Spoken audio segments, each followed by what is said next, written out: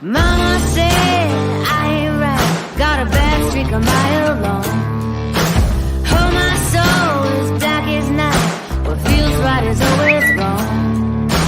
Whoa, like a hard, hard rain.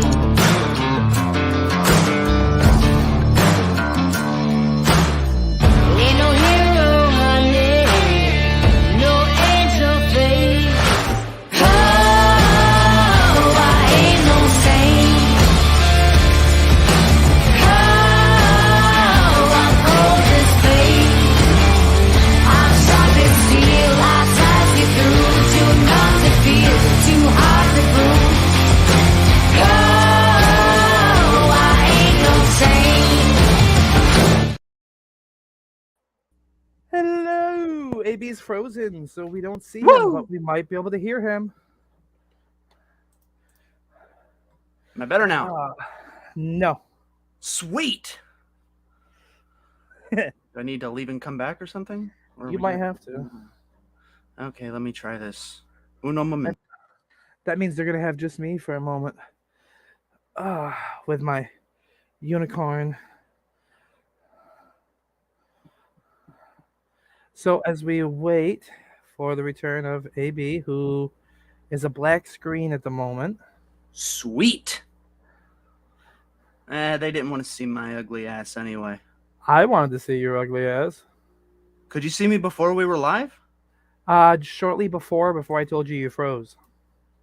What the? I don't know. StreamYard's weird sometimes. I don't get it. There you are. Oh, I'm here? Yep. It looks like you might be having connection issues. Probably. Did you have a Wouldn't bunch like of it. shit pulling on your Wi-Fi at the moment? More than likely, yeah. I'll start. How axing some shit poor real is your quick. Wi-Fi?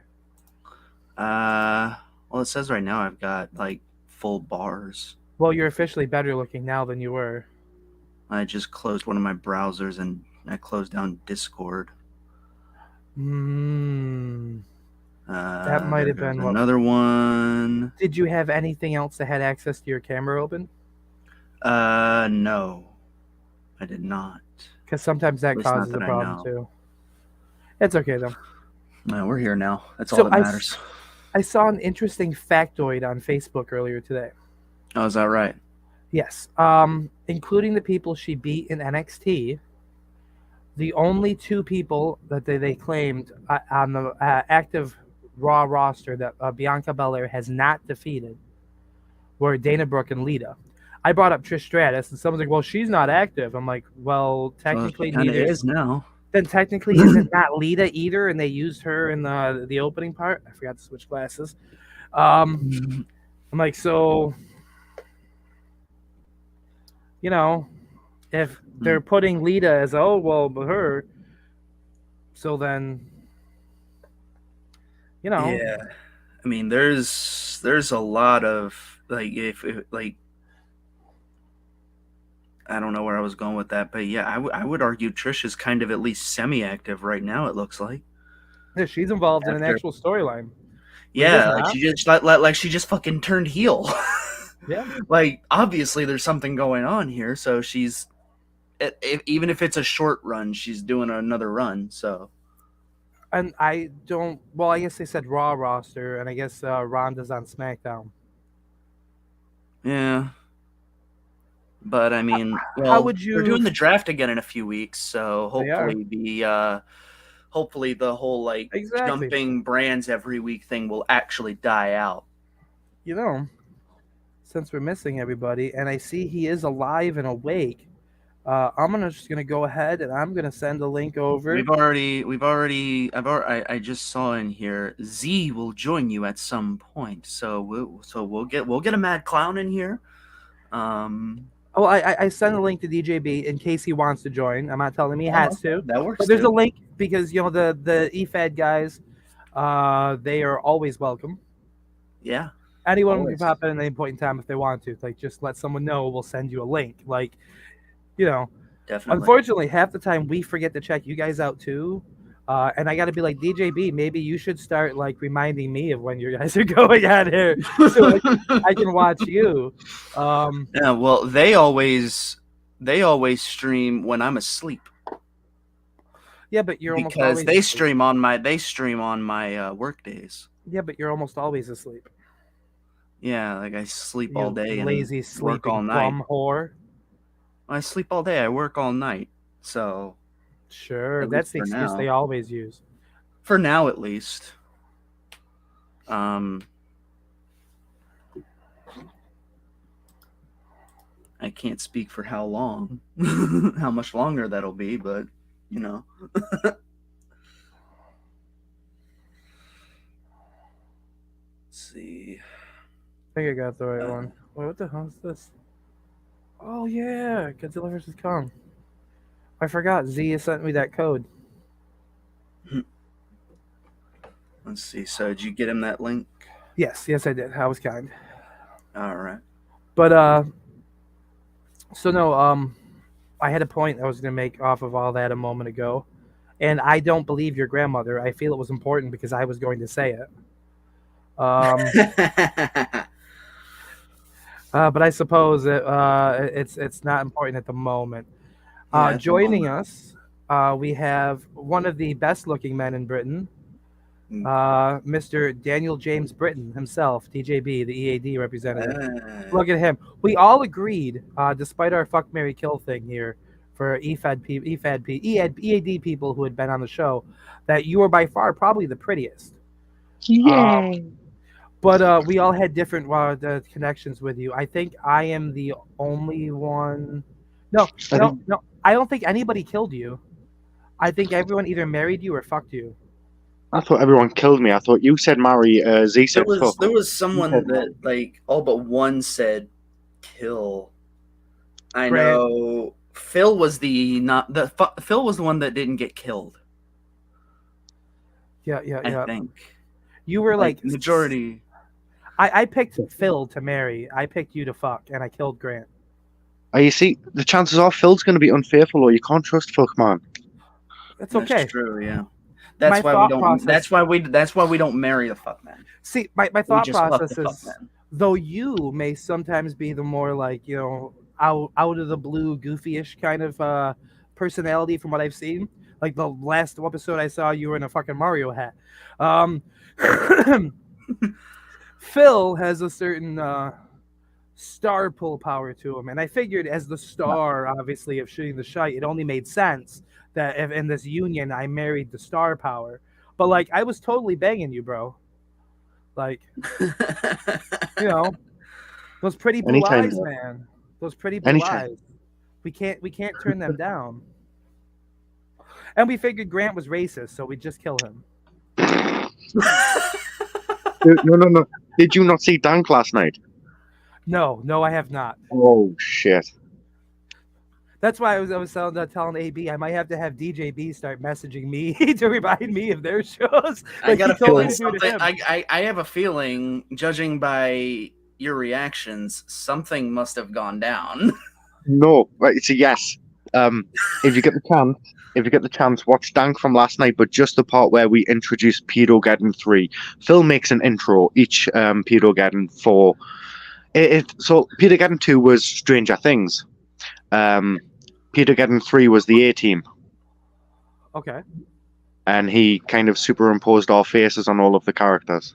And Grant was on Mr. T. He was. That's a great Beautiful. PR camp. Well, I don't know. If anything, that makes him feel even more racist because he's taking the role of a black man, a black man's role, and as a racist white man, he's like, nah, this is mine. And see, look, there's no Kiwi to hear the end drop that he's so desperate for. Why does everyone keep asking about an N-word? What's wrong with saying Nigeria? I guess they don't like homos. Oh. They're not an Homo sapien. Did I tell the story on here last week about my daughter calling our black cat the raccoon? I feel like I've heard this one. I don't know. I can't remember if I seen last week's show. Well, if I did or didn't, I'm just gonna do it again anyway. my 10-year-old daughter, who 10-year-old stepdaughter, who unfortunately is built like a fucking teenager. She's taller than her mother, and she's fully developed at 10 years old. Which makes it very difficult in public to keep explaining to people, stop staring at my 10-year-old, you fucking pedo. I get it. She looks like a woman, but she's not. Pay attention to her face. She's not fucking Belle Delphine over here hoping that you'll think she's a child and give her money. Like, Damn. you know. But, so the black kitten, the cat, the longest time I called him the kitten, but he's as big as our cat at this point. We've had him for a few months. He was sort of in a way, therapy animal. We got him after my wife and I had a miscarriage back in September. It was a very traumatizing one at that. So, like, it was sort of yeah. We named him kind of after the baby. We had an agreement if we ended up with another boy, which we didn't know we were having at this point, I would get to name them Bruce Wayne. So I'd have Bruce Wayne McClane as a son. That's brilliant. We found out my wife was pregnant the day that she miscarried in the bathroom, and like the fetus was there. So like to compensate, my wife always wanted to get a pair of I think it was Komodo dragons, and name one Kylo and one Ren. So like Kylo Ren. I'm like, well, what if we name this black cat Kylo Wayne? It's, you know, it's an honoring and a thing, and it still covers the two. And Kylo Wayne sounds pretty good, I think. It doesn't sound much different than like Wayne Ren. Like, yeah, they're different, but it feels like it fits. So we have Kylo Wayne. Well, fast forwarding now to now, and a couple weeks ago, the 10-year-olds had been picking up trash from their room and putting in a trash bag, and the kitten jumped in the bag and pulled out an item and started playing with it. I was like, Mom, he's not a cat. Look, he's a raccoon. And I'm like, oh, wow. Hopefully she doesn't decide to get cute and drop the rack thinking it's a cute name for the black cat. People are going to get the real wrong impression if she goes around calling the black cat the coon. Like, yeah, right. And, as since I am a white man, I have to be very careful with these things. That's the thing, right? Have any of you ever seen the film The Dam Busters? No, I don't think so. It's an old film. Now, if any of you have got access to Google, which AB, I'm pretty sure you do right now. Yes. Go on to Google and type in, what is the dog's name in The Dam Busters? What is the dog's name in Dam Busters? Oh my God. Well, it's a British war film, so you guys do things that America can't. And the dog gets hit by the car. And, well, you can imagine what they scream. Was it a black dog? Yes. Wow. Well, it's 1955, so I mean, that was like a common word for white people before it became a common word for black people like 40 years later. So I'm not going to say the name of the dog, but I think the viewers can imagine what it is. I imagine Grant would say it, at least maybe not now, not after the number of times he's gotten in trouble for it, but I'll just say Grant has said the name. I'm gonna do a post later. I'll do a poll. I'm gonna poll your people in the After Dark or the After Dark area. I'm like, what is the name of your favorite 1955 British war film dog?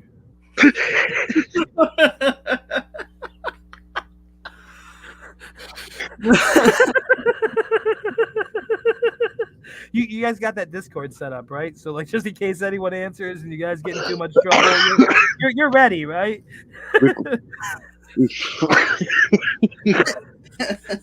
I remember that being a thing probably 6 months or so back. I think Phil was talking about potentially moving to Discord. We've got a Discord. Yeah. Well, I think I remember seeing something about potentially moving away from Facebook as a whole to Discord if things got worse. Unless I misremember. If Facebook tried to take us down permanently. Yeah. But we've got our own website now. Yep. You've mentioned that. through Odyssey. Odyssey's host you, right? I have no idea. Phil sets it up. Yeah, See, he's the one that's good at this shit. see, Yeah, that's see, why that's why Which I'm is marrying sort of Phil. fun.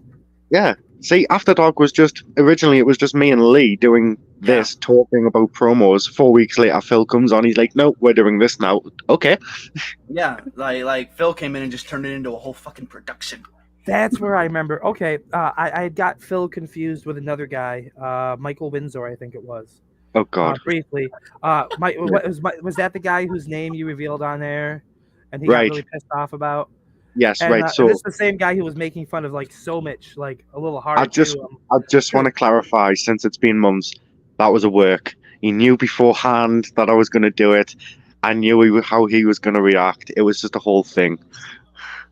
But yes, I revealed Michael Windsor's real name, which is Stephen. Yes, Universe, Steven Universe. He's got a pink diamond gem in his stomach, and he can summon a pink lion, and he has a pink Captain America shield. Yes. I wasn't sure if anyone would catch Steven Universe references or not, so I just kept going with them. Would you believe I was only introduced to Steven Universe and actually watched it all within the last year? What? The whole thing, the musical, the future, all of it. And I fell in love. What? The only thing I'd seen before was my kids used to watch a lot of Cartoon Network, and I had met Steven Universe in crossover with the show Uncle Grandpa, which I fucking hated. I don't like stupid comedy, which sounds ironic coming from me to most people, but like I love British comedy, but most I don't American like stupid comedy, says the man in a unicorn onesie. Yeah. Yeah. I have to be prepared in case anyone wants to grab my pigtails and fuck me. Yeah. Always helps to be prepared. Yeah. Bend over It is- and cough. It is nice to know that women and their husbands fantasize about my pigtails and fucking me, though. There's something flattering about it. You're always Oh, in yeah, their I'm- hearts. I'm gonna go to sleep after this, and I'm gonna dream of fucking you. I mean, I don't blame them, right? Like, I'm kind of pretty. Like, you know, I'm not what you might call classically beautiful, but I'm kind of pretty. Like, you know, I got this Yeah. like little lopsided smirk. You're like a dread, white Morpheus. You're like a white Morpheus with those glasses. You know what's Shit. funny? Do you watch Mandalorian? No. Oh, you whore. That's why I I'm am. only fucking. I will eventually watch it one day. Okay, well, the newest episode, which came out today, there's a guy in it, one of the Mandalorians on Mandalore, and he, like, his face looks so familiar to me, but I can't quite place it. But I do recognize the fact he kind of reminds me of a black Frank Grillo. Do you guys know who Frank Grillo is? Not right off. He played Crossbones in the MCU. Oh, Rumlove. He Yes. did that one movie with the dude from the Saw movies and Bruce Willis in space. It was relatively semi-recent in the last few years. Bruce Willis in space. The only thing that comes to mind is Armageddon. No, it wasn't that. Hold on, I'm gonna look up Frank Grillo, and I'll tell you the name of the movie. I'm pretty sure I bought it, but Frank Grillo you might also know from the Purge movies. He's in a few of them. I He's only the ever guy- watched the first one. He's the guy in all the armor. Oh, all right. He's in the first Purge. He's in The election year, he's in Purge Anarchy. Purge election year. Yeah. Where's this How many Purge movie? movies have there been? Like Cosmic Sin. That was the name of the movie. Cosmic Sin. I've never heard of it. It wasn't a bad movie.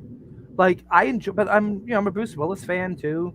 Was Like- it one of them like direct release films? I think it might have been. But like it was a good movie overall. Like it had people I really liked in it, and like I'm a huge sci-fi buff. Like I love sci-fi films. I don't care how only- stupid or how cheesy they are. Like, You give me a sci-fi film with some action in it, and I am a happy motherfucker. Okay. Do you like It that? is- 19... I, What, I just what about pulled Cosmic Sin up on Wikipedia. It's a 2021 American science action film.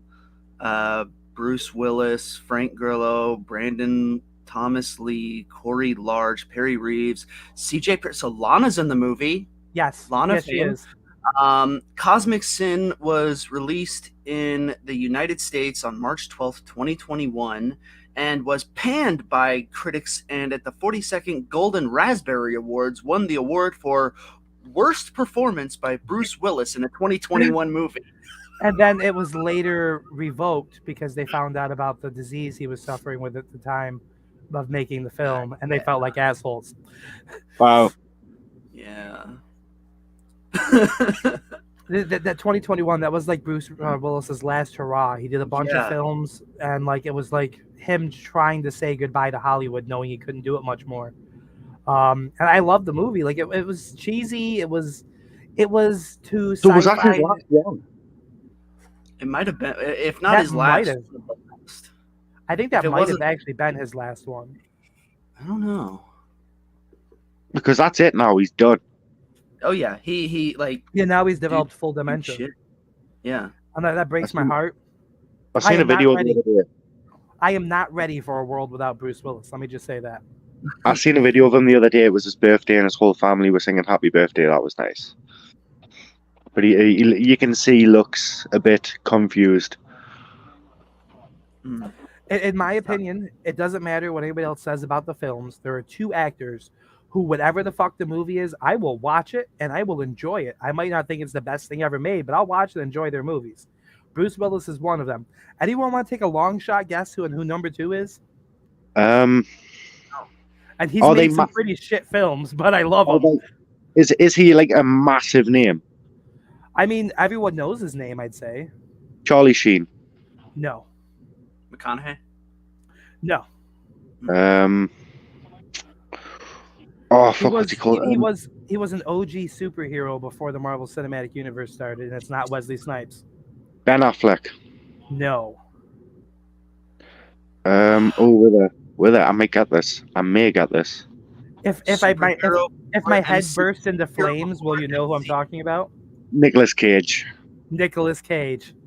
Bro, What? why didn't I fucking think of I'm that? a 38-year-old man. Like Yeah. in my teen years was like when like the movie Hackers, not him, but like Hackers was out, Gone in 60 Seconds. Like Yep. Nicolas Cage was like Face on Off. fire. On air. Face Off. Yes, Yes, Con Air. Face Off One is of my favorite favorite movies. I will if I like I'm not gonna go seek out Con Air, but if I happen to see Con Air on TV, you bet your ass Yep. I'm gonna sit and watch it. Oh Like yeah. if I'm looking for something to watch at night, going through say a random streaming service and Con Air is there. Another one for me, National Treasure. I will Yeah. watch that. I watch that movie at least 3 times a year, both 1 and 2. Fucking, It's I I like it. Nick Cage. I love Um, Nick Cage. Like I want to see Renfield, but it looks so. And I don't like stupid comedy, but it looks stupid comedy. But it's Nick Cage, so. Have you seen Willy's Wonderland? Oh. Willy's Wonderland. Nicolas Cage. Basically, imagine Five Nights at Freddy's, but Nicolas Cage is the hero. Really, I'm gonna have. And How is there fun anything fact- super inappropriate in the film? He's fighting haunted animatronics while they're trying to murder a bunch of teens. He is a janitor, and he doesn't say a single word in the whole film. That is amazing, but that doesn't answer my question. Is there anything What? incredibly inappropriate in the film? Inappropriate? No, it's just like a standard horror movie, but it's Nicolas Cage. So, like, you know, there's no like gratuitous sex scenes. No. There is a sex scene, but it's not gratuitous. Okay. No. All right. I'd call it Wonderland? horror comedy. Willy's Wonderland. Yeah, Willy's Wonderland. The reason I ask is my stepdaughters are obsessed with Five Nights at Freddy's. Oh yeah, they can watch it. They can watch it. So like, that was my curiosity, and they're both girls. So like, if you see a pair of tits, it's whatever. But like, that's why I asked if it was gratuitous sex scenes. Like, you know. No, there's no. It's not gratuitous. It's a horror comedy. It's funny. Okay. Willy's Wonderland. I'm gonna have to remember that. I'm gonna message my wife that now. Like, bitch, look up Willy's Wonderland. Spelled Um, IE or W or Y? double LY. I actually need to watch that new Nick Cage film. I keep forgetting the name. Renfield. No, the one before that, where he's playing himself. Oh, I don't know. It fucking The Pascal. enormous weight of great talent or something. Yeah, I know the one you're talking about. I can't think of the name of it. Okay, Yeah. I've heard randomly about that, but I haven't watched it.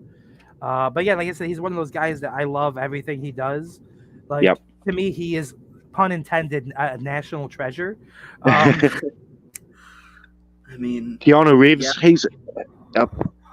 I love I me can some watch- Keanu Reeves too. I But can like, watch anything with Keanu Reeves. what the hell was the name of that movie? It was more of like a suspense horror than horror, but maybe it was Knock at the Door, or Anna de Armas, I believe, is in the film as well.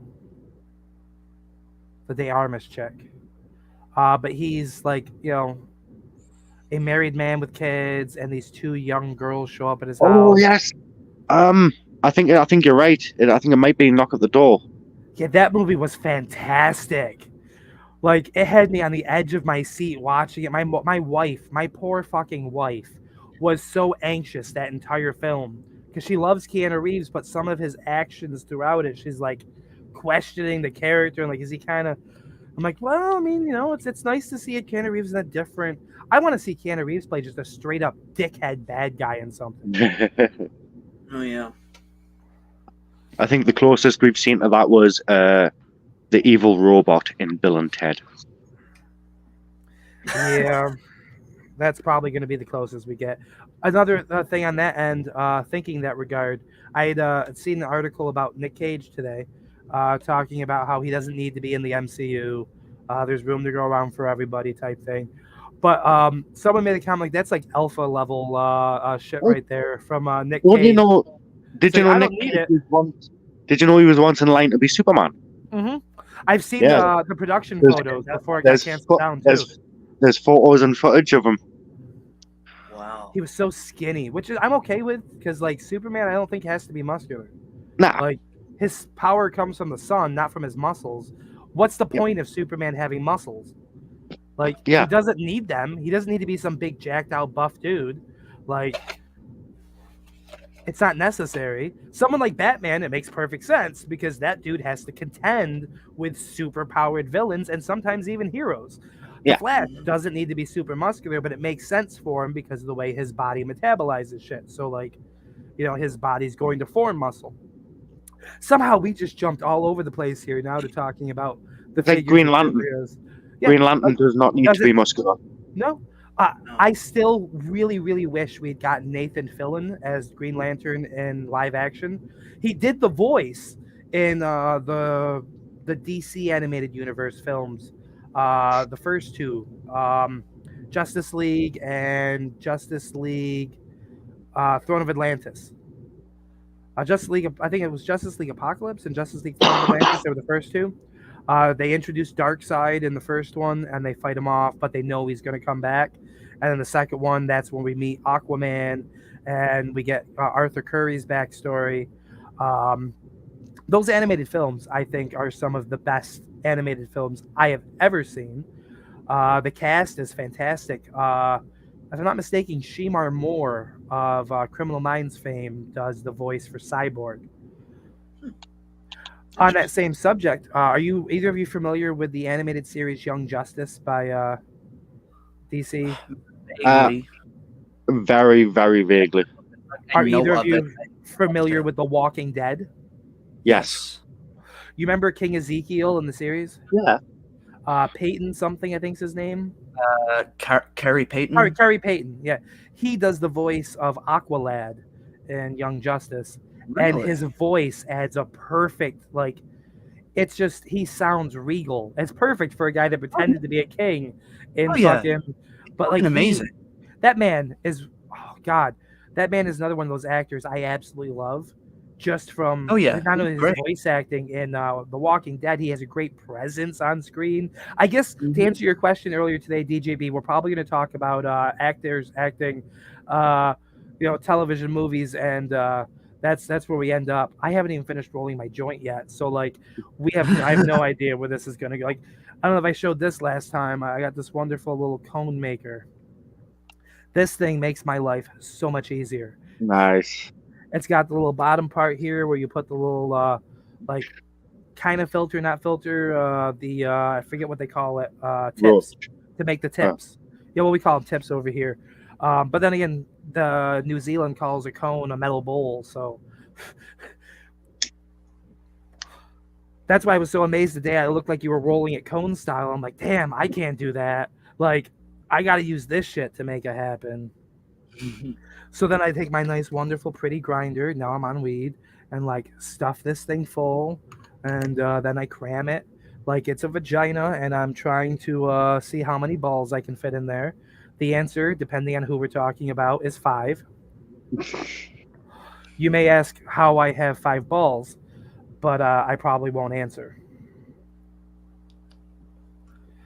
Never Why? mind. Ooh, it is on Hulu. Willy's Wonderland is on Hulu. Oh There you fuck go. yes! I know what I'm watching when we're done tonight. I'm gonna be I'm gonna be proper fucking blitzed by the end of this. So It's really funny. He's got some really good quirks in the movie. I didn't realize it was on there. Fuck yeah! I heard I'm my just wife look it remembering. up. It sounds like I'm a just great. I'm remembering parts of it now. Like my wife likes comedy and my wife likes horror. Like my family, household in general, like you can tell that we're all either white or half white, with the exception of my wife. If you like horror, comedy, and Nick Cage, you will love Willy's Wonderland. I love all 3, but depending on the comedy. But I like horror comedy for the most part. But I'm not huge. My wife is, but I'm not huge on like the scary movies. I'll Yeah. watch them, but like they're not really. I find the comedy a little too silly for my Yeah, liking. it's not silly comedy. It's more outrageous. It's like you'll see the animatronic do something to someone, and you'll go, "Oh my fucking god!" and you will laugh, but it'll be violent. Okay, I like it. I like it. A great example of the type of comedy I do like, which doesn't apply to either of you because neither one of you have watched The Mandalorian, but maybe you've watched the prequel Star Wars films.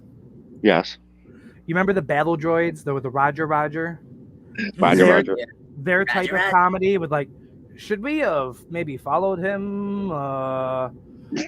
That's above my pay grade. Like that type of comedy from that. I like that semi silly comedy Yeah. without being too overboard. The overboard silly comedy. Like my exception would come with like National Lampoons or Porky's or something like that. But I expect that in those. Hot shots. I liked the first one when I was a kid. Part 2 was okay. Oh, But like, you know, I'm not huge on parody comedy unless it's porn. I love parody porn. Star Wars. One of my favorites was This Isn't Scooby-Doo XXX. If you're wondering, there are no dogs in it, but the Oh. Velma and Daphne scene is hot. I bet. I think Chanel Preston was one of the actresses for it. I've lost interest. You said there's no dogs in it.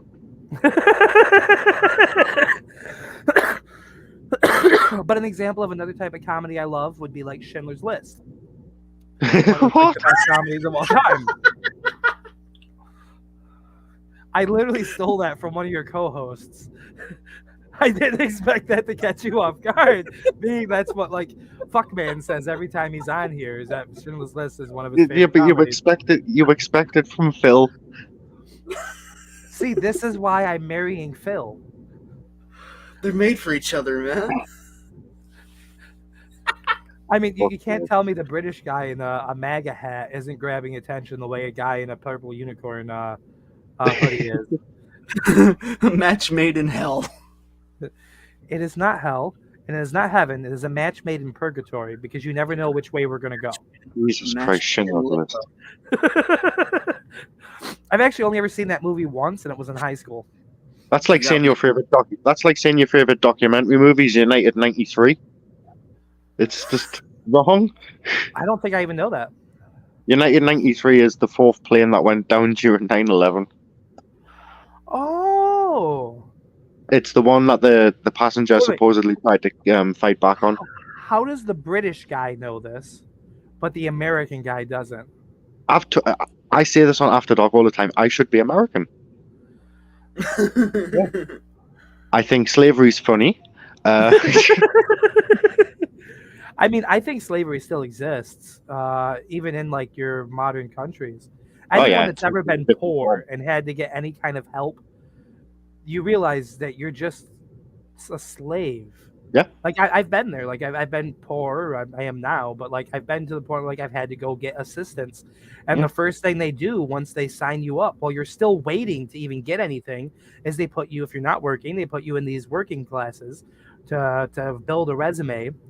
And if you don't have a job by the time that like 2-3 weeks are over, they put you to work for them in one of the buildings they have a contract for that they get paid to have you work for. The last time I did this, I was put in a maintenance position for City Yard. People there were making $22 to $25 an hour starting, and this was almost a decade ago when minimum wage in this area was like $7.50 an hour. And I'm working a $22 to $25 opening position, job an hour for like $600 a month in food stamps, and for my $400 rent to be paid. So for $1,000 worth of stuff, I was working 40 full hours with people that not only were unionized, but were making anywhere from $22 to $25 an hour with paid vacations that they could like call in. Like I didn't have any of that. But like, how does that not sound like slavery? Like the whole idea behind slavery is their food and their shelter and their clothing were covered for them. They had to work for Yep. the people providing for them. It's the same fucking thing. Yeah, it's like a wrestling gimmick. It's just changed its fucking name and fucking the way it acts over the years. It's the same thing. Yeah. It's just Pretty much, yeah. they've sugarcoated it with another way. They've just changed how it's done. It is still slavery. You're right. It is still exactly slavery. The ironic thing is I am of Irish descent. I won't call myself Irish because I'm not Irish born, but I have Irish ancestors, so I'm of Irish descent. And in America, during your days of slavery, the two biggest populations of people were the black people and the Irish who were coming over to the country that were being used as slaves for, at one point, even the Chinese, like anyone that was new, like, okay, well, you're here, guess what? You're working for free now, and just be lucky you have a place over your roof. Like, it's one super long-term abusive relationship. Yeah. How did we go from actors to slavery? Oh, You said slavery was funny. Yeah. Yeah. We were talking about America. How do you put a place over your roof? Yeah, that's what you said, Josh. It's you just do it, okay? It's America. We're free to put a place over our roof. At that point, it's no longer a roof; it's a fucking ceiling. Yeah. Is it still a place? It's an evolution, just like the name changing from slavery to indentured servitude to public assistance. So It's it's the same basically thing, it's a gimmick change. it goes from one story to two stories. Yeah. Same It's thing. funny. It's funny you mention Ireland because Biden's in Ireland right now. Biden is an island right now. Yeah. Biden, he visited Ireland. Oh, Ireland. Ireland. It's on an island. I heard island. I'm like, what? What do you mean, Biden's an island? What? Biden bought an island. I blame it on your thick Mexican accent. It's very hard to understand you. Yeah, Biden in Ireland. No, that was a Mexican. That felt Swedish. Biden in Ireland. It either felt Swedish or it felt like something Dylan Schreider might say. Oh my god. Go kill yourself. Do you think he Now said that to himself, laying in that that grave in the Netherlands after losing to Lee Bison, Iron Bison, Lee Jones? I've seen that post. I came across that randomly, and it's the Netherlands. I hear Netherlands. The first people I think of are Dylan and Crimson. Yeah. And being like, I knew, if anything, of all people, Lee would get a huge kick out of this because I don't know Lee very well, but what I do know about Lee is he's almost as bad as me when it comes to beating a dead horse.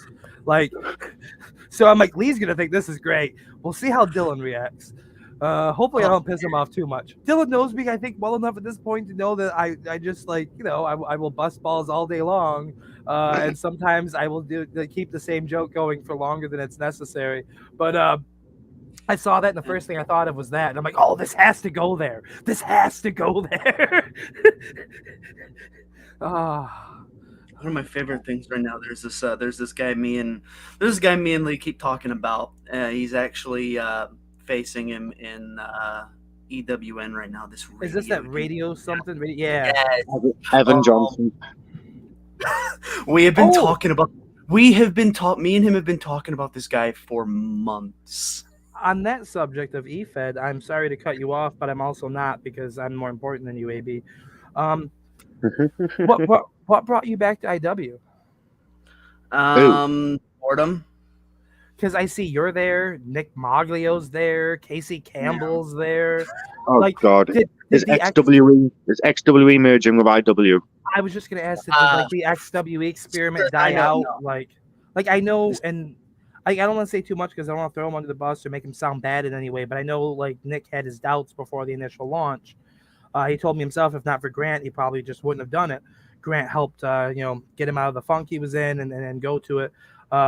If I'm saying too much, Nick, I apologize. Like I don't mean to like betray your confidence in any way, shape, or form. It's a speculation thing here with the 2 viewers that are watching. Like, nobody pays attention to us. Like you included, Nick. So you'll probably never hear about this. But like I got this thinking, like, I'd seen something about Huck coming back, doing stuff. So like, I don't know, maybe it was Huck coming back to take back over. Was like all these questions are now on my mind about this. And like, I'll tell you, Huck, I'll be real, and I got no problem saying this. Huck coming back to take over XWE is the equivalent of Vince coming back to take over WWE again. So for one night and then that's it? No, I mean worst case scenario. Yeah. Mm-hmm. A lot of people. I like Hook, but a lot of people don't like Hook as a booker, as an owner. But let me ask you this though: is it really a worst case scenario in the case of Huck? And this isn't to knock Nick, but like Nick struggled to get people actually interacting and doing their thing in the 2 months now he's been running XWE. Huck never had that problem. Huck always had full cards with tons of people interacting and on the page all the time. I do believe Hook though chased a lot of people up. I can only speak from my personal experience that I had tried to go to XWE 2 different times while Huck was in charge of it, and he couldn't keep my attention for more than a week. I'm not gonna lie, I'd go in there, tried fuck around for a week. Or I'd go in there, fuck around in there for a week or two, and I'm fucking bored. This place sucks. I'm leaving. I don't know what it is about the place. I think maybe management tries too hard to give everybody a story. Oh, so like Attitude Era WWE that everybody loved? And it does become it looks a little crowded in there. And so a lot of people, I think, like myself included, look at the cards and think there's a lot of people, I don't have the time to do this, and just don't.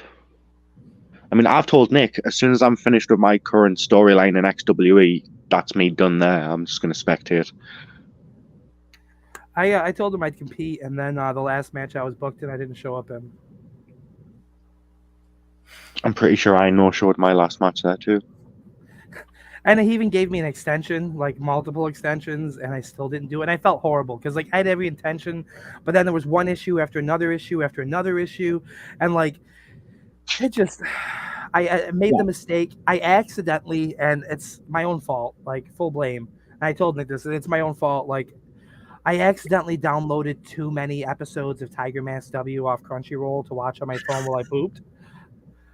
Because I didn't want to have to wait for new episodes to download. So I downloaded the entire season. It took up like 5 gigabytes on my cell phone. Now, you all have cell phones. You know about roughly how much space your average. Now, I'm not a rich man. So, like, I have like a mid-tier level cell phone. That's like the 64 gigabyte total for everything. Yeah. And your operating system takes up like half of that.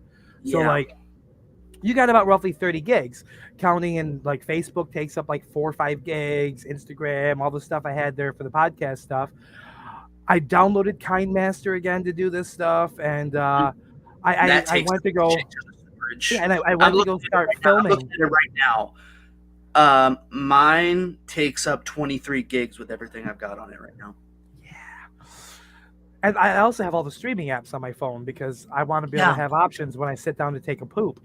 That's Like, like the only time I use my phone is when I have to take a shit. Here's something. Why doesn't StreamYard have an app yet? that's a great question. Yeah. I mean, That even is a very good Streamlabs has one, but to be fair, the Streamlabs one is more of a remote or for basic like cell phone streaming. Yeah. But But StreamYard Streamlabs, would be brilliant. StreamYard should definitely work on getting an app made. it is one of my preferred areas here, the StreamYard. I like I've it. mentioned all the others. Like, I've just Like I been recently use, trying to like break into it myself and like work out everything with it, and I'm liking the way it works out Like, so far. StreamYard's helped me so much with my shows because when I used to record the 2K shows, I used to have to record the commentary as well afterwards, which would take hours. Now, nope, I can do commentary live on air. It's fantastic. Yeah, that makes it what do a you lot use more. to do your stuff? Like, do you just put it right here or through StreamYard and record through here? Like, So do you if play? if a match is under 10 minutes and I can get the file to under 200, I'll just upload it to the brand and play it. If not, I'll just share the screen. That's it. Okay, so like you're doing it on like the system. Oh, no, I've already done the matches, recorded them, edited them, and put the file onto the computer. Are you doing the matches on Xbox? Oh, Or on Xbox, yeah. PC? Okay, so like, do you just do the start recording, record the whole Yeah, thing, and then record to a hard drive, and then put it onto the computer, edit, do what I Okay. need to do. Yeah, put like your little crowd effects and music and shit Yeah. in there. Yeah, The entrance music, yeah. because I had some ideas for stuff I want to do with some of that for my other streaming stuff down the road with 2K23, and I was talking to AB here about getting some good facial textures of us here, like the people on the show, and Yeah. trying to Yeah. do like a shooting the shite league in universe. Yeah. Like have an Exalted Father, an Altar Boy, a Captain Dildo Man, like get everyone all there How are you together. gonna put a dildo on his face? I don't know how you're gonna put a dildo unless you There's put a a picture will, of the there's a dildo. way. If there's a will, there's a way, was and thinking, I'll find a way. I was thinking worst case, I we always just draw it find on a the way. face texture. Oh yeah, you could. Like it Always wouldn't be find- sticking out, but you'd see it. So like, what you can do is when you put images on, you can emboss them. So Mhm. maybe put an image of a dildo on and just emboss it. Yes, That's emboss it, and something then, I was like, thinking. put like the red Yeah. across it where he like tapes it. So emboss it and then put the red over it.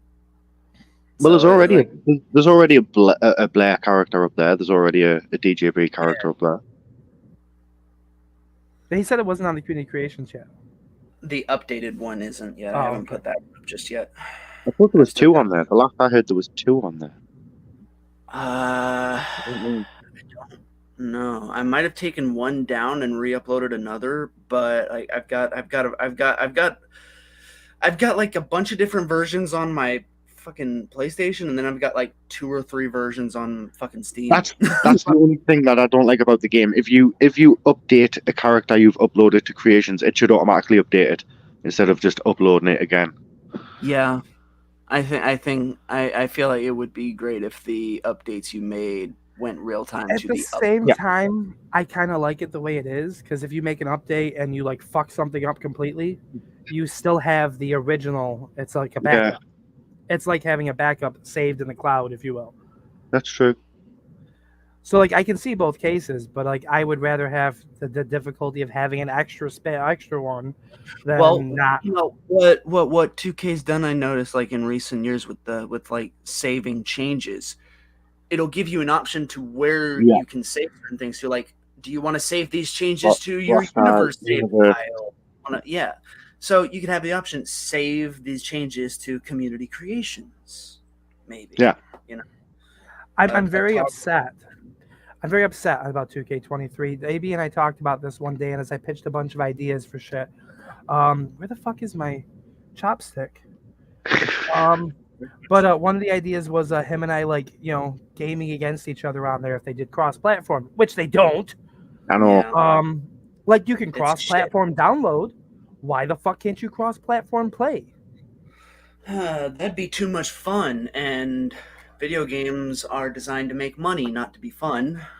You don't think they'd make more money if like people knew? Oh, my buddies have PlayStation, I have Xbox. I used to play this shit with them all the time when I had a PlayStation. I don't anymore. What's the point of me buying this if I have no one to Yeah. play with? Oh shit, I can play with my buddies on PlayStation. Fuck yeah, I'm buying the game. Like I really don't, especially in 2K's case, I don't think they're thinking about the long term. All they're thinking about is just getting this game out and then immediately going to the next one because they're on that yearly grind. They don't give a fuck about this game now that it's out, really. They're just going to, put out these little DLC patches, and then when it's done, they're just going to focus in on my faction and abandon the rest of the game and go work on 2K24. This is the pattern that they've had for years at this point. I always understood the fact that they had a separate team working on the next year while the team was working on, like they'd have two teams going at once. One working on, say, 2K24, one working on 2K25. When 2K24 was released, they would keep handling and maintaining the updates that needed there as it went on. And once the whole thing was released and done, they would move on to, say, 2K26. Well, I feel like that might have had something to do with back when they had a bigger team to use, because around in 2K20 they lost the original developers and then they had to bring in a whole new. That's why 2K20 sucked so bad, because they had to completely change out the dev team and they completely butchered it. Honestly, I thought 2K20 was better than 22. That's a hot ass take. 2K20 better than 2K22. Yeah, it didn't have my faction. There was one thing. There was one thing that I liked better about 2K20. And that was the fact that you could glitch the steel steps and have proper moves on the steel steps. Yeah. See, That was it. Even DJB admits that 2K20 was better than 2K22. That In might not be one- what he said. But In- yet in one one aspect way. is all it takes. No. It only takes one. 2K22 is still better than 2K20 in like 20 different ways. Okay, fine. Let's The say. pros Okay, outweigh hold on. the cons. Hold on. Okay, you might argue, for instance, an assault rifle is better than a machete because you can shoot like 150 bullets with it, right? But that one machete, I can chop your fucking head off with, and the problem's over. So I win. But you've got to get close enough to do that. You gotta get close to me first. And a gun is I useless within 5 I feet. I can shoot you from across the fucking room. You got to get right up in my fucking Okay. face. Unless you throw it like unless you just have picture perfect aim and can throw the thing like a fucking boomerang. Just go, whee! Let me remind you. Maybe you have forgotten. I've mentioned a number of times before. I was trained in close quarter combat with blades I and knew that. firearms as a part of the United States Marine Corps. He's also a ninja. It's true. I have my headband right here. Okay, See? he's going to put a Naruto headband, isn't he? Yep. Not just a Naruto headband. Do you know whose this is, DJB? Do the horns not give it away? No, I'm forgetting. Jiraiya, Oh shit! the Yeah, pervy sage, yeah. the toad sage. It was such a good time when he killed him. Which is funny because he's still around in Boruto. Kind of. Yeah. The clone of him that was made specifically to fight one of the aliens that they're up against to weaken him, so he'd have to use his power and ditch the shell. There's speculation that Boruto might be training with him in the future. Are you spoiling Boruto for me? Well, I haven't seen this stuff. This is just stuff that I've come across and on YouTube about speculation that because of you've seen. Have you seen the beginning of Boruto at all? No. The beginning of Boruto, they show you something that hasn't happened yet. And so there's a time skip that leads to that. Like they're adult Boruto's fighting this other guy. Like the whole village is destroyed. Naruto's dead. Like This is the first few minutes of the series. They introduce this to you, and then they go back to Boruto getting ready to start Basically, school. if you've seen Shippuden, it's basically kind of like that, where like it shows you something about halfway through the series and then goes back to the beginning with no Naruto context. died. Yeah. Alleged. Yeah. Oh no, it happens. The guy that does it, they frame Boruto for it and change everyone's memories in the town to think Boruto did it, and they exile him. What about Sasuke? Sasuke's, I think his mind was altered too by this ability. Anyone that this woman's come in contact with, she can like influence their memories and their and shit. And so Boruto goes into exile. And here's the thing, he doesn't have the Uzumaki last name because this other guy who actually did the killing, she convinces everyone that he is Naruto's natural born son. And that Boruto, not the son, this outsider came in and killed Naruto. It's the way her ability works. Right? Damn. So Boruto now needs to train to come back and take on this guy as they go to the time skip, to the jump, leading up to this. The speculation, the theory has been that he's going to go train with, I think it's Momoshiki. No, Momoshiki was the alien. Koji Kashin. Yeah, Koji Kansha. Yeah. The clone of Jiraiya. So, and like he's had some fragments of Jiraiya memories. The thought process being that they might end up helping each other. He training Boruto the way Jiraiya had trained Naruto would unlock the memories of Jiraiya, which then brings forth the question: would he be, Koji here, or would he be Jiraiya at that point? If he has all of Jiraiya's memories, all of Jiraiya's abilities, at this point, is he Jiraiya or is he the clone? Like, that's the whole like question. Kind of like the ship of Theseus, is it? Yeah. Yeah. I find it like people shit all over Boruto, and I can understand why, but I've liked what I've seen of it. I've seen like 138 episodes. The biggest thing I think a lot of people have shit on Boruto over is a lot of people who were watching it as it was airing at the beginning and got like just bombarded with a bunch of useless filler. Yeah, see, I don't see filler as like useless. watching it in bulk, like we would, being like behind on it, would make that a little more tolerable. When you're having to watch like non-canon material every week for like a year, people are gonna be like, "What the fuck is this? We want the shit that actually matters to the story." And I know your philosophy on filler, but you are probably the only person who thinks that. But here's the thing, though. Do you know why there was so much filler?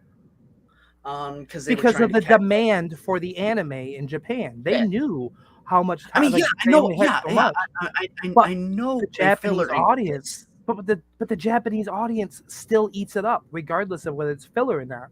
So, like, for that, if you're the anime guys, are you going to keep making these filler episodes? They're going to get you a check every single week. Are you seeing Japan audience, or are you going to take a break and not get paid? Is AB saying filler isn't canon? I mean, technically, he's right, but he's also wrong. See, I believe, depending on the context, because like Dragon Ball.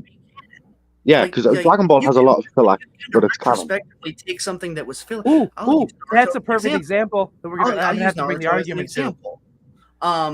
There's a character that was a filler. There's like 2 or 3 different filler characters in Naruto that later become canon characters. So it's perfectly believable that filler stuff could become like Dragon Ball. But there is a whole series of Dragon Ball that is filler and not canon whatsoever, according to the writer of Dragon Ball, because it was American made and American produced, and it does not count with the rest of the universe. And that is Dragon Ball GT. I love GT. My wife did too. I hated it, which is funny because I've mentioned loving the sci-fi stuff, but it felt so stupid. However, I'm sure if I was a younger kid watching it, I would have loved it. But as an adult trying to watch Dragon Ball GT, I hated it. I didn't but Goku, I hate Goku. I've never been a fan of Goku. He is one of my least favorite characters in all of anime. Like Wow. people shit on, for instance, Minata from My Hero Academia as being so useless. All he is a pervert. But you know what? I'd rather watch Minata on my screen than fucking Goku. Minata to me seems a perfect representation of a young, semi-preteen boy. You were a preteen boy at once. Can you tell me you were not a perverted preteen boy that would be interested in peeking on women getting dressed? just want to look at the boobies. Right, right. Like there's a whole preteen audience, teen audience that fucking loves Chainsaw Man because everything he does is for tits. Like, I mean, so you can't tell me it's not a relatable or realistic personality. But Goku, have you ever met someone who behaves like Goku, does nothing but eat, and doesn't care if he gets killed or his ass kicked? He just wants to fight strong people. drug addicts. Iron Bison. Yeah, I don't count him either because if you wave a can of Dr. Pepper in his face, he's a kid. Yeah. I don't know if you saw on his post earlier today. I I've posted seen a it. I picture don't know what's of wrong my with him. I don't know my what the fuck Dr. is wrong Pepper with and him. cream soda stash. I Yo, have four 3 quid. 12 packs back there. What the fuck is wrong with fucking Dr. Pepper? The funny thing is, I've had those 4 12 packs for about 2 months. Why are you whispering? Was I? It sounded like you were whispering and someone not meant to know you've got Dr. Pepper. Well, I mean, I don't know if it might make Iron Bison appear out of nowhere, and if he might, like, I don't know, try to make me kill myself because he beat Dylan, and, like, that was Dylan's thing, so maybe now it's Bison's thing. I don't know. Though we did have an interesting conversation with Grant here a few weeks back. Technically, neither Bison or Dylan are number 1 or number 2. How? The reason being, Grant has beaten Bison. All right. So that would put Grant above Bison, but I have beaten Grant. Huh. So that would put me above Grant. So Bison is actually number 3. Grant. I've never Dylan is done number anything 4. with Grant. I never would done consider anything you with Grant, in these but- rankings, DJB, but I remember a particular horny unicorn luchador that drove DJB crazy in IW at once. That was IW. That was see, the funny thing is, But that was one of the most fun I ever had in IW. Actually, I was never 100% certain if your reactions, because they felt so genuine, were legitimately pissed off about things, or if like you were just like going with it character wise. And I loved that. I'm like, you know what? I'm just going to assume that he's playing with this because I'm under the impression, at least that's how I handle things. Like if someone does something in EFED that legitimately pisses me off, I'm reaching out to them like, hey, look, this, all right, I'm still going to play with you. I'm still going to do my thing, but just like, look, you know. so if we're talking about like who should be number 1, 2, 3 and all that shit. So on your premise there, Josh, you should be number 1. Exactly. Grant should be number 2. Yeah, like poop. I should be number 3 because I have beaten Dylan. Bison has not beaten me, but Grant has beaten me, and so have you. Yeah, but I didn't beat you in competition. Yeah, but I beat Dylan in comp. Number 4 should be Bison because he has beat Dylan. But then again, yeah, and Grant has beat him. So yes. Bison should be 4, and Dylan should be 5. I've beaten Dylan and Bison. And one of the things that gives me an edge over everybody else in the top 5 list is I am the only one in that list that has beaten in comp during his undefeated streak the man known as Legion. Is he still alive? Yeah, he just doesn't compete anymore. Occasionally he'll come out and do something for IW here or there, but like he's been like away from it for a while. What really took his love for competition out, believe it or not, was losing to me. That was the end of his competition. He felt gypped, and the funny thing is we were both a part of the Brotherhood at the time, and the Brotherhood handled the judging so that this way you could be like, hey, like, and even when he called out, like, I don't think this was right, Chad Bartlett sat down and did a whole video going over both of them. Yes, Josh did get docked. He went over the time limit that you were supposed to have here, but Josh told the better story. You saw the hunger. You saw the fire in his eyes, his determination to be the one to beat you one-on-one. Yours felt like nothing compared to that. Yeah, you did the pigtails, you did the bandana on your arm like he did, but there was something different with him. That was a whole nother level. You lost. He finally agreed to it, but then he went and did this whole other thing and made a whole big drama thing. A bunch of people threatened to quit because I beat him and I was one of the judges too. Yes, I understand how that goes. I wasn't a judge for that match. But back in the PWA days, you had like 12 judges and you'd have 3 to 5 on a match. So, like, just because someone's in the judging panel doesn't mean they're judging these things. Like, I was judging other things, sure. But there were a lot of people that judged other things. And I beat Legion unanimous, 5-0. And then the people he asked to look at it afterwards, Jeffro the IQ, Chad Bartlett, these people also all picked me. At the end of the day, I beat him 9-0.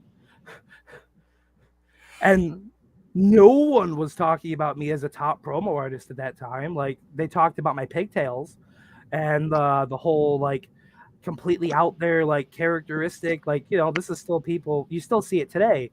But most of EFED back then was no different than Trash Bag Fed, a bunch of random guys in front of a camera talking heads. And you have this dude like Legion who got over huge because he played a character, like a very smooth talking character that you'd almost think you were actually making a deal with the devil listening to. But then you got this other loud, like rambunctious, perverted, dirty-minded man calling himself a gender-neutral unicorn trapped in a man's body, who was in love with a baseball bat. And the big gimmick was she was a swinger, and he was okay with it because it was his lady love, the saucy broad. Like, and I was known at that time, and I think still to to the point, if I'm actually paying attention to, I will run with a story. Like, if I see an opportunity for a story that someone's doing, I ran with it. And that's how a lot of my character there got formed. Like, I'd pay attention to what happened in the results, and I'd introduce something from it. The whole name, the Joshua McClain, was a spelling error on Dylan Mays. He was putting together a website, and he had accidentally put "the" in front of Joshua McClain for my name. So I ran with it. I'm like, fuck it. The Joshua McClain, the one, the only one that matters. Like, did the whole thing from it. The baseball bat came about because it was used in a match against Walter Main. Like, oh yeah, that happened with me in the hook gimmick. Yeah, like, see, if anything, I should say you were my student, not Gary's. At least you wouldn't have to hold your head in shame. Exactly. Even though I never tutored you. I learned from a lot of people silently, you know. I'll be honest, like, I know people put me with Gary a lot, but that's just because he wouldn't shut the fuck up about me. I do, but not in a bad way, if I'm honest. He between me and him, he was the only one who actively tried to make it look like he was responsible for me even being around. Using the Gary thing, I am going to give you a whole lot of credit, and I want you to take it, and I want you to listen to why, okay? I would own that shit if I were you, okay? You weren't willingly his student necessarily, but he called you your student, fine. Gary, everything else aside from that man was fantastic at getting attention. All right? If not for all this Gary going on and on about his student, TJ Blair, I never would have even looked your way. I did, though. And I was interested. I saw a lot of raw stuff there that still needed molding and figuring out, and hopefully away from Gary. Because the last thing I thought you needed was someone giving you like a million different ideas in different directions. But someone mentioned Blair's name the other day. We talk about him every week on here. We used to. Where's Gary? The Where's Gary watch? What happened to him? Where he is? We look him up, see if he's dead, see if he's in jail. We haven't found anything. Yeah, like, I won't deny that there are definitely things I picked up from him, because like I said, when he was on, it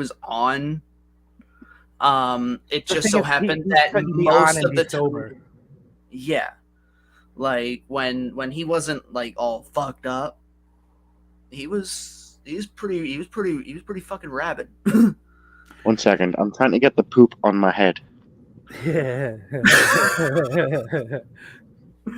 There you go. You shithead. The only thing that would probably disappoint you is if I did this. Aww. But don't worry. There you go. You got it back. I gave it back to you. You got the shit. You're a shithead. Shithead. Now, is yours as fun as mine, or is yours mostly the other? What? Is yours as fun as mine, or is yours mostly the other? I don't know what you mean. The other? How much is tobacco? How much is marijuana? Oh, it's about 80% marijuana. So it's not as fun as my 100%. No, that's probably a lot more fun. It is. It's not as fun. You might have missed it last week. I did the Supernatural. What? Have you heard of this? The Raw Supernatural? No. It is a 2-foot cone. I smoked it on air last week. Do you want to see what just the filter looks like after it's all Yes. gone? Because I saved my butts. I saved my butts for when I'm super poor. I have like 3 cans of these things in my butt. Yeah, I did the same. I'm gonna pull this one out first. Here's the Supernatural cone.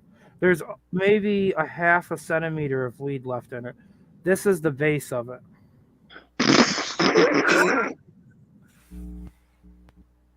No, this is how full my 4th one is. Fucking hell.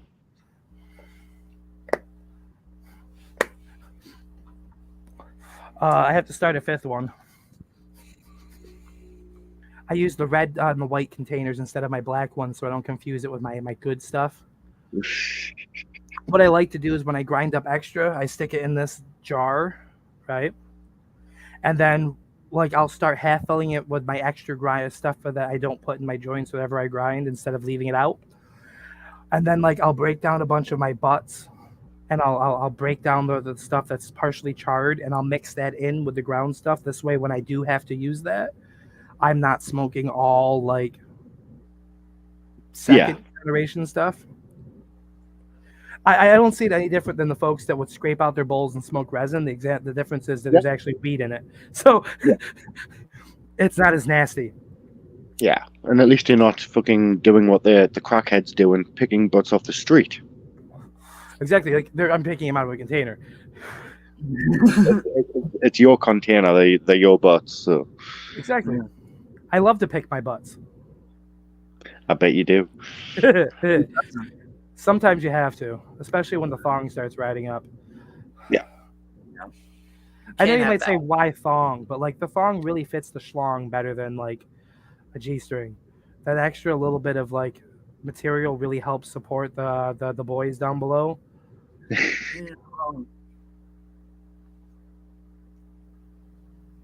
And I always just tell people I'm a wrestler. I'm an online wrestler. Yeah, that was part of the thing I got made fun of the other night about. I'm like, okay, that's cool. I'm going to, oh, no, I updated this. Why didn't it stay updated? What? Oh, you whore. I updated this earlier today. The episode 13, AB can't name the things. AB isn't allowed to title these. Which fuck you for that.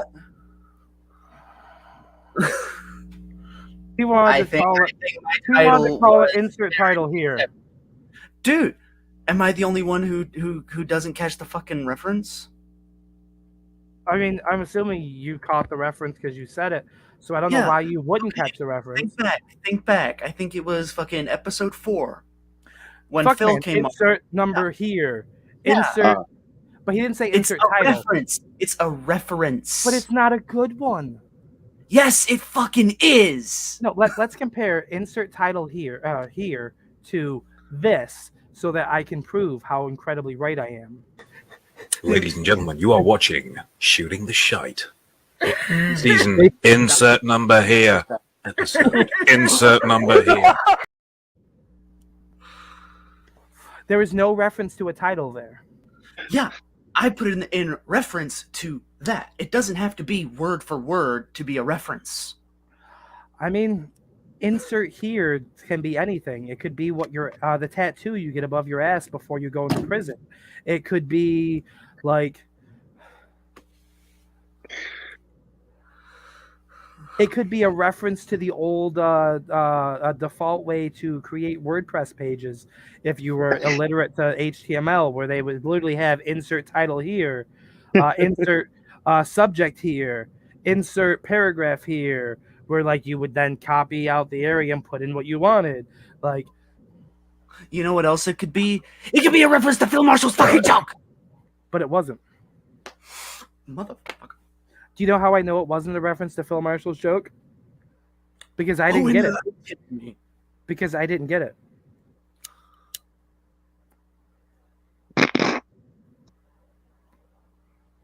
You know it's dangerous to be on camera with a full green screen behind you, right, AB? Oh, bring it on. Oh my god. Ooh. Do you think we could like replace Piper Perry with him? And like just have all those dogs from the British film around him, like showering him? Bring it on. That could be the graphic for the next episode of Shooting the Shite. Bet. Oh, they might classify as racist because brown people referencing the turds shooting their shite. Like, Ooh. Yeah, they're shooting their shite. you know what we need? We need an addition to this cast. So someone to play the Scat Man. Please don't say you've brought Z on. I mean, he could be the Scat Man. Could be. Where is he? He said, give me the link so I'll be on my way. That was a really good impression. No, it wasn't. It sounded a lot like him. Hold on, wait, who are we talking about? The Clown. Oh. Okay. It. We're talking about it. Zelda. Oh, yeah. All right, EJB, give me your best Cody Hunter impression.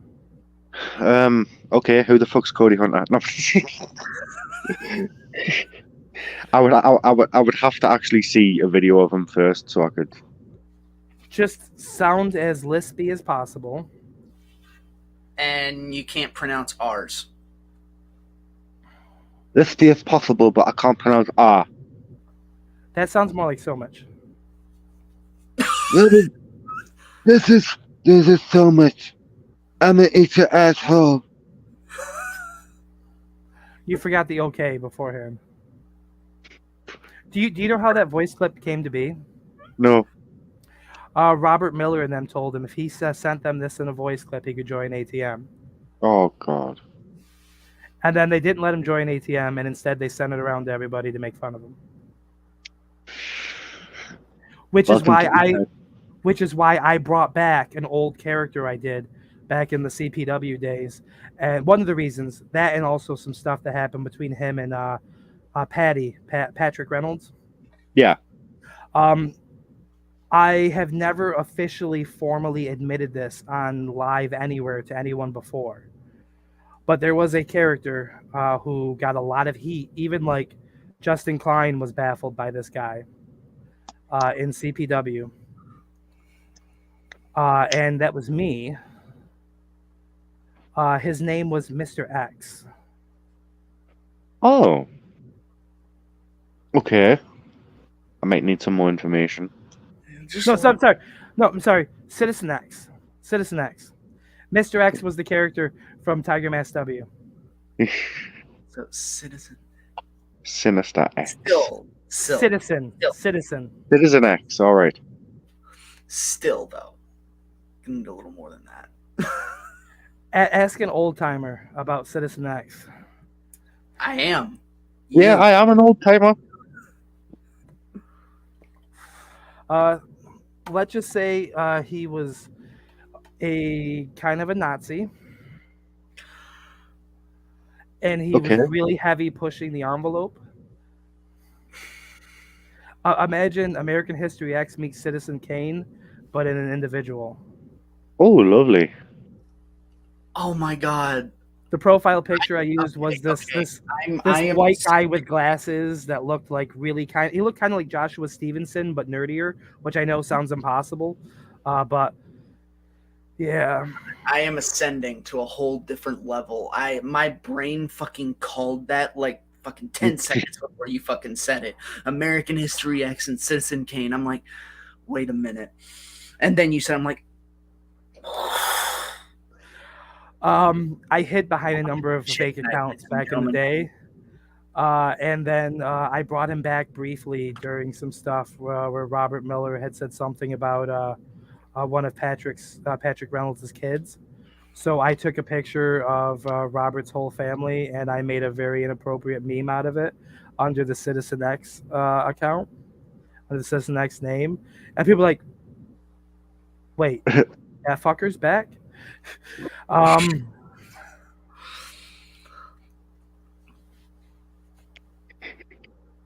You've just inspired a whole new generation of e-fetters to make fake accounts. I mean, I just want to point out, hold on. just Am I like missing a piece they've of always said, context? Hold on. I think hashtag I'm missing- Joshua McClain did it first. Wait, hold on. I don't know if I'm skipping over, but are you saying nobody knew it was you? Yeah. Oh. Not until I started was- admitting it to a couple people here and there. But And like, now yeah, up it's until out there. yeah, Oh my god. yeah, it was me. It was me, Austin. It was me all along. Oh, I love that. It's almost like when I was doing fucking that Vox Ridley character for A Cup of Tea and nobody knew who it was. Nobody I knew. remember messaging Vox to find out what was going on. But to be fair, I had just taken over Riots and I just had this name on my list. I had no idea who the fucking guy was. Hadn't seen any of his work other than the fact I knew he had a mask. Yeah.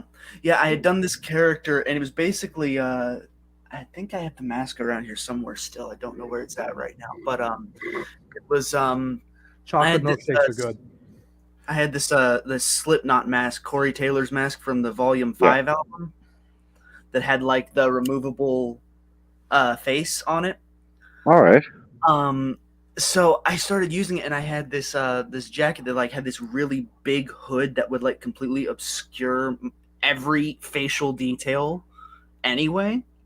So I just put on the mask, put this hood over, and then like put on a pair of gloves and started calling myself Vox Ridley. And started popping up for a few weeks, just like doing. I was specifically targeting people that I knew, and then saying a bunch of shit to them that only people who know them know about. Not this random nobody that just popped up on the scene. Everyone thought I was just like everyone thought Vox Ridley was just some random, and then I just started letting like shit drop from stories that no new guy would have ever been around to see. And people are like, yo, what the fuck is this shit? And then I specifically, oh man, my favorite thing, I started fucking with Gary in particular. Because I knew I could get the best reactions out of him. You know, when I first debuted in IW, at that point IW had been around for like a year or so already. Mm-hmm. My first couple promos, I was talking about stuff that happened in the first episode of IW Alpha before it was even Alpha. And it threw people for a loop because I wasn't there for it. Mm-hmm. But I don't know if you know this about me. I am mildly autistic. I tell everyone all the time. And I have no problem doing research. Yep. Especially if I know I'm going to get one over on somebody with this, because then they're going to be like, wait, how did he know that? How did? Yeah. And as I was telling you before we went on the air, I hate not knowing things. It Mm-hmm. doesn't matter if it's important. It doesn't matter. I hate not knowing things. I especially if I'm going to go in a new place, I want to know as much as I can about the area. And I'll Mhm. ask some of the original people. I'll go through and find the earliest posts and stuff I can find, watch videos, and I'll start referencing these things. The first time I referenced Claire to James Park before he did the whole Onions killed her thing, right? And like she wasn't regularly, and I'm referencing Claire. He's messaged me. He's like, "How did you know about her? Like I haven't really used her in a while. She's coming up in the story. Did Tony did Onions tell you this?" I'm like, "No." And at that time, Onions and I were both admins in UPW. Like we both ran a show. Onions was on my show, and he was doing a. That was the birth of the Wolfstead match between him and Jason Sanders, where Jason Sanders did the story of Eric Hughes. Oh He gave you the yeah. whole backstory of Onions. Uh-huh. All Oh, because of my booking, I'd like to point out. But no, I remember little diversion. I remember, what was it, when they first introduced the IW World title, they had that big chamber match to crown it.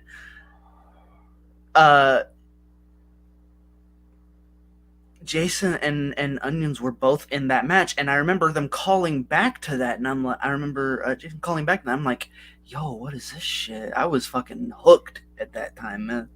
Yep. Plus, I mean, I was just watching everything he was doing anyway because we were in a group together, so I was just watching everything. Oh, yeah.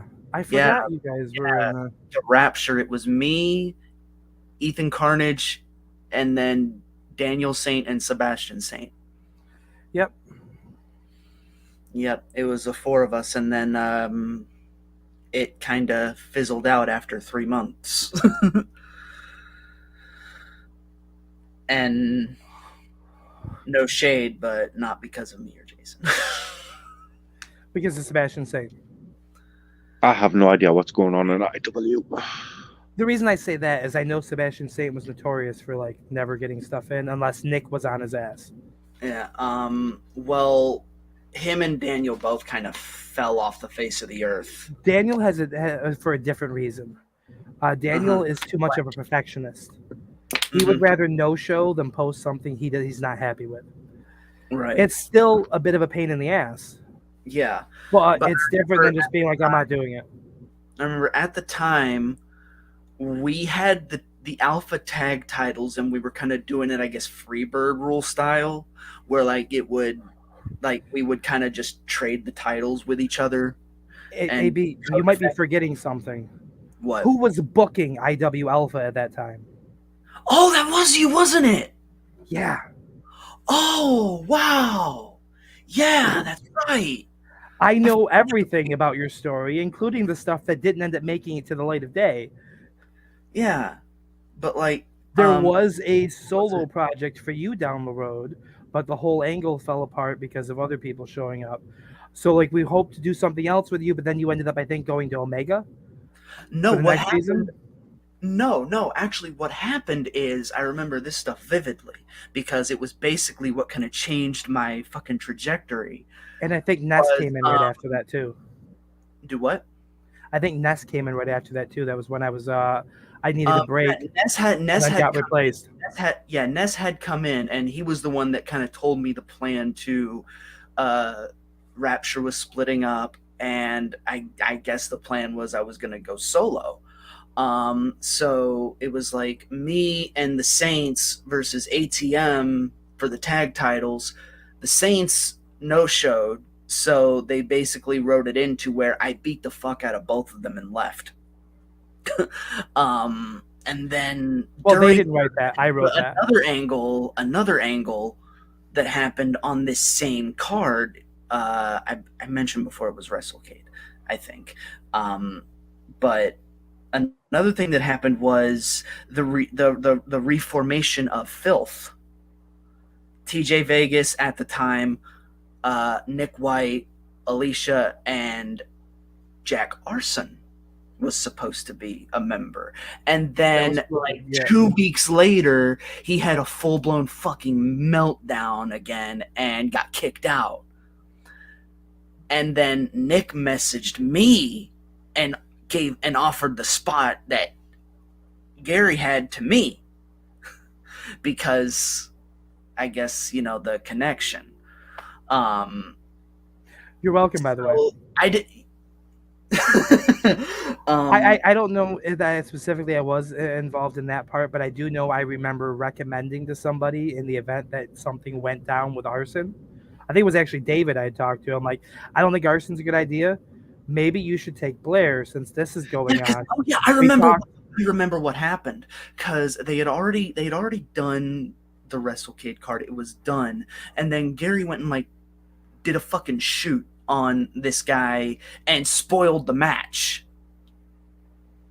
He had already known what was going to happen in the match. He was pissed at David for something and just spoiled the whole match. He said, here's what's going to happen. You're going to beat me, and then I'm going to get up and beat up on you and burn the title on your chest or some shit. So he just completely went full-blown renegade mode. So then I think they tried for like a week to salvage it, and it just wasn't salvageable, and he got kicked. Um, so that kind of facilitated, hey, we need a new guy in this spot, and then Nick came to me with the pitch, and We'll see. that kind of set the stage for me for years to come. Here's some stuff you might not know about that time frame. Yeah, because I was still keep in mind at this point I wasn't even 6 months into the fucking game. I was on my way out. So much. I had been through so much already in like 5 months. I was on my way out because of the shit going on with my ex-wife. I needed to get away. I needed some time off. So he found Dan to replace me. Mm-hmm. I was supposed to come back and fill in when I was ready, but it didn't happen. But in there, you guys didn't know this, but the reason there was talks of you being pushed as a solo star was because you guys were getting dropped by Sanders. Mm-hmm. That, you may remember, shortly afterwards led to the Ethan Carnage Rocky T tag team. I remember that happening, but I don't remember it happening immediately after that, because I remember... It was in the following season, though, the build-up to it, the stalking angle that led to it. Because the idea was it was all building to the two of them forming like a super stable 2 seasons later. You guys were going to get dropped. Originally, you guys were supposed to lose to ATM anyway. Spoiler. I figured that was going to happen. But the idea was going to be they were going to get dropped. You were going to probably get shipped to Omega if things went the way they talked about. And I think you did end up going to Omega shortly after. Like a year or two later, I think. No, the next year. No, okay, I'm getting, because 2019 was a very long fucking year for me. 2019 feels like 2 years. So 2019 did the whole filth run, and then I kind of started having a fucking mental spiral and couldn't handle alpha anymore. So then I was given the option to either go to Omega or Delta. I wanted to go to Delta because Rodney was running it. I liked Rodney. I trusted Rodney. A lot of people that I really wanted to work with were on Delta. Coincidentally, that's where you and I linked up. You had Nick, you had Onions, you had Carnage, you had Dyer. Delta was stacked at that time. Oh, you were in there too? Me and Jen, yeah. Oh, okay, yeah. So Delta was fucking stacked at that time, and I really wanted to go there. And David said, "No, it's too fucking stacked over there." You're forgetting another person that was there at the time. Who else? Cody Petty. Oh, right. Guys, I have to love you and leave you. It is past 6 a.m. and I've got stuff I need to do today. You have at it. You have at it. You keep staying beautiful, you beautiful blue-eyed beast. You. We will miss you. Goodbye. I will think of you later while I'm touching myself. Oh, I'd definitely marry you then. Marry you, fuck AB, and kill everyone else. Hell yeah. Hell yeah. See, and on that note, bye. Adios, my man. But the original plan was if we were going to keep you on Alpha after the drop, because we knew Sebastian Saint, we knew the Daniel Saint stuff, we knew this probably wasn't going to work out, so we were going to use it for as long as we could. Mm-hmm. And when it couldn't, we were going to see what you were doing, and you would impress us enough to be like, okay, he's serious. He's working under Jason now. By the time we drop this and Jason moves on, he should be able to carry his own. Like, he does pretty good work. Mm-hmm. So the talk was putting you potentially, if not like, your hardcore type thing, going for the North American Championship. Mm-hmm. Because I wasn't even really doing the hardcore thing yet. Like, I wasn't even going like full hardcore just yet. The only reason hardcore came up is because we were talking about bringing it back with the whole 24/7 thing we'd been doing for a while. Mm-hmm. And we had a lot of like that was how we began building Joey Taylor.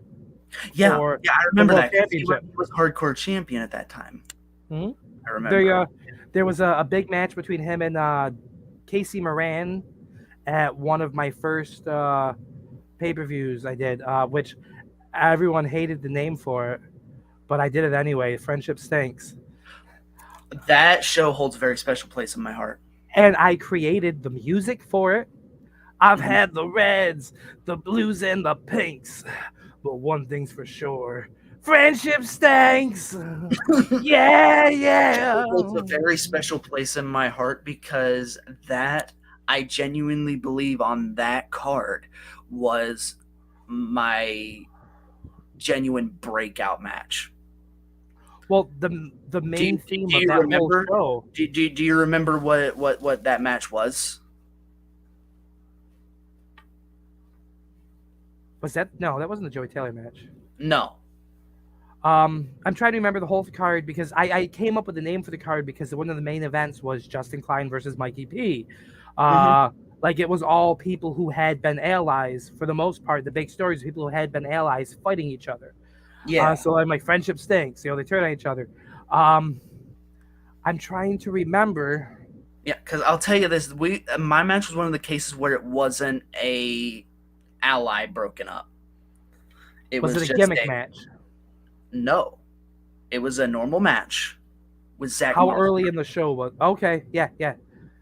That was he pushed the absolute shit out of me. That Look at week. that whore. She said she can't be on here, and now she's like, "Hi, I'm just gonna smile only pretty here for one you." reason, one reason only. Blair, I got my promo done on you. Sweet. Okay, but are your boobs in it? I mean, I guess technically they are, huh? technically, Because they're on her. always. Yeah. Like, Blair here's the thing. Blair just froze it with like duck lips. Yeah, he freezes a lot. He has poor internet. He's from Kentucky. Yeah. Like, the internet people that made their internet there have sex with each other and their family. So, like, Yeah. they fry chicken and fuck family on there. So, like, they don't know internet. It's not his fault.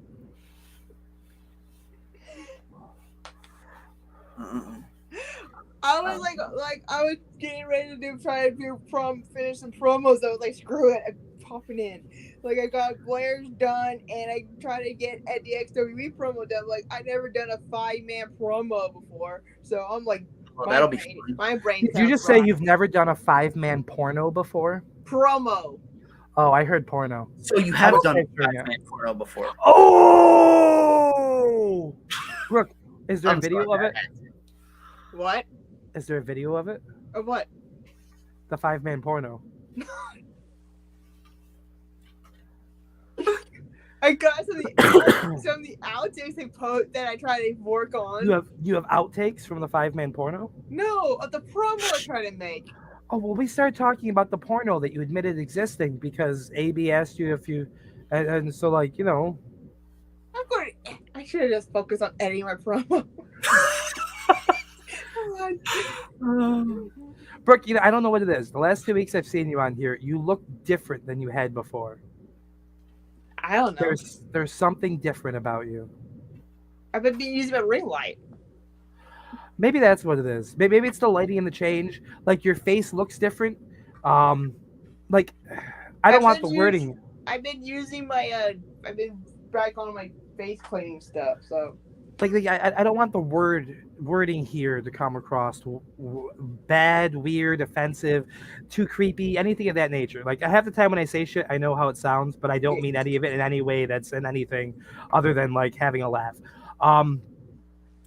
I don't know if it's the lighting. Because of the lighting, it maybe it is, but like just your face in general, it looks the best word I can use for it, and I again mean it in no other way. It like has like a prettier vibe to it, but not.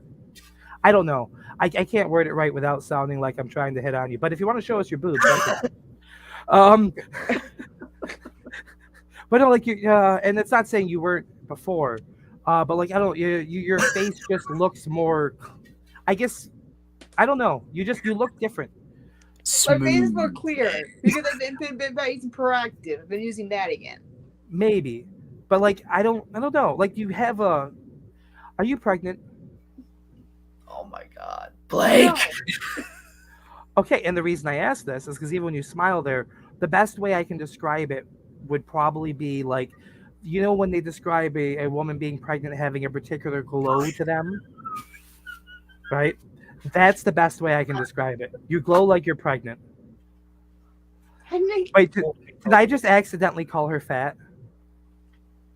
Oh my god, where are we going?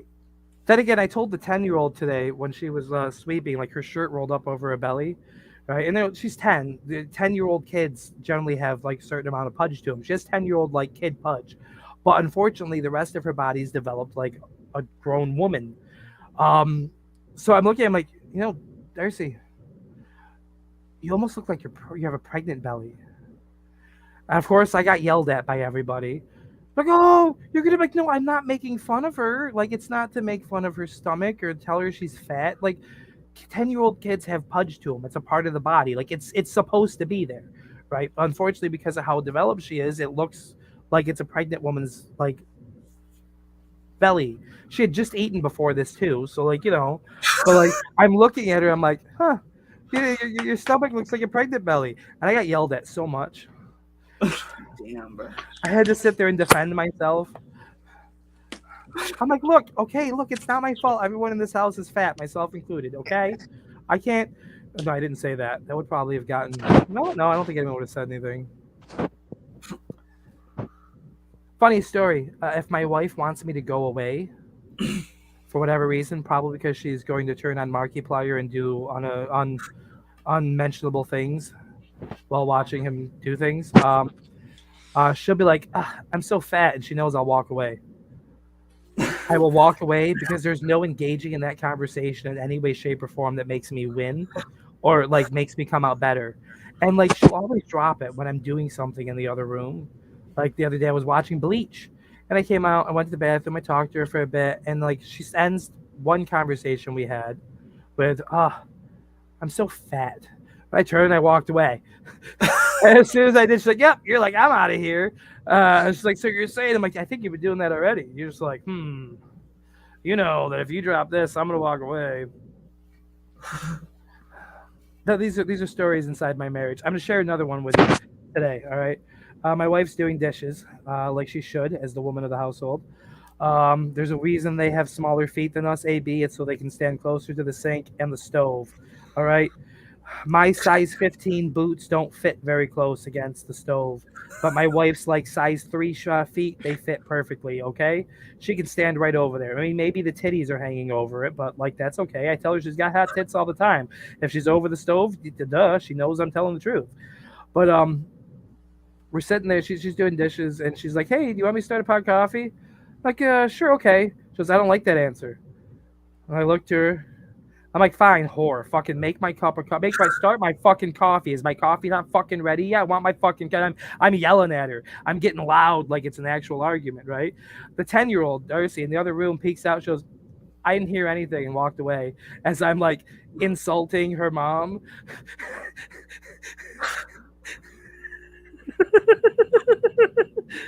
I like just going, and my wife's fucking dying at the thing. I'm like, that's right, whore. Make my fucking coffee.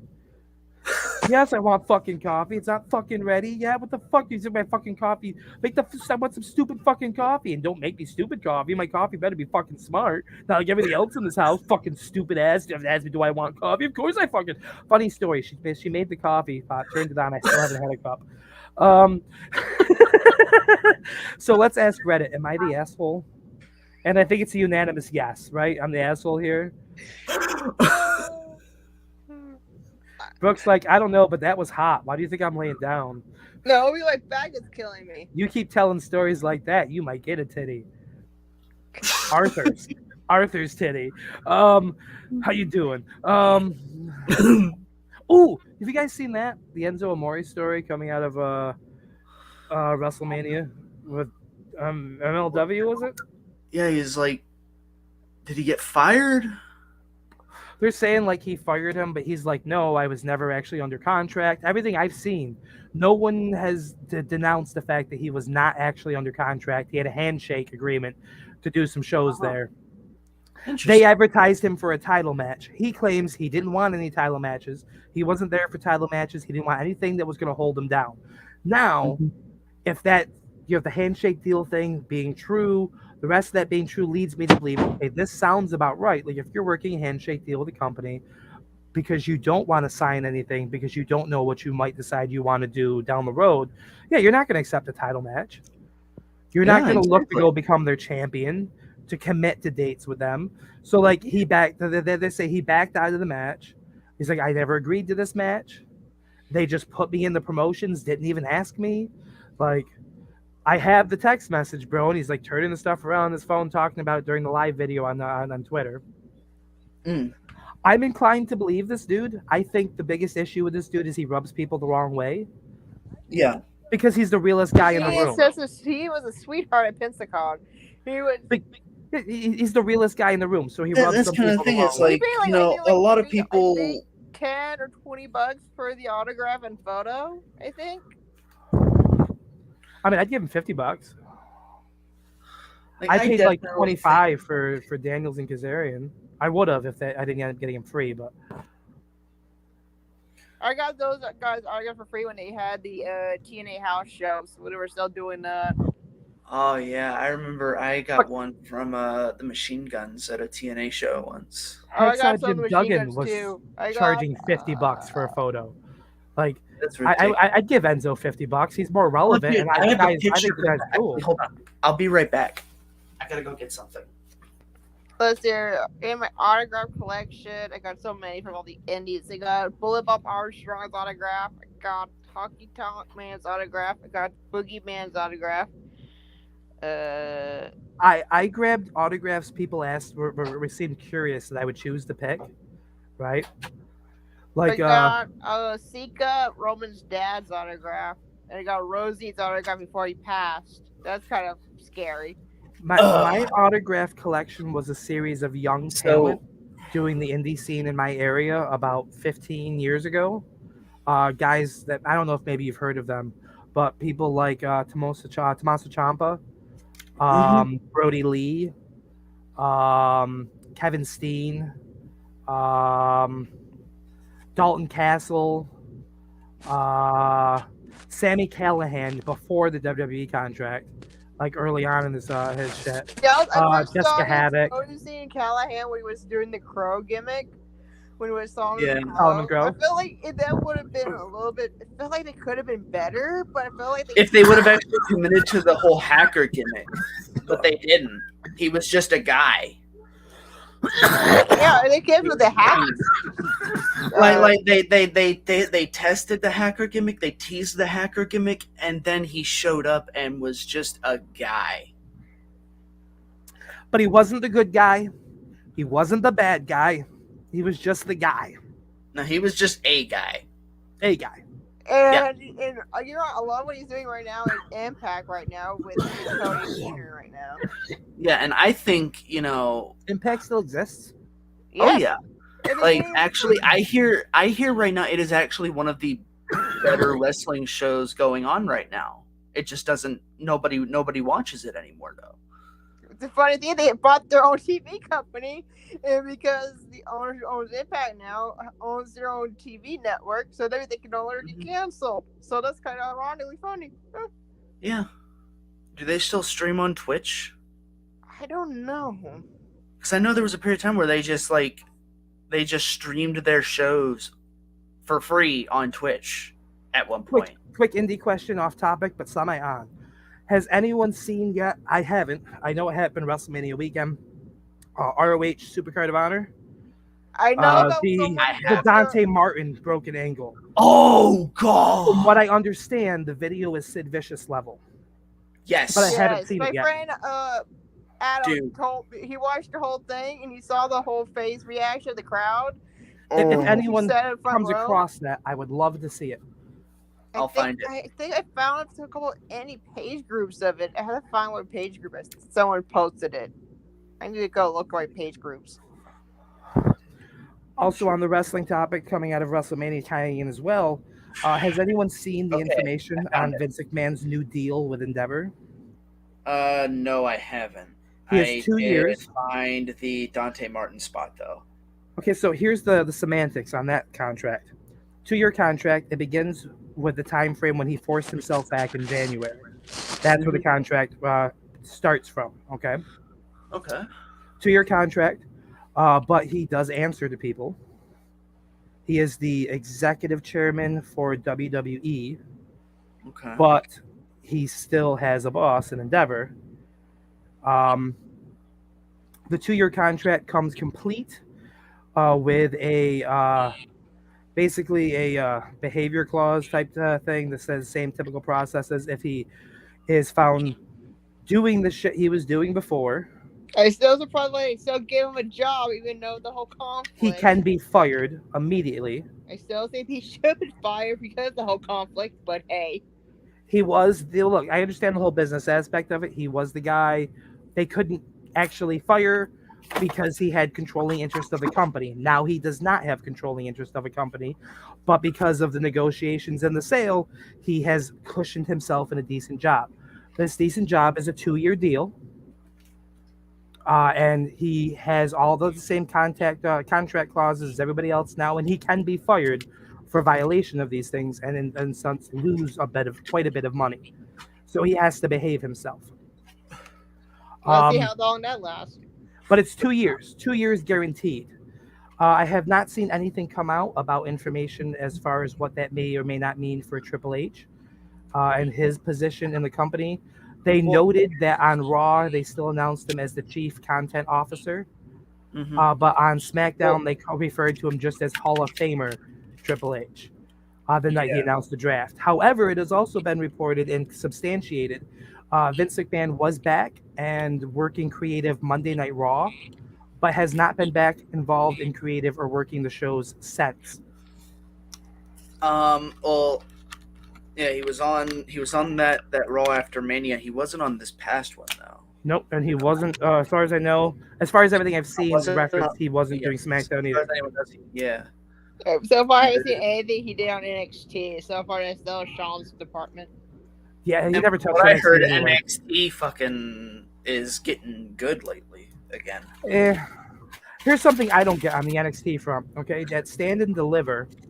Carmelo Hayes cheated to beat Braun Breaker for the NXT Championship. Like, Braun had him beat his little, I think Trick Williams, is that the guy on the outside with him? Yeah. Yeah, Trick Williams did something to Breaker. I think he, like, tripped him up or, like, grabbed him, whatever, and let Carmelo cheat to beat him. Their answer for it on NXT is Carmelo's the babyface and Braun turns heel to continue the story.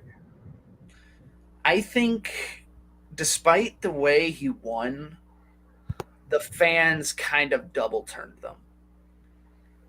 Because Carmelo, from what I heard, was going in, like, they were treating him like a total babyface and Braun was getting booed. Yeah, no, I watched it live, and that was not the case.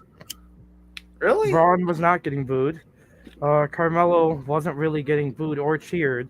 They kind of set it up as two of the top guys. Like, it had a Hogan Warrior kind of feel. Yeah, I had heard it was kind of like one of those, like, respect things. Yeah, and then Carmelo cheats to beat him in one of those respect things. How is he not the heel going forward? I think we could be on the verge of maybe like a Shawn Michaels, Chris Jericho style feud. What do you mean? Think about it. Well, you remember the whole the whole basis for Jericho's heel turn, right?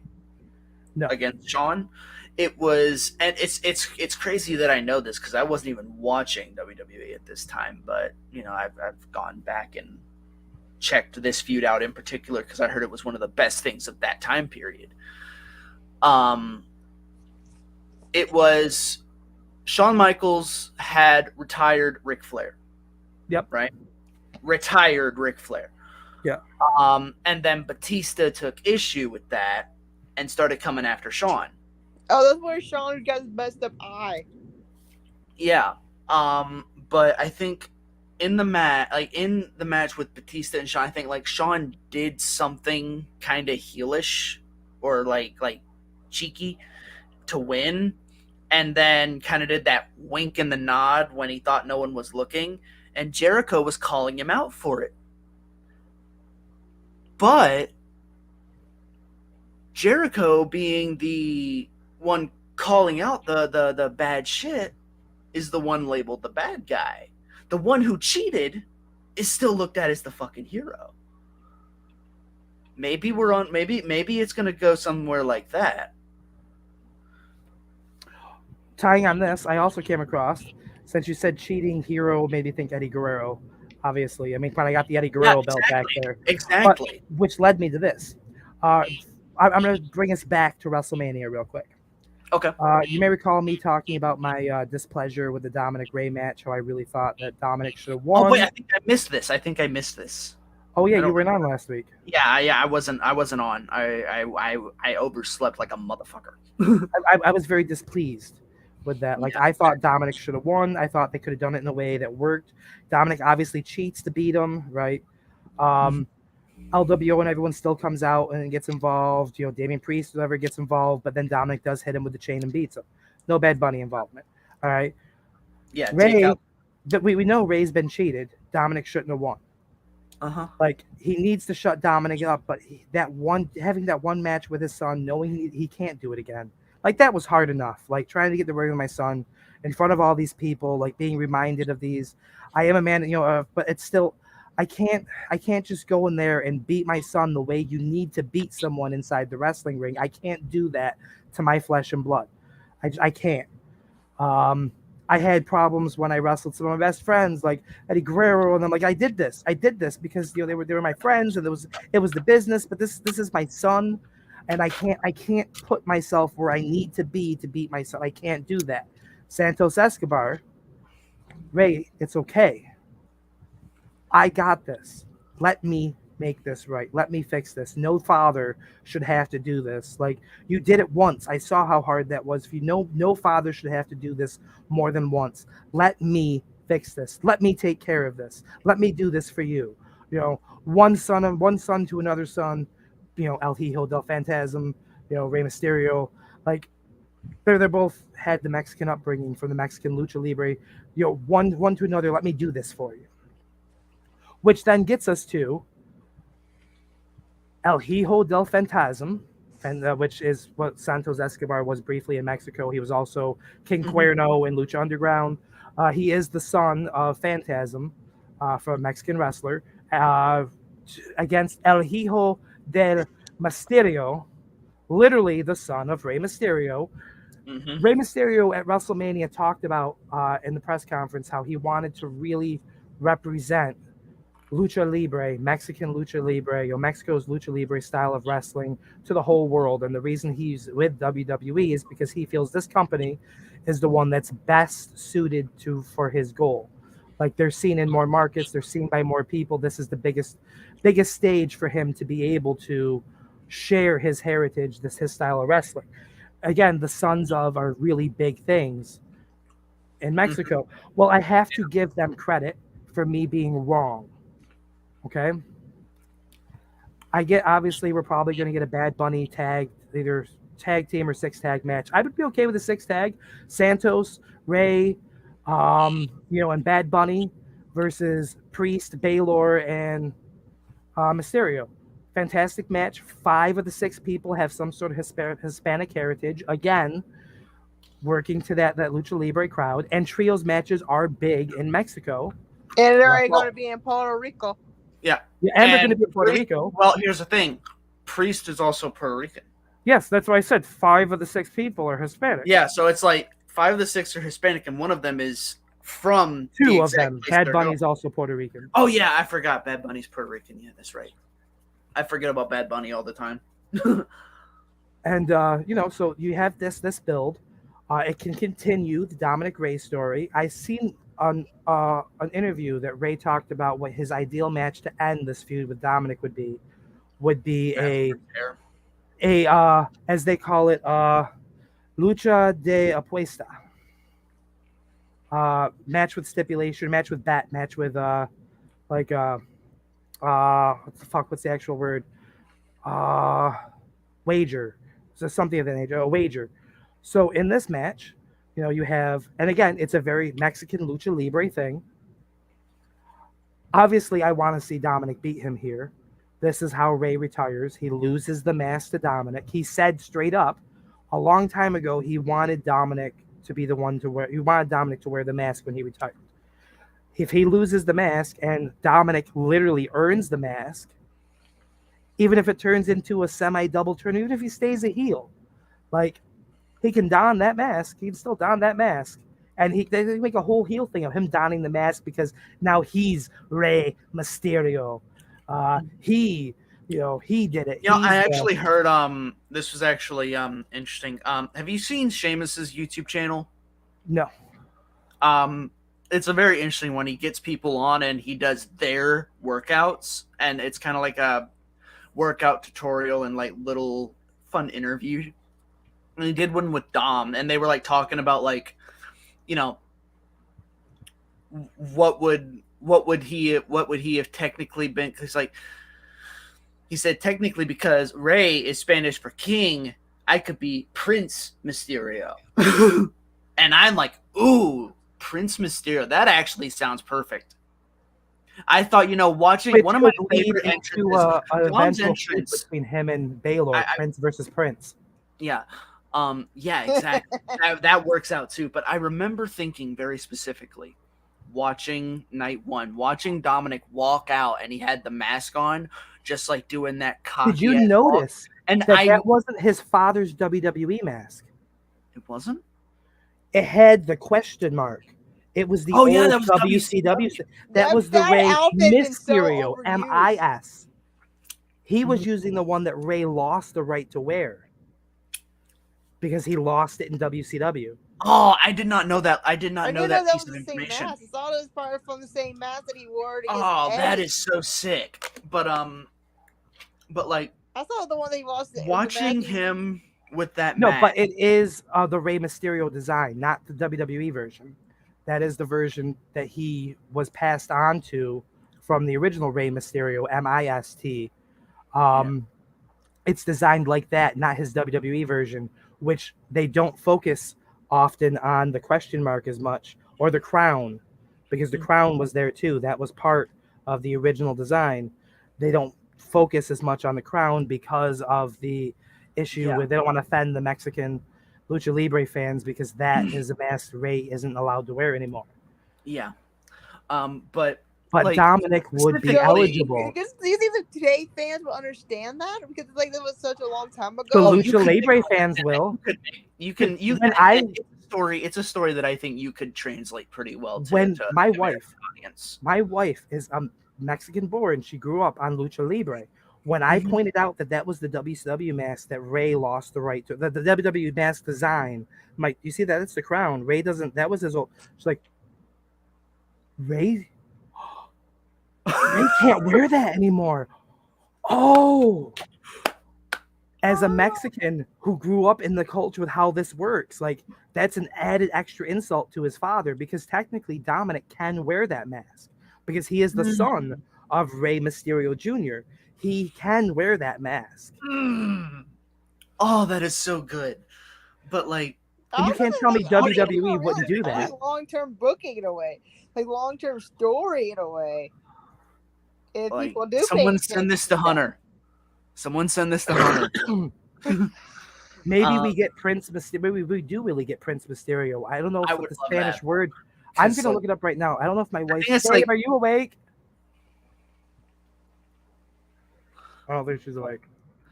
But like my thing specifically was like watching him walk down to the ring with that mask on. I'm like, holy fuck! With that mask, this dude looks like a fucking megastar. I thought he rocked the mask very damn well. It's just Prince. Prince is just Prince in Spanish. Yeah. So he could be mocking them by using English, but also still using Spanish because it's Prince Mysterio. And he so looks the part for that name. Oh my god, perfect thing.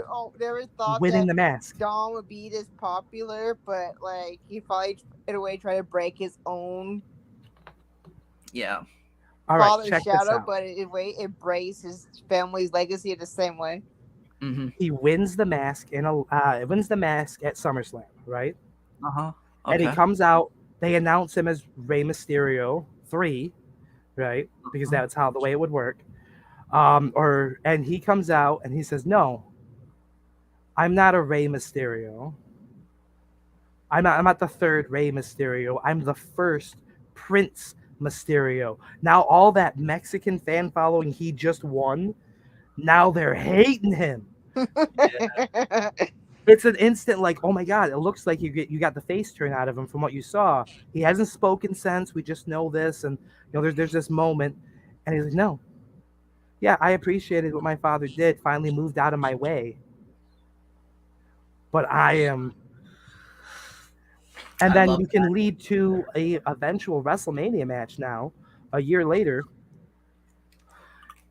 Prince Balor, the Prince, Finn Balor's Prince gimmick back versus Prince Mysterio for leadership of the Judgment Day. But the twist being is that it's not just the Judgment Day anymore by this point. Because you keep Priest, you keep Ripley, obviously, you keep them, but you add to them when you get rid of Balor. And you pull in the only one you really need, Santos Escobar. Okay. Damian Priest is the big muscle of the group, right? Dominic is the heel you hate. He's the charisma of the group. I can't believe I'm saying this but he is the charisma of the group, right? He is your heat magnet. Rhea Ripley is your female enforcer, the Dominic female, all right, who everyone secretly ships with Damian Priest, but like it doesn't actually happen, all right? And Santos Escobar is your pound for pound fantastic wrestler of the group. He's the one he's your workhorse, your wrestling workhorse. Damian Priest is your muscle, your underboss if we're talking New Japan style, okay? Dominic is the cocky, charismatic, I still can't believe I'm saying this, charismatic leader with his mommy at his side. A year ago. Think about where he was a year ago. We would not be saying this shit. No. Like, he was no good a year ago. But a year and a half ago, he was wrestling Brock Lesnar. Crazy, right?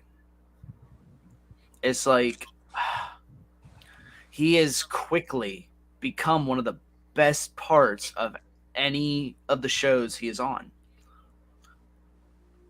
One of, if not the best. If there's not a bloodline story going on at the time. If I was taking WrestleMania to WrestleMania, right, and picking the rookie, and for me, a rookie doesn't necessarily have to be their first year, but they're still in their first couple years with the company. Like first, I would classify Dom still as a rookie. Oh, absolutely. For me, the rookie of the year is co-winners. Co-winners, okay. Dominic Mysterio and Logan Paul. Yeah, absolutely. Hands down. Because love or hate Logan Paul, that man shone out every time he stepped foot in that ring. And coincidentally, though Dominic wasn't in the match, he was involved in the tag match with Logan Paul at last year's WrestleMania. Yeah. You know, I can separate the art from the artist when it comes to Logan. But yeah, like talent-wise, he is freakish. Here's another thing on the Logan Paul. If he were to go like all in on the wrestling thing, just like leave behind the other shit and just commit and go like full time, which I'm not sure he would do. I think Logan Paul works full time. Got his hand. No, he doesn't. But I don't think he ever will. Logan Paul working a weekly schedule loses his luster. Yeah, exactly. What makes him an attraction and makes him worthwhile to the company is his outside stuff that draws in. That's what I'm saying. And that's why I'm saying he will never be a full-time act. Which is okay. Again, okay, because we don't need everyone to be full-time. Like, I'm saying like there is also this possibility. You know, the most likely scenario if he were to be like a full-time piece of the show would probably be Backlash, and he would like fade out completely. But there's also a chance that given how fast he has picked this up with as little practice as he claims to do, we got the next fucking, like, at least in terms of ascent potential, the next fucking Kurt Angle. Think about how fast Kurt Angle picked up on wrestling. He was like, they described him as freakishly good for his level of experience, which was none. Other than, amateur wrestling, but pro wrestling, none. Coincidentally, do you know who I actually compared to Kurt Angle to my wife the other day? WrestleMania weekend. Actually, Saturday night, I told my wife that this person I thought was the closest thing I've seen in the modern day to a Kurt Angle, with his size, his build, his abilities, his look. Every aspect of him gave me a very Kurt Angle vibe. Braun Breaker. He has technical skill. He's a powerhouse. He can fly, and he looks good flying. Like pulling off his dad's old Frankensteiner in the middle of the match with Carmelo Hayes out of nowhere from a standing jumping position into like all the whole, and then what's that? Wasn't that Scott that did the Frankensteiner? Oh yeah, it was Scott. I'm sorry. Well, I keep thinking that he's Scott Steiner's son. He might as well be now. Because, like, to me, Rick Steiner, as the Steiners, I love them as a tag team. But I don't think there's a single person in the world that if you ask them who they thought the better Steiner was, they're going to tell you it's Rick Steiner. No, it'll be Scott every time. Rick was a great tag wrestler. He was a great supporting wrestler. But he did not. He was the dog-faced gremlin. He's the one that had the real gimmick, right? And Scott Steiner got over because he was pretty. And Steiner, don't forget about Steiner math. Oh, that was years later. Like we're talking when he had the fucking mullet. Young Scott Steiner was almost indecipherable from young Shawn Michaels. Was it pre-steroids bodybuilding Steiner? Before Freakzilla, when he was a normal size. He still did cruiserweight moves back then. Yeah. Like Rick Steiner was the big one of the two of them. Scott was big, but like he wasn't the one that like you looked at as the muscle, the enforcer. Scott was your Shawn Michaels in this team. Scott Steiner and Shawn Michaels back in the day were, again, they looked almost identical, except one's hair was blonder than the other. Like they both had that just typical pretty boy, like 80s style in the 90s, early 90s face. Like, yeah. And it's good because like Scott, I think Scott was probably still, even though he wasn't big, like big, he was still bigger than Shawn and was capable of doing the shit that Shawn was doing. Yep. So like Scott Steiner is a freakish talent. Okay, this isn't quite as old even as I'm talking about, but I'm going to show you one right now. Oh, by the way, you were asking about that Dante Martin injury clip. I sent it. Hey, you sent it. I haven't gone to watch it yet. I don't know if I'm going to show it on air necessarily either. Yeah, fair enough. Because I haven't seen it myself. I think I might have to put like, I can't put it on there. I don't know if there'd be like any like copyright issue or not. All right, so I'm gonna have to do it this way. All right, I am going to show you this. This isn't quite perfect, Brooke, but you can see the screen, right? No.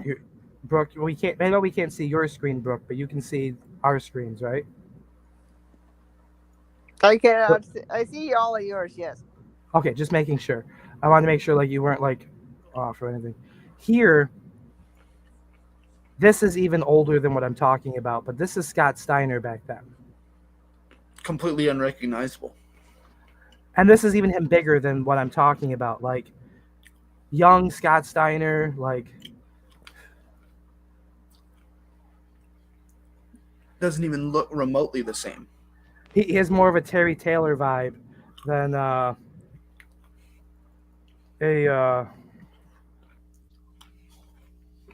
anything else. And then you put that with this time frame Shawn Michaels. Like obviously they're not necessarily completely identical, but you see what I mean? Like they were both very generic tag wrestlers back then. but Mhm. generic tag teams. Um, I always liked Scott. I wasn't sure how I felt about the Freakzilla stuff later on. It was entertaining enough, but like looking at how huge he made himself and how slow he became and how crappy his stamina got, knowing what he used to be, like it broke my heart. Yeah, the whole like Big Papa Pump shit was like it was an attraction.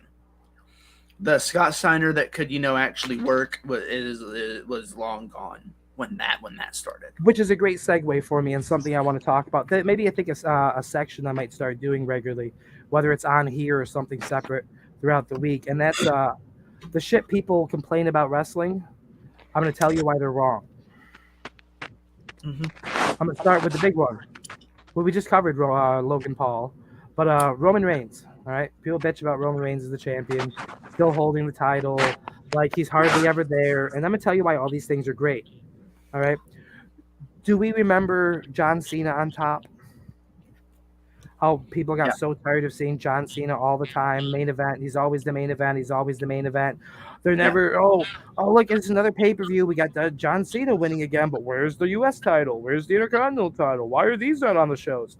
Well, if you have a part time WWE World Heavyweight Champion, the top championship, the championship that's supposed to be the hardest championship to hold and maintain, if they're not defending on every single pay-per-view, that means instead that main event slot is not going to that guy you're bitching about seeing all the time. That main event slot is going towards the Intercontinental Championship. You're getting a Gunther, Sheamus, Drew McIntyre main event instead of a Roman Reigns defending against Brock Lesnar, who you just bitched about having to see for the 8th time.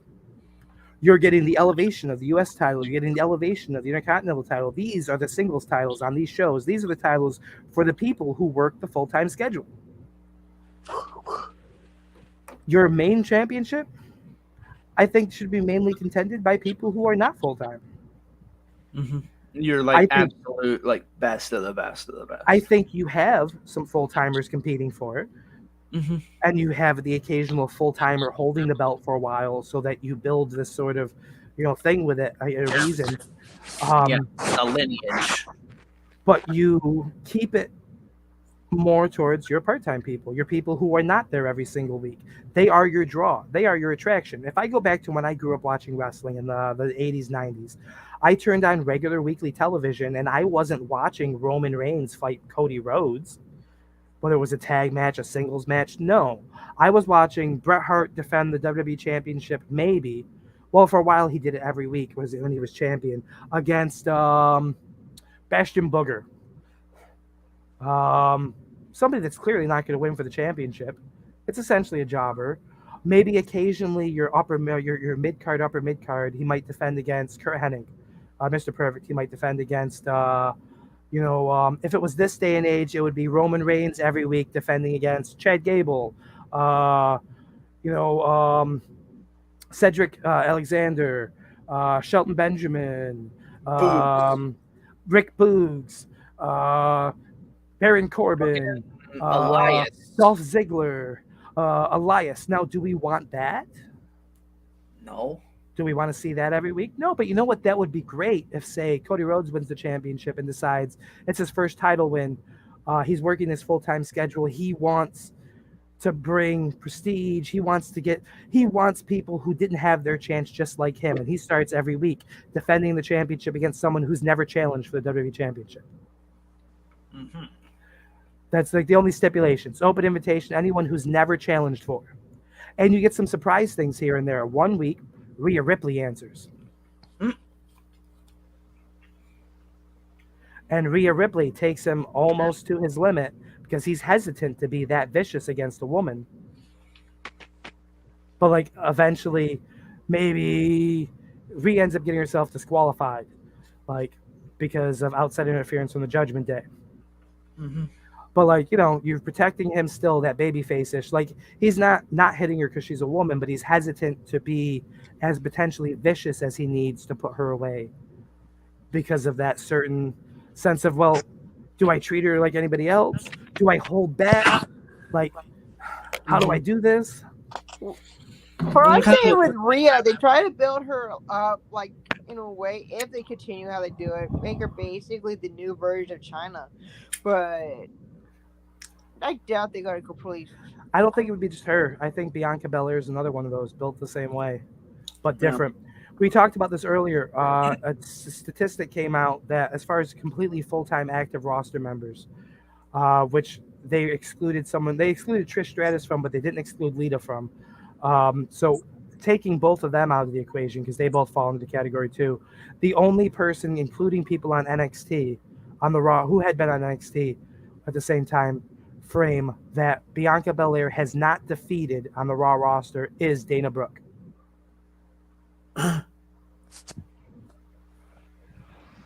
That is insane. Imagine if that leads to a random Dana Brooke push where Dana Brooke ends up upsetting Bianca Belair and taking the title off her. That would be. I'm not even gonna lie to you. That would be Jinder Mahal all over again. I think it would be a little more entertaining. She was very entertaining with a 24/7 championship. And like Dana Brooke is an impressive athlete. Her wrestling hasn't always been great, but I mean, it doesn't always have to be. I feel like people think, oh, well, a female, they can't wrestle. What the fuck?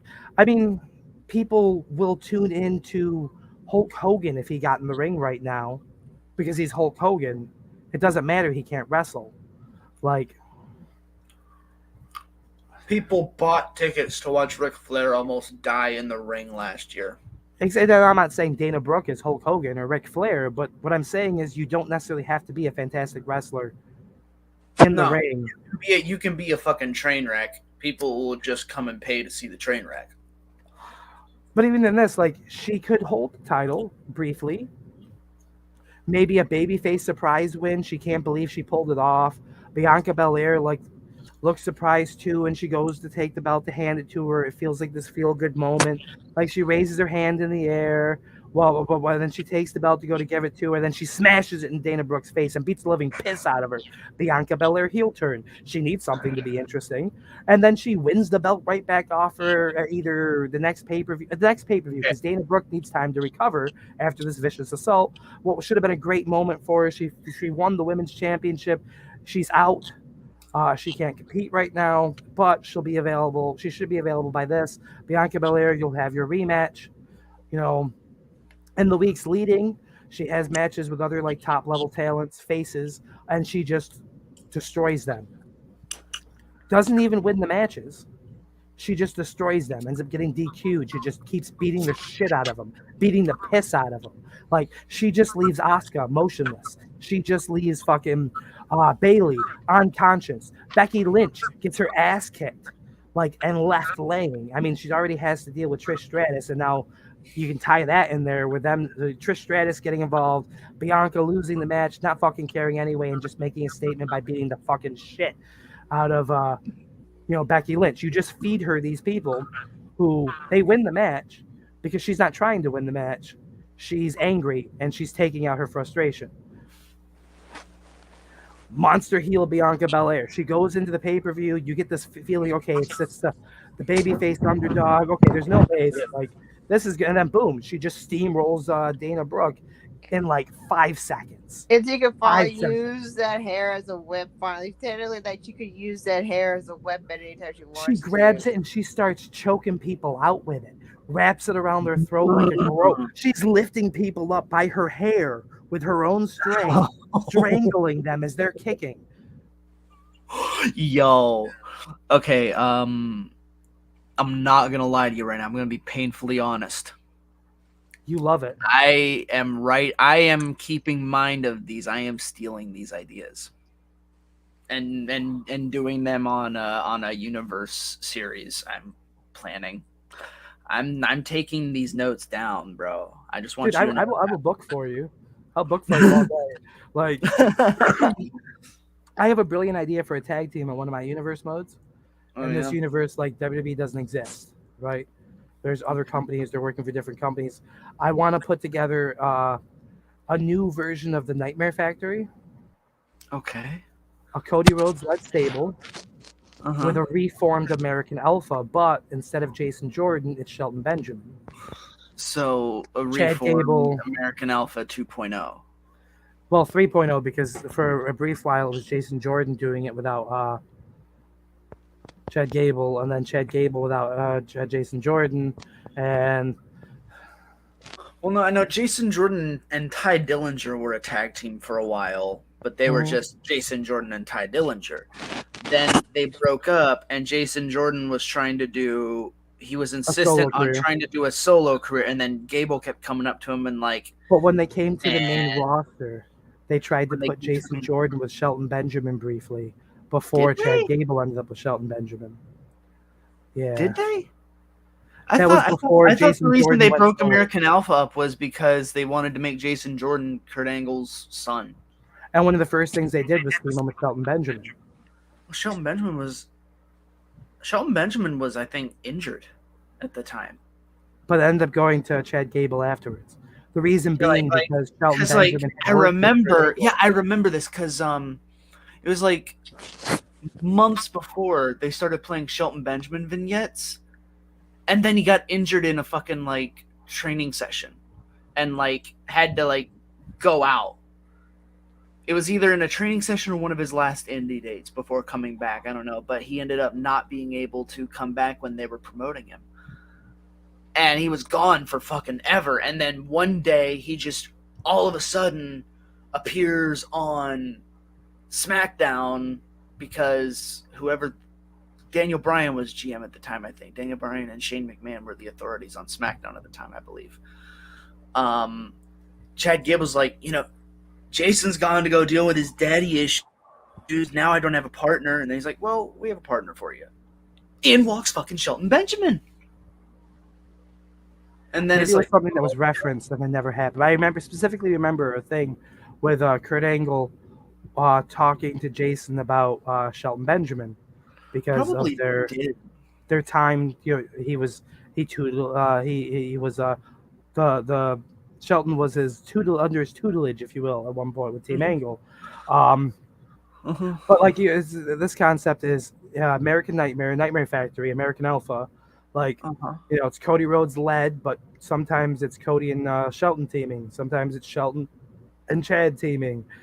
Sometimes Chad's doing something separate. Sometimes, this is my theory for this trio. I want to build around a whole company around. Okay. Them all decked out in Cody Rhodes style tights, like the blue, red, white, and blue, like that thing, that type design, that type look. No singlets. We're ditching those. Okay. Yeah. Shelton Benjamin's going to long tights instead of just his trunks. His trademark trunks. Okay.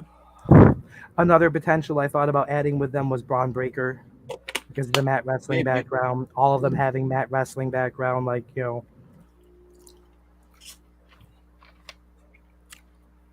We could see that. I thought, depending on how big I could make the group, I considered downloading FTR to add with them, like the whole I have like a Stable Wars idea for one of the companies. You can go through, and I started doing it in some of my files. I haven't actually started playing yet. And you can set it up so shows book a lot of trios matches, a lot of 4-on-4 matches. They focus on those.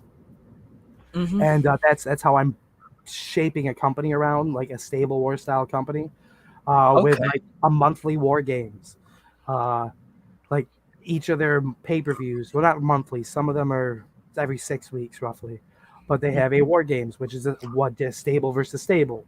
It's like the whole company is built around these different stables, these different brands. I think of it kind of like UFC has their dojos or their fighting teams. Most sports have their teams and their setups. Even Japan does this a lot with like your Bullet Clubs, your this dojo, this thing. Like their little factions are usually put together by sex, like areas they're from or what they're from. And I want to build it around that, like fighting for this team, fighting from this team, and having like those big things. That's one of the universes, one of the shows, the brands on the universes I'm working on. Oh, dude, listening to that, I'm listening to that, and it started giving me just this random idea that popped up into my head for like a sort of schedule that all that culminates in a war games in a cycle. So what I'm thinking is you have like you build these like 4-man teams, right? And there are 4 championships. And over the course of like the build to this war games finale, like both teams are fighting over these respective titles back and forth, right? Yep. And it culminates in this war games where every title is on the line and the winning team gets all of them. The downside is I don't think you can put put a bunch of titles on the lines in war games in the game. I mean, no, but editing is a thing. That's true. So that's my thing. I wouldn't do it necessarily like either that or like if it was a live thing, yeah, you couldn't like physically see them with the championships in game, but you can just make a reference to it in commentary. But in if I did like a post editing style thing, you could probably edit it in somehow. Probably. It'd take a bit of work, but I think you could. I think you could do it. But I'm just kind of thinking like that would be a very interesting format. It's like just this faction war company. That's my thought process. If you could, You have like a whole roster. The roster is all part of a 4-person stable, and every sort of season, because like the war games finale would be the end of a season, and then it starts a new season with a new stable coming up to go after the champions. So it would be like a touring roster like Japan. Yeah, that's what I'm thinking. That sounds really fucking cool. Ooh. I might use that as a modification for my idea. I think I'm fucking cooking, man. I want to do that. I want to do that. Yo, because that's very similar to part of my plan. Other than obviously the championships and the war games, because like I can't make the universe do that as far as I know. Mm-hmm. Yeah. But I want to do a similar thing. Like that's why it's every 6 weeks is the war games, right? There's a particular indie style show that happens every week that is a minor show that uses the minor talents from all the different brands that they compete. There's no crossovers, like no title crossovers. People don't. The only time they interact with each other is on these indie shows, and it's the minor level talents. My minor level talents are my tier 3 champions and my tag champions. These have a lot of trios matches on them. These are specifically like the trio shows because it's a regular event. There's no titles, so you can really shape it in a way that it does. There's 100%. 6-man and 4-man between the two of them. There are no singles matches allowed on the show. Tag matches, trios matches, 6-man like things. No singles, no fatal 4-ways, no triple threats and singles action. Everything has to be team format. All the matches, whole match table for this is set up that way. Mm-hmm.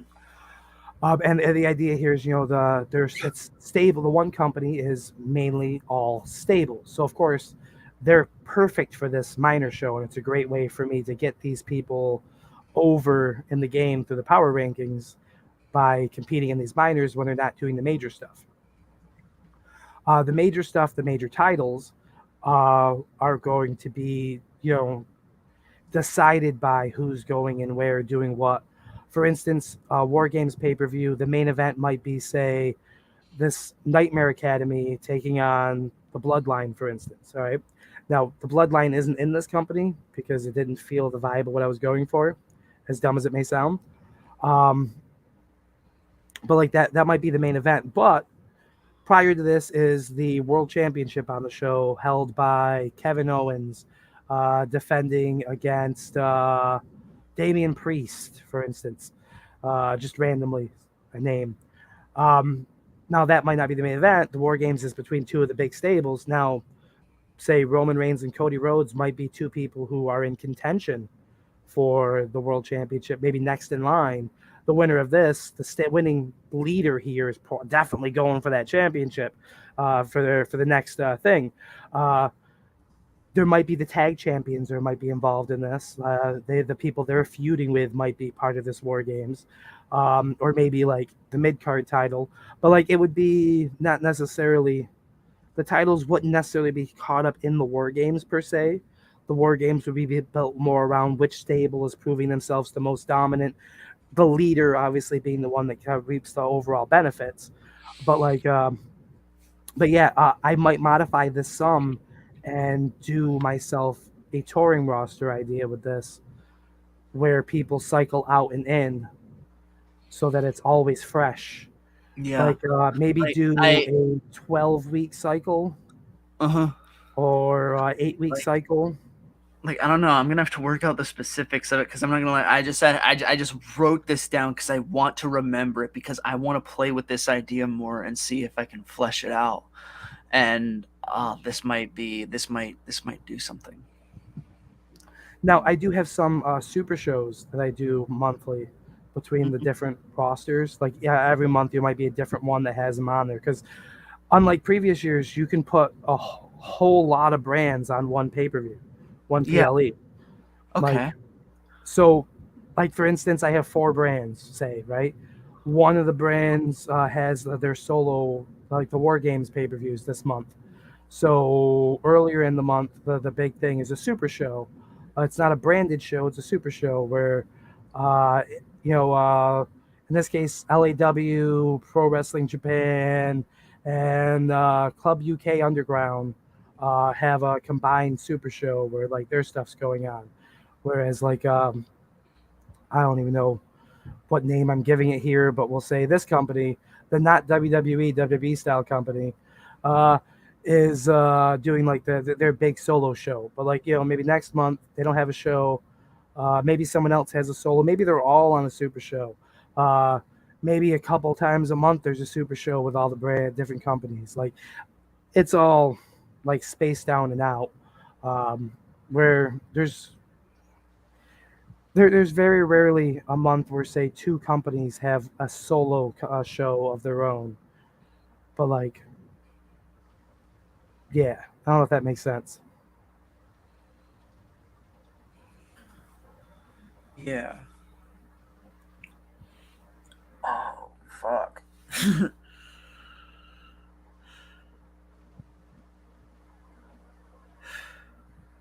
That was a layout I was working with. It's very.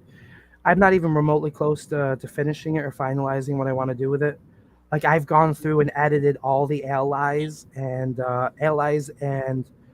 enemies, whatever rivals of everybody that I have active in my universe. Mhm. I disbanded all the tag teams I wasn't using, so that the records and everything are gone. I completely removed everything that isn't for this, like the shows. All the WWE shows are gone. Like everything's just removed, and I've been building it slowly from the ground up. Okay. Like the people I'm teaming together, I have Up Up Down Down, Xavier Woods and Tyler Breeze. I made custom attires for them as Up Up Down Down, their own look. I kept Toxic Attraction, but without Mandy Rose, I put Nikita Leones in it as the leader, and I dressed her just like the other 2. I did Liv Morgan instead of Bailey for damage control. Like little things here and there. The companies are based in some part racist. My Los Angeles indie company has a lot of Latinos and Black people. Like Carmelo Hayes is big in the LAW company, so are the Street Profits. Like the New Days in the other company. Dominic Mysterio, Rey Mysterio, Damian Priest, Finn Balor's there. No, Finn Balor's not there. Finn Balor's in Pro Wrestling Japan with Shinsuke Nakamura, Akira Tozawa, AJ Styles. Like, I downloaded the Kenny Omega because the Okada. Like these people here that like I'm building that. It's an actual Japanese company. My Club UK has your Sheamus, your Drew McIntyre. I Noam love Dar's this. there. I Like guess that's where Gunther is in my Balor's at. UK club. No, I guess that's Baylor where- is in Pro Wrestling Japan. Oh yeah. Fuck. I completely missed that. Yeah, I couldn't but understand like it. Club UK has Noam Dar, Seamus I love McIntyre. this. They have the Bro, Creeds. you gotta stream this fucking universe. I still have to finish setting it up. Dude, like when it gets set up, totally stream that shit. This is the one I want to include the shooting the shit people into. Yeah, like Like totally. I am in on this. I want to put us at a lot of the indie shows, the super shows, like add us in. We don't have an actual Yeah. brand per se, not yet. Yeah. Like the story being that we're being scouted by the top companies, or where are we going to go, where are we going to compete, like. Uh-huh. I like that. Yeah. We're Like I just had this plan of you, me, and Captain Dildo Man attacking like the winners of the war games, for instance, uh-huh. as a way to assert our dominance there. Because my plan was to eventually sign us with the big company, which would probably be the Stable Heavy company. Uh-huh. And like I might actually make the Stable Heavy company a touring company, which does give them options and allow me more people, because then I can pull people from the other companies over Yeah. to there. It's like the ultimate like It's my it's it's my like IWGP league. it's like the faction company is like your fucking just pinnacle. And if Where I do it like that way and work it that way, it would literally be like it would be NWA ish, uh-huh. and that it's the Yeah, overarching, and like I you like have that. people who would be showing up in other places because they're allies with this person. Like Finn Balor might be touring UK Club UK right now, even though he's in a stable in Pro Wrestling Japan. Yes. Well, he's in a stable in NWA. It's not NWA, but I'm going to use that as the best reference. So I'm calling it this. He's in a stable there, but he's on a tour right now with Club UK, and so is like Noam Dar. So the two of them are randomly working together over there against each other. But like Noam Dar gets some help from somebody, his tag partner. So here comes, let's say Shinsuke Nakamura. We'll say him and Baylor have a team. Let's just say, and so Shinsuke Nakamura shows up in Club UK Oh, to even the odds. quick side note. Where is AJ Styles anywhere? Pro Wrestling Japan. Okay, and Shinsuke's there too. I'm gonna Yep. pitch you a tag team right now. Baylor's also there. I'm gonna pitch you a tag team idea. AJ Styles and Shinsuke Nakamura, phenomenal strong style. I considered the possibility, but I have AJ Styles as the ace of the company. Okay. He is the world champion. Just take that as a little nugget. Just put it back there. Just think about that one. I think my champions right now, this may sound odd to you, but I thought they made an interesting pairing, Okay. are I think Baylor and Tozawa for the tag champions. Okay. Interesting. Shinsuke's my mid-card champion. Uh-huh. He's your kind of number 2. Yeah, but I'm treating this in a way like old school WWE, where the number 2 guy, the number 2 champion, is essentially your second best person in the company. Yes. Like they're your true number 1 contender, if you will.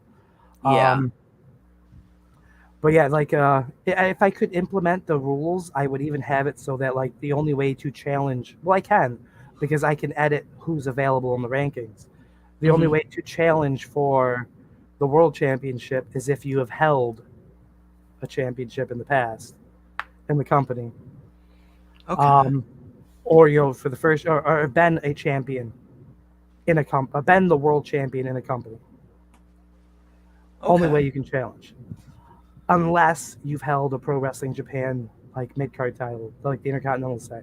If you've been this champion, then yes, you can challenge for it. But unless you've been a world champion somewhere else, it ain't happening. Like this is for world champions. This is a world championship. Not something else. But like I think my plan was to do Okada Styles for my first big rivalry. Ooh, I like this. I love this. I think I downloaded the Kenny Omega and added him over there too because I felt he belonged. I have Bullet Club, the Bullet Club guys too. Tama, both Tama and the other one. I have Evil. I also downloaded Tiger Mask W from 3D Creations. Nice. I want to make it Tiger the Dark. That anime was fantastic. Have you watched it yet, Arthur? What? Tiger Mask W. Oh no, not yet. Oh, dude. Where is it on? Where's it on? Crunchyroll. I sent you my information. Oh right. There's another one. Are you familiar with the isekai genre? Did you send it to me on like our DM or in like a group? Private. Something. Oh, okay. It'll be easier to find then because we don't talk that often personally. We only ever talk in the group chat. To be fair, I don't talk often to most people individually. which is Yeah, why I thought yeah. the group Me chat was neither. super Me neither. easy. I'm not going out of my way to be a social butterfly unless I just really have something I want to say. Which is why I thought the group chat would be perfect for that. Because if anything related to this or stuff going on with here, it's everyone has the same information at the same time. Yeah. But yeah, no, that there's another one on there, Kimono Michi Rise Up. Are you familiar with the isekai genre? I don't know anything by genres, honestly. Okay, well, it's the type where someone gets transported to another land. They're kind of overpowered here, like they're some sort of like hero. Like, well, this is a pro wrestler in his final pro wrestling match where he plans to retire and open up a pet shop because he's an animal lover. His name is Animal Mask. Mm-hmm. Gets transported to this world as a hero to fight the Demon King, who's the king of the beasts. And as the princess is telling him that, he says no and German suplexes her, shows everybody her underwear. So now the whole kingdom is after him. So he ditches the mask thinking they won't be able to find him. But he's a pro wrestler. He's a pro wrestler wearing tighties, the little tights, and a dog collar. Okay? So, like, he's to them a naked man running around. He takes off the mask thinking he's fine. No one's going to know it's him. And they know who he is right away. He's like, he doesn't realize he's in another land. He thinks he's still in Japan.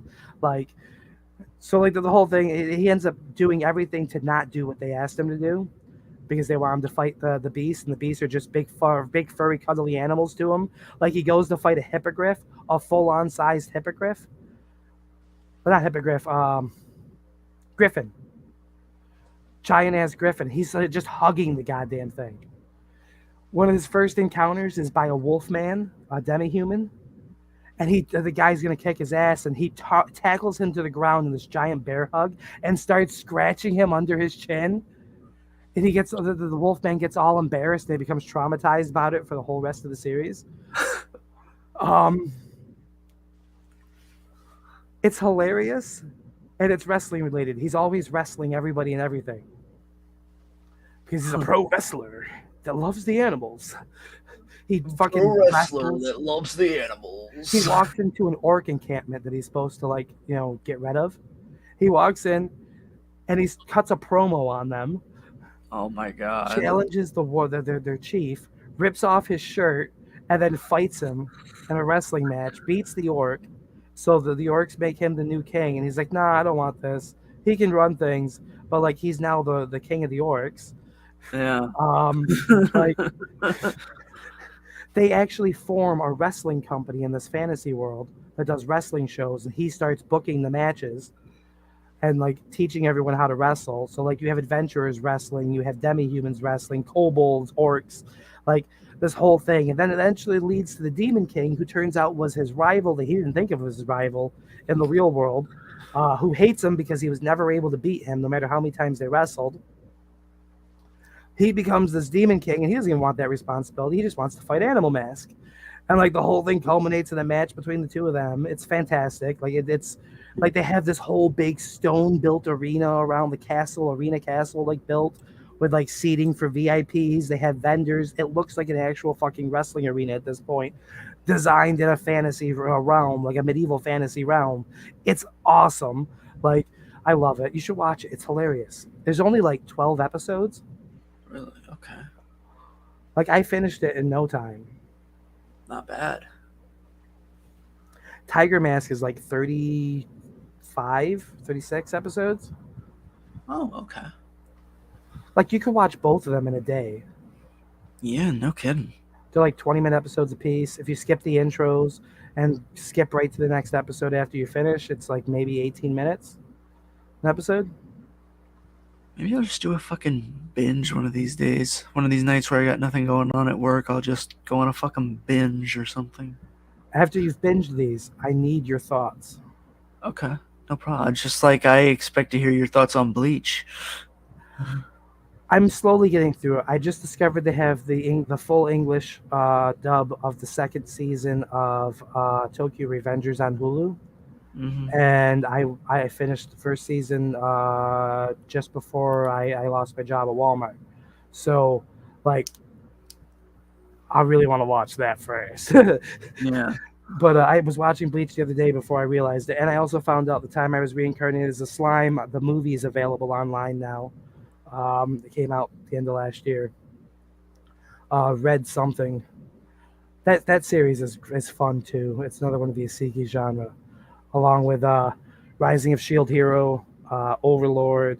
They're all fun. Rising of Shield Hero has an intro by Mad Kid, Bring Back, that hits way harder than it deserves to. It sounds like something from almost a grungy punk emo band. I'm gonna send you that right now, and you're gonna be like, "Do I have to?" And I'm gonna be like, "Motherfucker, listen to this shit. Do it, do it." Even though you look like you're gonna fall asleep, why are you going to fall asleep? No, I was looking at something on my phone. I just came across something What kind of something? about Randy Orton done with WWE. Excuse me? Do we have breaking news? I don't know. Well, it's 12 hours ago. It was a YouTube video from somebody called WWE Beast that showed up in a recommendation. I don't know. I don't know if I'd believe that, honestly. I'll go back and check this out later. This also from Wrestling World CC. Naomi debuts with new name. Bobby Lashley's new WrestleMania. That was 2 weeks ago. So why does that look like somebody's ass hanging out there? I'm gonna put that video to watch later because that looks like cheeks, and I want to see some cheeks. Do you want me to send that video to you too because someone's ass is hanging out? I don't know. I don't know. No, I don't. Well, you don't know what's good for you. Sure. Music start coming through. Did what start coming through? This. I can hear it, yeah. Hey, okay, so I should probably stop that before I get hit. I don't know if it's if I'll get in trouble copyright wise. I think this is the right account.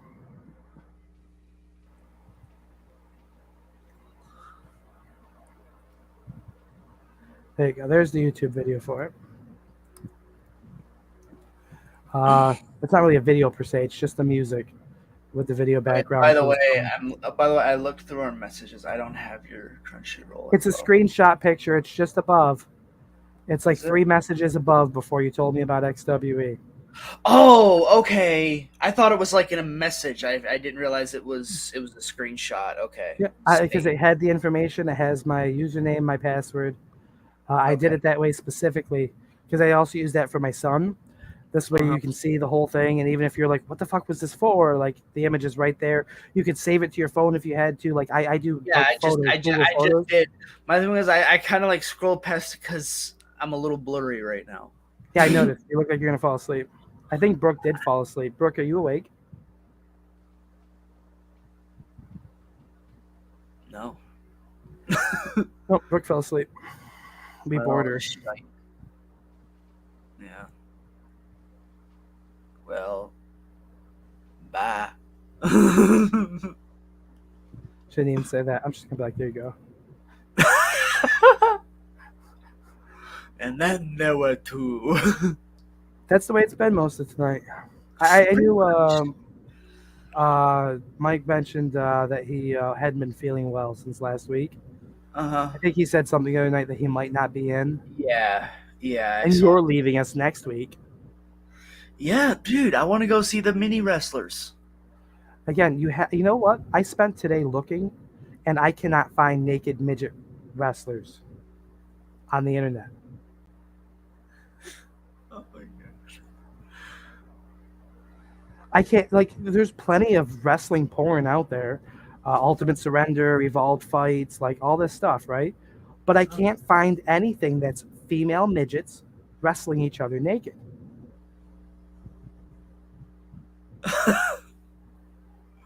What happened to Rule 34? Or is it 43? 34. 34. What happened to Rule 34? I don't know, and I also don't like that I answered that so quickly.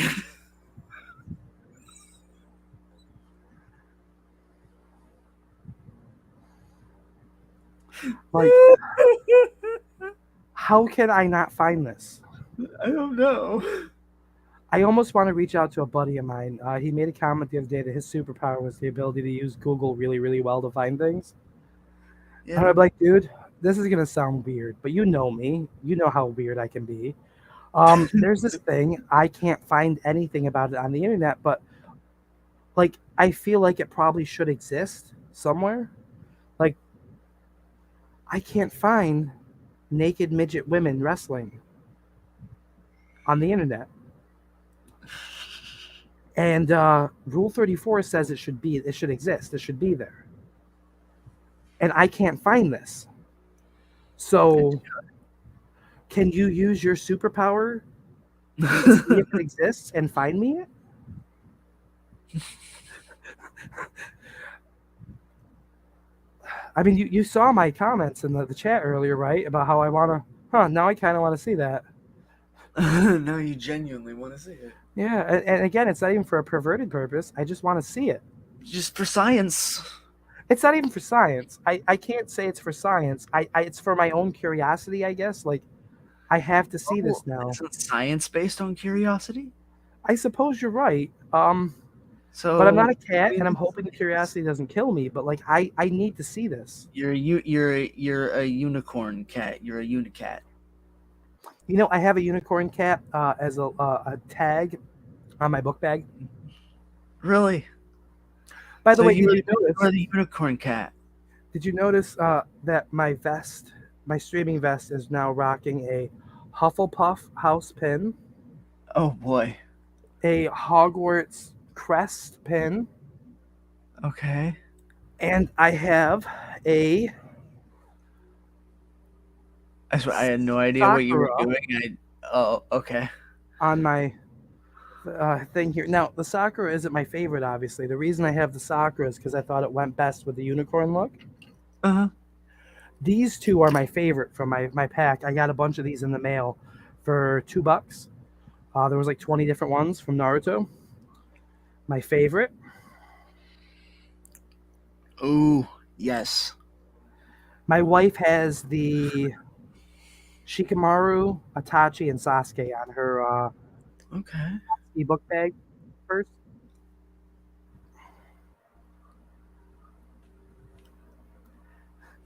Like, you never see Rock Lee merchandise. Not really, no. Jiraiya and Rock Lee are two of the hardest ones to find, and they're two of my favorite people. Now, this is the bag. That's they all crazy came to in. me because, like, they were both very popular characters. This is the bag they all came in. Now, I told you about the 3 my wife has. You've seen the 3 I have, right? These are the rest. I figure you'll appreciate these. Yes. Coincidentally, she did not take this Sasuke. Oh, okay.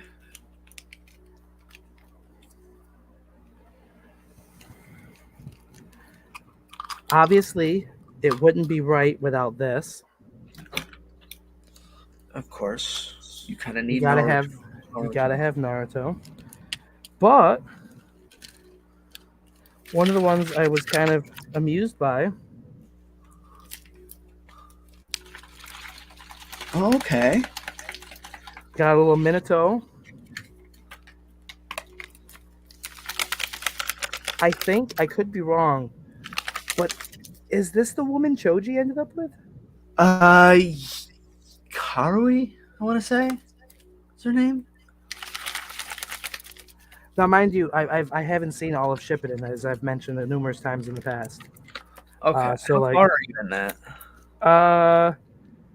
Sai just went back with with Orochimaru, and then I watched the Pain arc. Okay. Both the death of Jiraiya and then Pain destroying Konohamaru, whatever, Oh, see, and you Hinata. skipped a whole bunch of shit. Yeah, and then I watched the Ninja War, but I watched the Ninja War condensed into like 8 hours of non-filler. Uh-huh. Okay, so yeah, you actually skipped a lot of stuff. I did, but I know the gist of everything that happens. Like I watched the most important stuff for the most part. I didn't watch the Sasuke Itachi fight because I don't fucking care about either one of them. Oh, well, that was a great fight, though. Yeah, but I hate Sasuke, and Itachi is the most overrated character in the series. Ooh. Did that hurt? Did me saying that hurt? It's hard to tell because you froze. I'm always frozen. Most of the time when I told a friend of mine that when I finally started watching Naruto, and he'd been watching it back when I first met. I'm like, I don't care for Itachi or Sasuke. Sasuke's a bitch, and Itachi, like, I think he's overrated.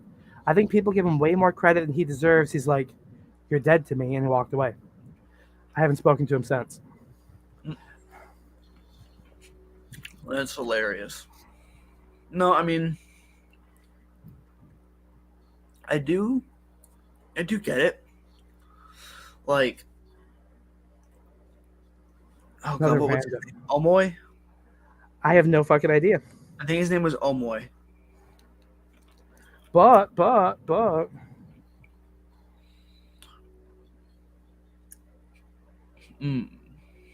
Madara. I love the Rinnegan eye. I do believe I don't know how I felt about him having Rinnegan. Is this one Killer Bee? Killer Bee, it is indeed. Yeah. I thought so. And then here's another one from, I think it's, the same land as Killer Bee. Darui. You're just testing my knowledge here, aren't you? I don't know most of these characters. What I do know about them came from playing Naruto Online for a while. Like, I had a bunch of the different characters. That's how I learned to, the big titty, Kamei, she was in charge of the Land of Water. Mizukage, yeah, Mei. Yeah. That's how I learned about her, and I loved her big old titties. There's some good ones. That's how I learned about Anoki. And then, of course, he had a very big arc in Boruto. Mm-hmm. Yeah, he had a lot of character development in a very short period of time. It was crazy. I really liked and hated his character at the same time, and it brought up something that I reference in a lot of things to my wife, but it brings up a point of like, well, they focus on whether or not he's right or wrong for creating these beasts, these people, these individuals to do these things to keep people safe. But then isn't he still just putting someone at risk? Just because he created them doesn't mean their life doesn't matter. Which they touched on in Mandalorian the same week that we had Jack Black and Lizzo on it. And Christopher Lloyd. Somebody made a complaint about that, about, Star Wars used to be us for us nerds. Now it feels like it's for the jock kids that beat us up because Jack Black and Lizzo were on the series. Okay. In what world is Jack Black or Lizzo the jock kid beating people up? Like, I guess they're trying to make a claim it was too mainstream instead of niche. They don't want the audience to grow, I guess. Yeah. I guess the account that made a big deal was just Nerd Bros, and people like called him out for being stupid Jack about it. Black is like king of the fucking nerds. Yeah, like he's in the musicals. he was a band geek. He loves come on. Like, bro, Jack Black is like probably a fucking one of the nerdiest fucking stars out there. Right next to fucking that guy that played Superman, I think. Henry Cavill. Yeah, he's a fucking geek too. Do you know else who was up there with them in that regard, but people don't realize it? Who? Vin Diesel. No shit. He grew up surrounded around like Broadway style acting. Like he did a lot of like musicals and stuff when he was younger, because his family and his parents were in it too. Him and the other kids who were there with their parents started playing D&D. That's actually where he came up with one of his characters that was modified. The name and everything was modified. That's where Riddick essentially was born. That's where his Triple X character was born. Riddick was his baby, making the Riddick movies, Pitch Black, Chronicles of Riddick, and all these, because it was a story he wanted to tell, basically of his character, his D&D style character. Like he wanted to do that fantasy adventure because he grew up playing that type of things. He gave it the sci-fi feel, but like, yeah, he's one of them too. And people didn't want to believe it for the longest time, because you're like, oh, this big muscle bound meathead, come on, like he's really into this, or like, Right. which coincidentally brings me to question whether or not The Rock is a piece of shit. Because apparently the reason he had his spin-off franchise was because of an issue between him and Vin Diesel. And you know, The Rock was a wrestler. Vin Diesel was a dork, a nerd, a geek. And like, come on, Rock had plastic surgery in the 90s to hide the fact that he was developing man boobs. You can still see the indent in his chest today where the surgery was. That's why he wore that shirt all the time during his feuds with Mankind, because he was developing man boobs, steroids use, from early in his career. And like, out of the two of them, The Rock's the only one that, you know, has domestic charges against him for beating up his woman when he was in college. Like, I would be more inclined to think that The Rock's the douchebag between the two. I mean, we saw what he did with Shazam. Instead of doing Shazam, he thought that Shazam wasn't big enough to go up against his Black Adam, which is why he decided to bring Henry Cavill in, despite what DC was doing. Like, Yeah. and I saw his video talking about WrestleMania weekend. And like, he had this real fake feeling to him. That he still tried to make it more about him, but all about the boys, but then kept tying it back to him. And like, everything felt like it was too forced and fake. The only thing that didn't feel forced or fake was his daughter's ass jiggling around at Stand and Deliver inside of her suit. My God, I wanna find videos of The Rock's daughter. I want to smell what she was cooking. I want some of that pie, okay? I know The Rock loves pie. You shouldn't have a problem with me loving pie.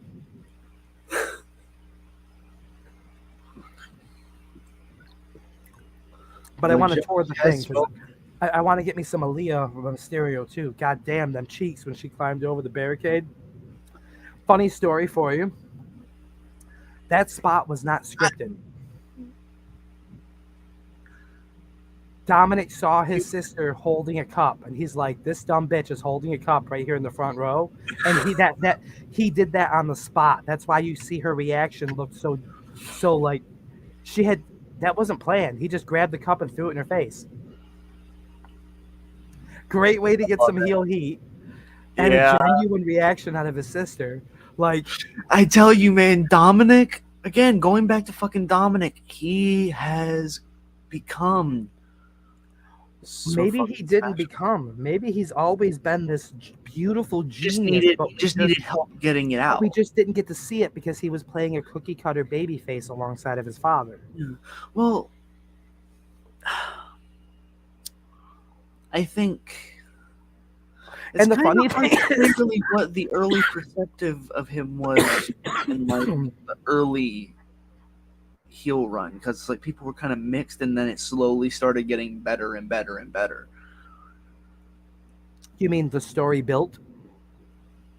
No, I mean like him as a talent got better. Yeah, the story built, and then people got more interested as he played his part in the story. Are you suggesting he was intentionally trying to look bad and build progressively? I mean, I think it was a natural progression. Because keep in mind, like, he's only been doing like what, 2-3 years? In WWE, this is his second year. Yeah, so like, yeah, he's obviously really fucking good given his lineage. But I think he's His like, ring work still needs some. His ring skills it still needs does. some. He's not fully there yet. He's still got a long way to go. But given where he's at now, he will absolutely get there. And he's got plenty of time. Oh yeah, he With got guys one. like him and Like, Austin Theory as the young, like, bro, dude, I am their age, and I'm watching this. I'm like, what the fuck? It's weird. whereas I'm closer to Finn Balor age. It's like I'm watching, like, literally. I think Dominic and Theory are both like 25. Yeah. Theory maybe 26. I don't know, but I think like, Dominic's 24 and Theory's 25. no, I Dom's older than me by like a few Austin- months. Well, I know Dom's older Austin than is me by like like a few a year months, older. so, like, yeah, Dom's got me beat like a few months, so he's probably 25, if not 26. Austin Theory was born August 2nd, 1997. Dominic. And he was trained by A.R. Is- Fox. Oh wow. Okay, so Dom is 26 also. He was born. Dominic Mysterio and I share a birthday, Really? April 5th. Wow. That's He cool. was born April 5th, 1997, 12 years after me. That's cool as shit.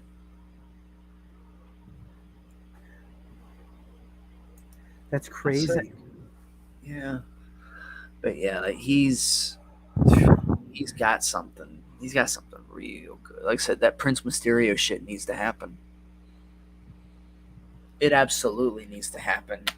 Imagine the build-up of the feud with him and Finn. Finn going like face, right? So Yeah. Dominic decides to really fuck with him, and the Prince Mysterio gimmick becomes this whole thing where he's like doing the demon Finn Balor, but as Prince Mysterio, the mysterious Prince Mysterio. Like, that would be awesome. Yeah. Hey, I Cloud. know. But I'm I think Yeah, with those going two, OG this time. with those two, as Okay, you cornerstone- two hold this. I am about to piss all over myself. Let's do it. Let's do it. Great TV. bring us with you. Yeah. You can hold us with one hand and your dick with the other. You're denying the people coming with you to the bathroom. Shame on you.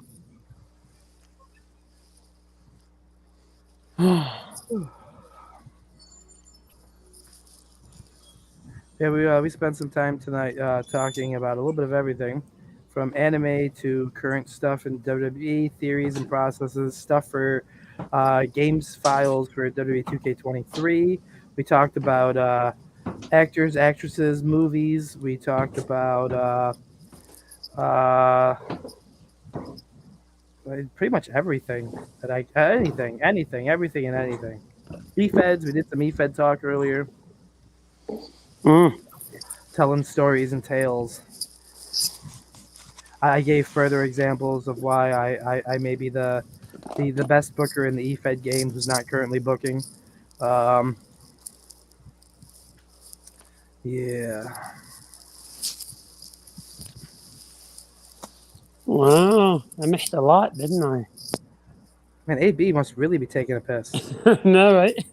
You think he stopped to take a shit? You think he's shooting a shit out of his poop chute? Maybe he fell in. Nope, he's coming back. That's better. It's about goddamn time. Fucker. This one feels right. Okay, I'm back. I feel much better now. He changed masks while you were gone. No, I'm a different person. I killed the other guy. Yeah, I touched on some of the stuff we talked about tonight. including why I'm the best booker in EFED who's not currently booking. I believe it.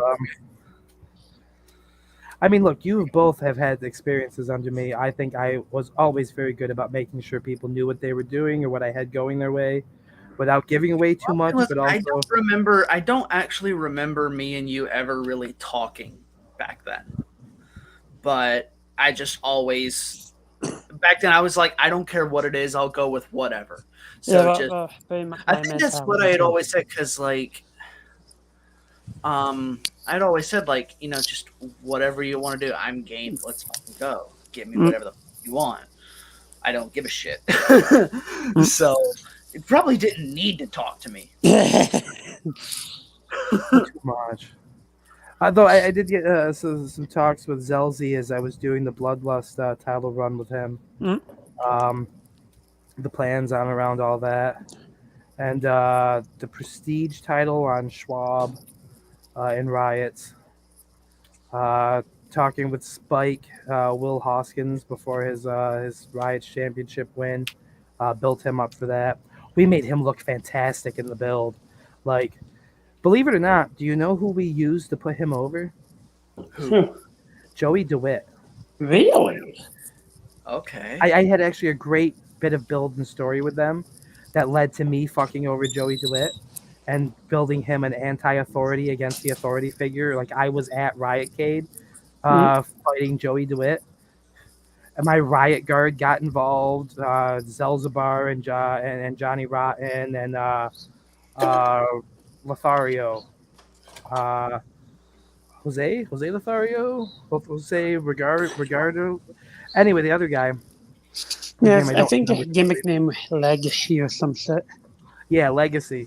Like had them like all in on it. That was the same time I was doing the same stuff in Delta, where I was the world champion on Delta, and I had the Riot Guard beside me, build up in my WrestleCade. Going just before WrestleCade, I lost the belt to Kelly Steen, and I started the whole recount because the idea I had after William Cody got canned was that I was going to take his Money in the Bank briefcase.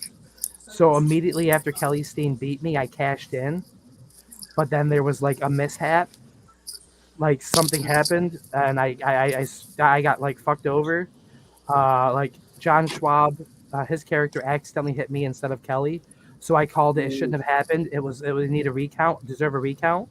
I did a whole gimmick out of that, but like I cashed in the Money in the Bank and lost it to her. So the night she beat me for the championship, she defended it against me right afterwards. Wow. I loved that. That was actually one of my favorite gimmicks. That was my 2 Pop E TJM with the Riot Guard. And I had the whole thing, even with the Billie Eilish part of an intro. Before my music hit, you got the I'm the bad guy, and then it goes into the theme music. That video used to go hard. I don't know if you remember that one. The old TJM 2 Poppy. I had the lowrider bouncing in the background. So you were doing the Delta stuff, right? Yeah. That was I was pretty much just only really paying attention to where I was at the time, honestly. well, this was the same time frame that I had just was doing around just before doing the Shooting the Shite, just before HSW. Like this was the last season before that Fallout. Okay, so that time I was in Omega doing the New Divine. Yep. And we were all over the shows every single week. I was probably like buried in my own shit. I wasn't even in the alpha page at that point. You guys were like the faction doing shit in Yeah, we Omega? were like it's a crime that none of us ever held the Omega Championship because we held each member of the New Divine held every championship except that one. We were United States champion, we were Extreme champion, we were Primetime champion, we were Tag Team champions. We weren't until they got won by Killian Gavin and James Park. Yeah, but Which we had upset held me. them for like the whole first half of that season, and Because then that season was supposed to end with me and Cody Smith as Delta Tag Champions, while the Petties reunited, going against the Triple Threat, and the thought was that the New Divine would be the tag champions from Omega going in, and Alpha, I forget who it was, but it was gonna be that Triple Threat. Rob Roman and somebody was the other one. okay. Oh man, that would have been epic. I've never Rob worked Roman with and Rob Chicago Roman before. Savage. I've never worked with Rob Roman before. Really? Chicago. Never. Chicago? I never ever have. But I yeah, got to work them. I've one worked match with. them. I had a really good match with Chicago Savage in my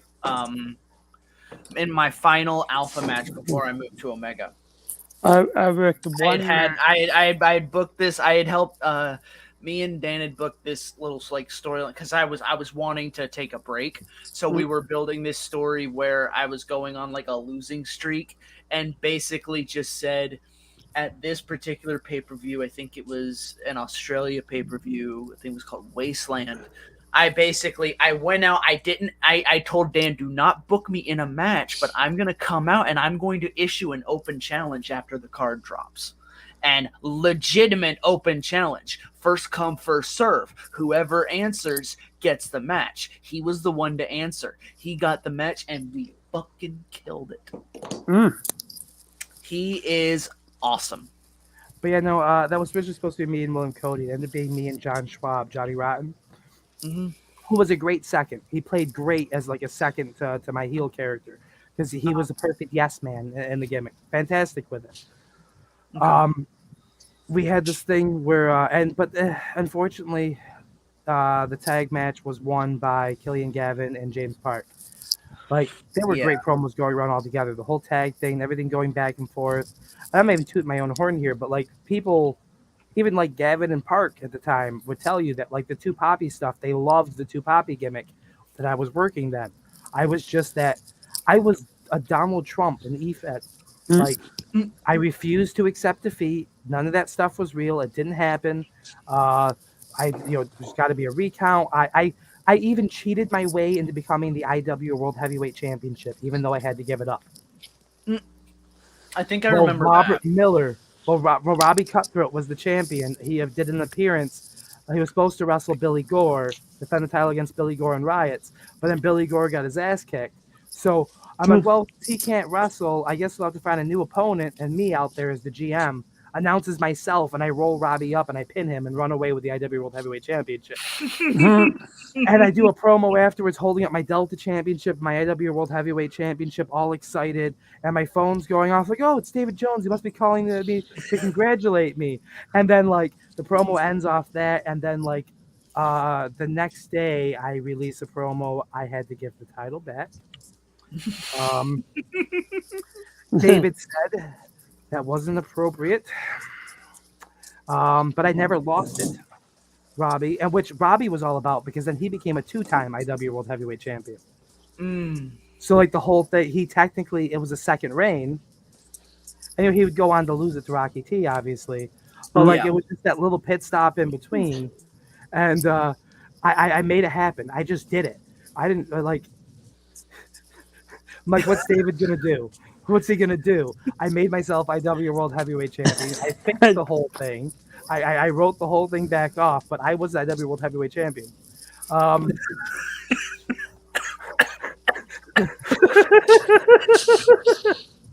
That is the greatest shit I have ever heard, bro. That is fucking amazing. That is fucking god tier. That's the time frame I'm playing this like cowardly heel character. And it's like, well, but Robbie should be the one that like getting people over in the heel mode. I'm like, yeah, but he still gets to be the heel.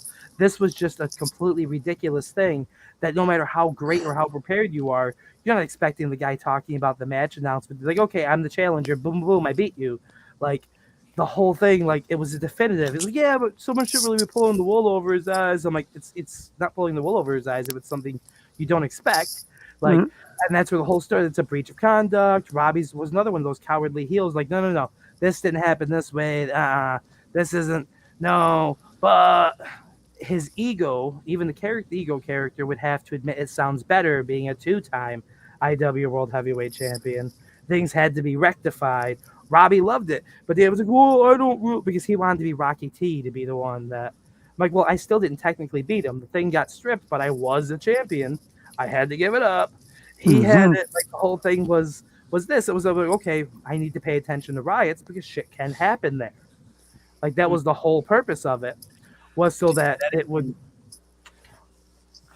Because next level the shit. IW World Heavyweight Championship being defended on any show other than Alpha, it didn't change hands. You knew it wasn't going to change hands unless it was on Alpha. Yeah.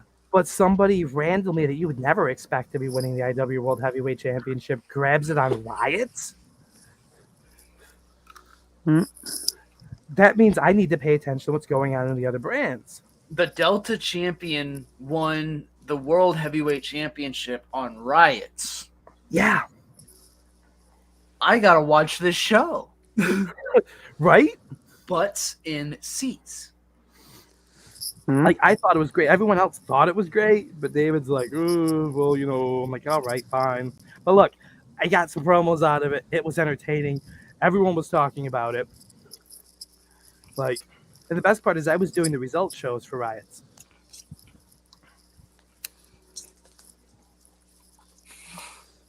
There was a time I was doing the results show for every brand in IW.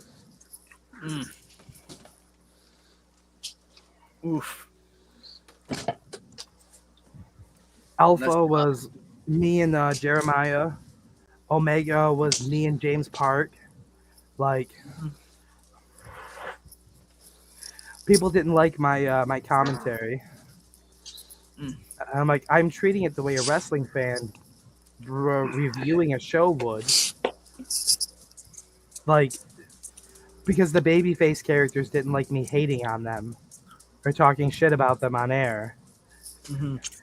I got kicked off of it. That's when I quit eating. That how it's supposed to be. The heel to talk shit about babyface.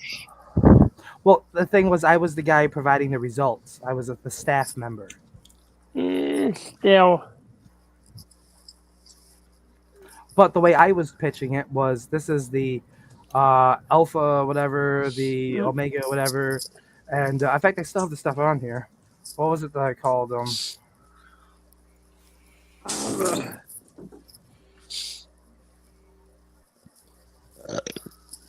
Alpha Talk.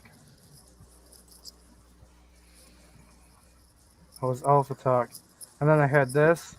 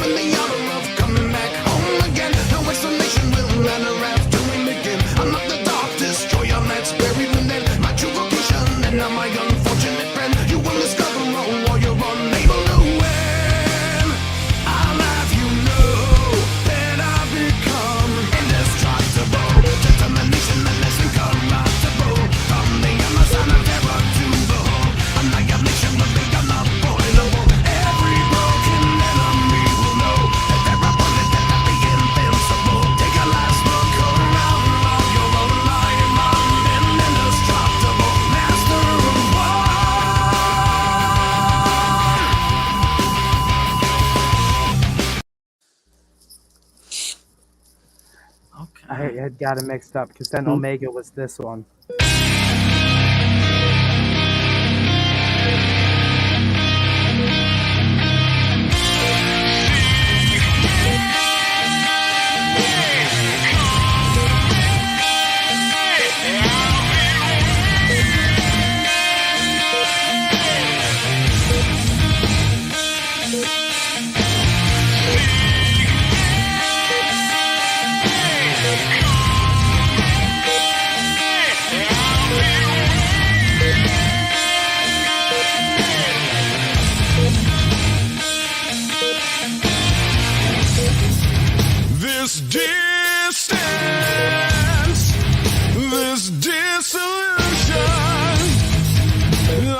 cling to memories while falling. Sleep brings relief and the hope of a new day. Waking the misery of being Maybe it looks like you love the song as much as I do. surrender. I give up. Another moment is another eternity. For comfort, for solace, for I love that. That's one of my favorite songs. Yes. Underpartic, Oh, mostly. dude, I heard that. Like, I didn't recognize. Well, obviously, I recognize both songs immediately. But like, that one was a completely different reaction. I just felt like, fuck yeah. Then there was this. riot! Riot! Riot! Riot! Riot! Riot! Riot!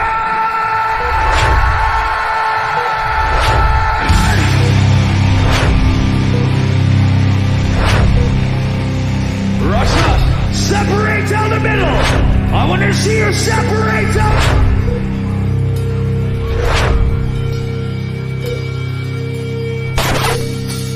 This is your last chance to start a fucking riot! Whoa!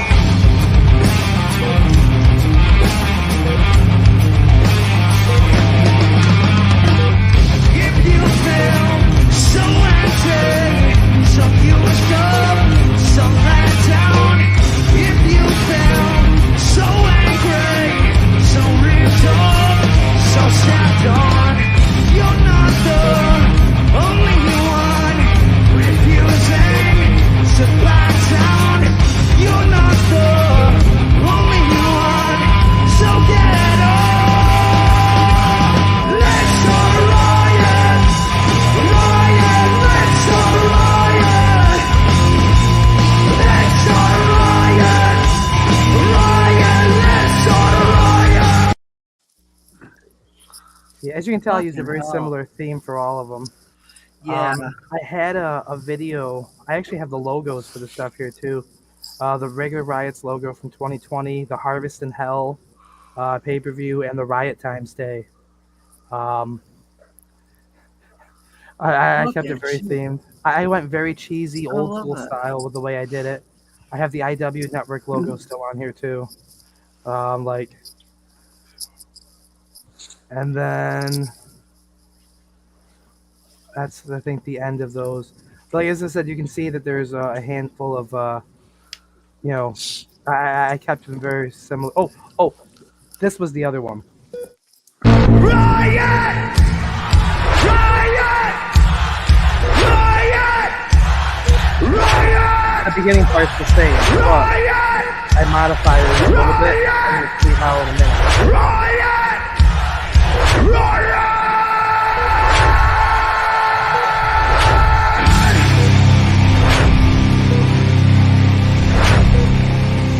Russia, separate down the middle. I want to see you separate down.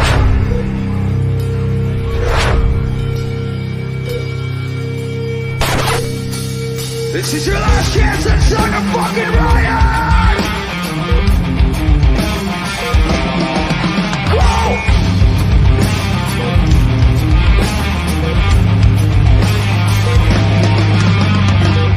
If you feel so empty, so used up, so let down. If you feel so angry, so ripped up, so stepped on, you're not the only one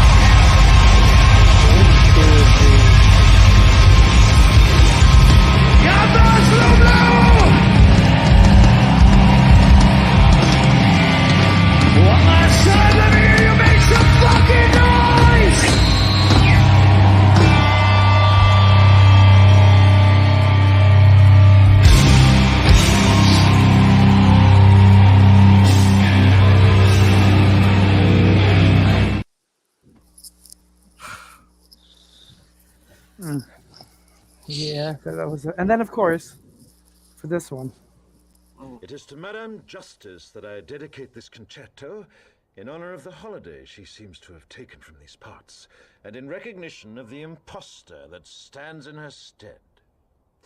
Tell me, do you know what day it is, Evie? November the 4th. Not anymore.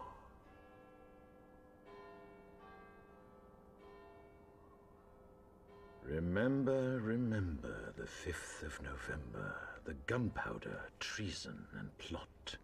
I know of no reason why the gunpowder treason should ever be forgot. First, the overture.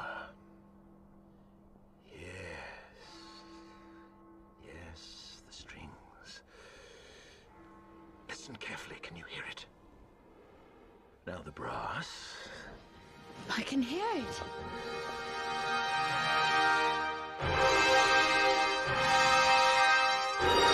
Look outside, Mummy. They're playing music.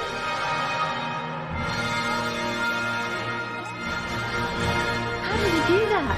Wait, here comes the crescendo.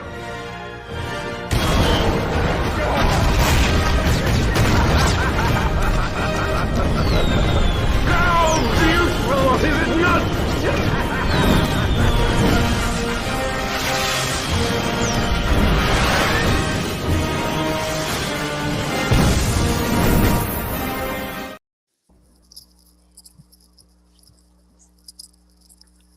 that was an advertisement for a special Wednesday night Riots Super Show. The main event of that was Spike versus Rob Roman for the IW Riots Championship. That was the night Rob dropped the title, so that he could focus full time on Alpha, and Spike became the main guy of Riots. Now, this was an IW Riots booked by myself, with the assistance for the write ups and the stuff done by Johnny Rotten and Anton Garcia and myself. We were the primary writers. Oh, Jeremiah too. I was very 100% insistent with David, even after he booted Anton at that point from IW. That's when he quit. I kept him in Riots, and David's like, "Well, I don't care. You gave me permission to run this the way I want it, and I want it with Anton. Just because your feelings got hurt, I don't give a shit." And you know, Anton's Anton part of gets my team. Anton gets a lot of shit. Anton gets a lot of shit, but he booked what I consider to be the best 12 months of my entire EFED career consistently. So people can have their opinion on him. I know he's got a lot of shit for insert reason here, whatever the fuck. They think he's a bad booker or whatever, but it's all bullshit. That guy is fucking top notch, in my opinion, as far as I'm concerned. And Keith Cypress were the two people he worked most closely with in booking, and if you will, getting his experience in the booking with. But Anton Garcia, his character TKO, has also always been a member of the Heman Club, which was a thing I did in EFED for a while. Jack Arson was there, which is why I would help him here and there with things. But Jack Arson was the type of person that, having an extra mouthpiece or an extra faction around him, or with him, that went across other companies, because that's what Heman Club was. It was like other members of Heman Club were the Kiwi Killer, Mike Thom. Casey Moran was a Heman Club member. Obviously TJM, Jack Arson, all people who've done pretty cool things themselves, individually or collectively together. Even like it was sort of like a fraternity, if you will. Like, you never lose membership. It's not necessarily an actual faction per se, but it's like it was like my version of the Brotherhood, which I was also a part of. Okay.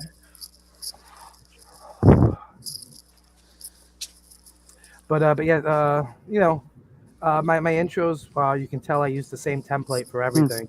I designed a template and I wanted to keep it uniform because my thought process was they're all IW brands. There's slight similarities. You might notice a color scheme difference. Riot's had that purplish pink, and the actual Riot's video in the background from 3 Days Grace. Yeah. Everything kept the flatlining. Do you know why everything kept the flatlining? Why? Because it was a throwback homage to one of the places that gave me my first creative control in booking an entire brand. UPW. The UPW logo had the EKG line in it, and I used that for a lot of stuff. It was also part of Underground, which I helped book for a while. I loved doing Underground.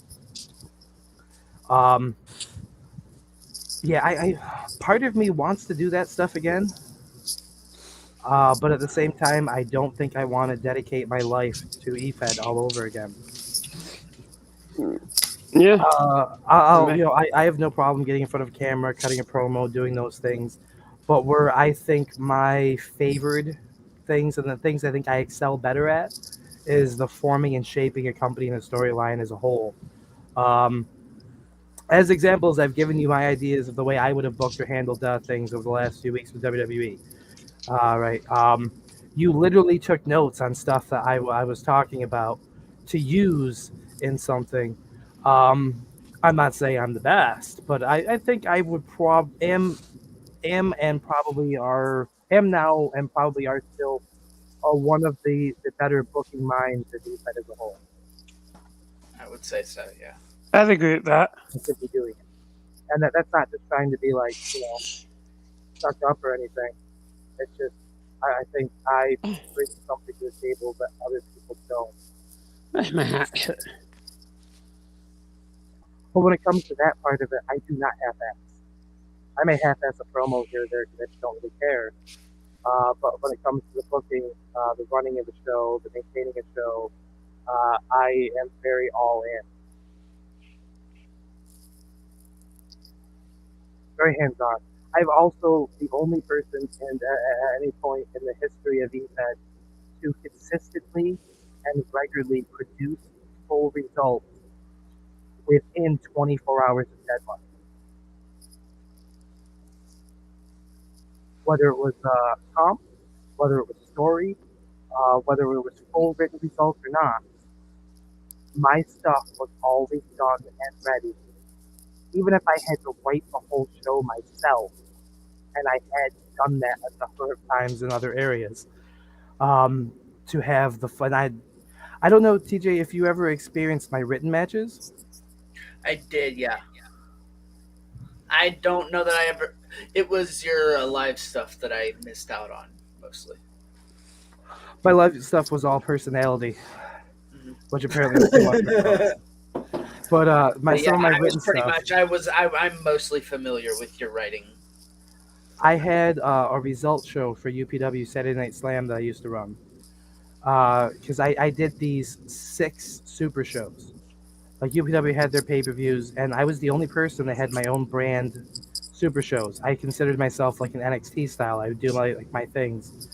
And every one of them were themed after Star Wars. Episodes 1 through 6. To the point where episode 4, which would have been like A New Hope. Episode 6, which would have been like Return of the Jedi. I literally had Chelsea Minnick on the show competing. She was abducted by Hutts on Tatooine and forced into the slave Leia garb. Was able to escape her captors and return to the arena in time to compete in the Bloodlust Championship match with Mike Tom, the Kiwi Killer.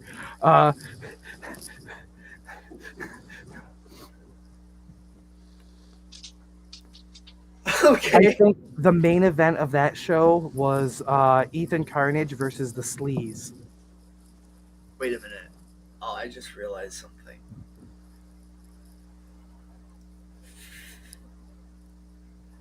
Mikey P was my television champion, defending weekly. And that show had a match. No, No, episode 5, the one that happened in Bespin, Cloud City, Bespin. Shooter J stuck Joshua Heeman, my Paul Heyman GM character, into carbonite.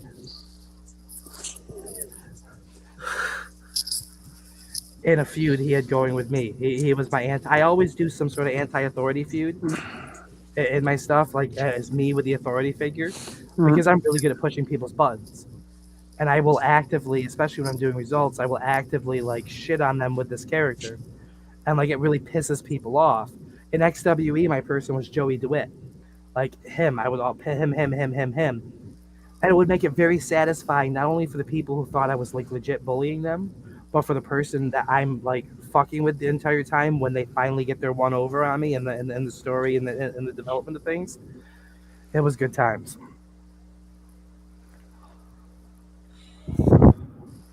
For sure. That story involved me going missing because of the carbonite, and my secretary, Prudence Hollywell, who was portrayed by my ex-wife, took over kayfabe for me for a while, and then she ended up running the Monday show when Chelsea stepped down. So, yeah, I was I bet even with this that number 6 was one of the longest result shows I ever produced. It was well over. It was big enough to be a novella. It was too big to post on Facebook. I had to make a WordPress specifically to put this result show on. Jesus. It was like over 10,000, 34,000. So that was a whole bunch of words. And Matt Apple used to call me a diva for putting that out there all the time. So it became a whole shtick. I've always had these off the wall things in EFED that I'm known for that get over from a OC standpoint. Like the hashtag Joshua McClain did it first. The diva because of the number of words in my my results show that I produced in less than 24 hours and put up on my own, while running two other shows, With or while without, running 2 other shows in 2 other feds with or without drugs. without. That's even more impressive. Like I might have smoked a blunt early in the night when I started writing, but that was one. Yeah. And that was the whole thing. I was at the same time I was doing a show in XWE, I was doing a show in PWA, and I had just been recruited to come be the first person to take the reins from David Jones in Alpha. All over the place. Yeah, I was an EFED whore, but I wasn't so much about competition. And I competed in these places too with things here and there. During the same time frames when I ended up beating Grant for the UPW championship and ENRR at the time. And like I told a hell of a story with that. And then I became the underground champion when I took over UPW with the underground thing. I won that fair and square against Jack Arson, who was aligned with Nick White at the time. And then that fell through. I think they were both in VOD at that point. That was before me. This was like the same. This was roughly just before. Then I dropped the title to. Did I drop the title to Kelly? Or did I drop the title to Rodney? I dropped the title to one of them in the main event, eventually, of Underground. But the idea was to build Rodney Morris, his ice cold or ice stone, no ice stone ice cold. His Stone Cold parody. His Stone Cold parody. Yeah, that's ice cold. Which is funny because him and El Unicornio used to be a tag team too. Ice Cold and El Unicornio. They were sort of like the Steve Austin Dude Love combo. Oh my god, I love it. Yeah, Rodney and I did a lot of work together during that time frame. he's one of the people that if I was going somewhere or doing something and they told me that he had something to do with it, I'd be like, I'm in. If Rodney messaged me today with a hey, I'm doing an eFed card show, like just one. Do you? I'm like, yeah, okay. Who do you want? Yeah, What do you want me for? I'll do it. Just tell me what. yeah, exactly. Yeah, I'm the same way. Like he gave me some good. He was. I remember when I first got up to Alpha was when I first really got experienced with him. We were doing the Rapture thing going against Black and Blue Crew and all that. Rodney was just added to it, like the same week or two that we were introduced, and like he like zeroed in on me specifically. Yeah, that's when he was introduced as Rodney Morrison by Rocky T, Yeah, yeah, that's where the which Rodney is Morrison what thing started. stemmed from the idea for the Rodney Morris challenging for the IW Championship against Rocky T, Mm-hmm. which I thought was one of my crowning achievements booking Alpha. Building up Rodney for all that with the I Am Morris, like the whole thing to it. Like, Yeah, I man, was so he proud of that work. was. Yes, and as you fucking should be, because man, that was great. Yeah, that was me and all of my kids doing I Am Morris under a mask. I think Rodney sent it to me too. For it, so like we did the whole thing, and like everyone did. My wife, myself, like we all did it under a green screen, and I did this whole thing with the Morris flashing in the background with it. Rodney loved it. And yeah, we ran with the whole thing, the big I Am Morris, I Am Morris, and the whole idea is that he is kind of like a legion thing. He is many. It's not just him. He's everyone. His whole premise for this came from watching The Walking Dead. The idea was to build it around like Negan. I am Negan. I am Negan. I am Morris. I am Morris. Mm. We are Morris. Like, Oh, okay. I love that. and like I thought that it was a perfect like kind of heel that can get over on Rocky T for a little while. Obviously, Rocky T is going to come back, but in order for things to work the right way in the build-up, Rocky T has to look failable in order to come out on top. And I was very big about pushing that to the point where David made me specifically talk to Rocky T to make sure he was okay. Like, look, this is my plan. This is where it's going. This is how it ends. But in order to get there, in order to make it captivating, in order to suspend that disbelief, because no one's going to believe you're going to lose this title, Rock. Like, that's the problem with the way you're booked. No one's going to believe you're going to lose unless you look failable. Like, even Hogan had to lose sometimes in order to win later. Like, that's what we're doing here. And like, okay, I trust you. I got this. Just just keep me in the loop. I'm like, it's fine. This is how I'm doing it. This is what I'm doing. Like, this is the plan. This is how it develops. Yeah, I did a whole story too, with when the drug testing, but it wasn't steroids or whatever that they gave Brian Aldridge, and I had a whole other story I ran by Brian Aldridge that he loved. But yeah, Rocky tested for this, but what he didn't test for was this. They put this in his system. Now this happened.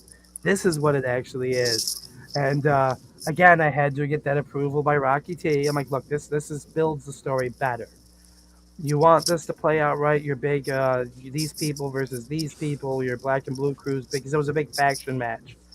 That I forget who. Brian Aldridge. Brian Aldridge won it for the team against. I think it was Because Misery. that era of it was, I believe that wasn't that era of Black and Blue Crew. Was it Rocky, Aldridge, Bartlett, and Cage?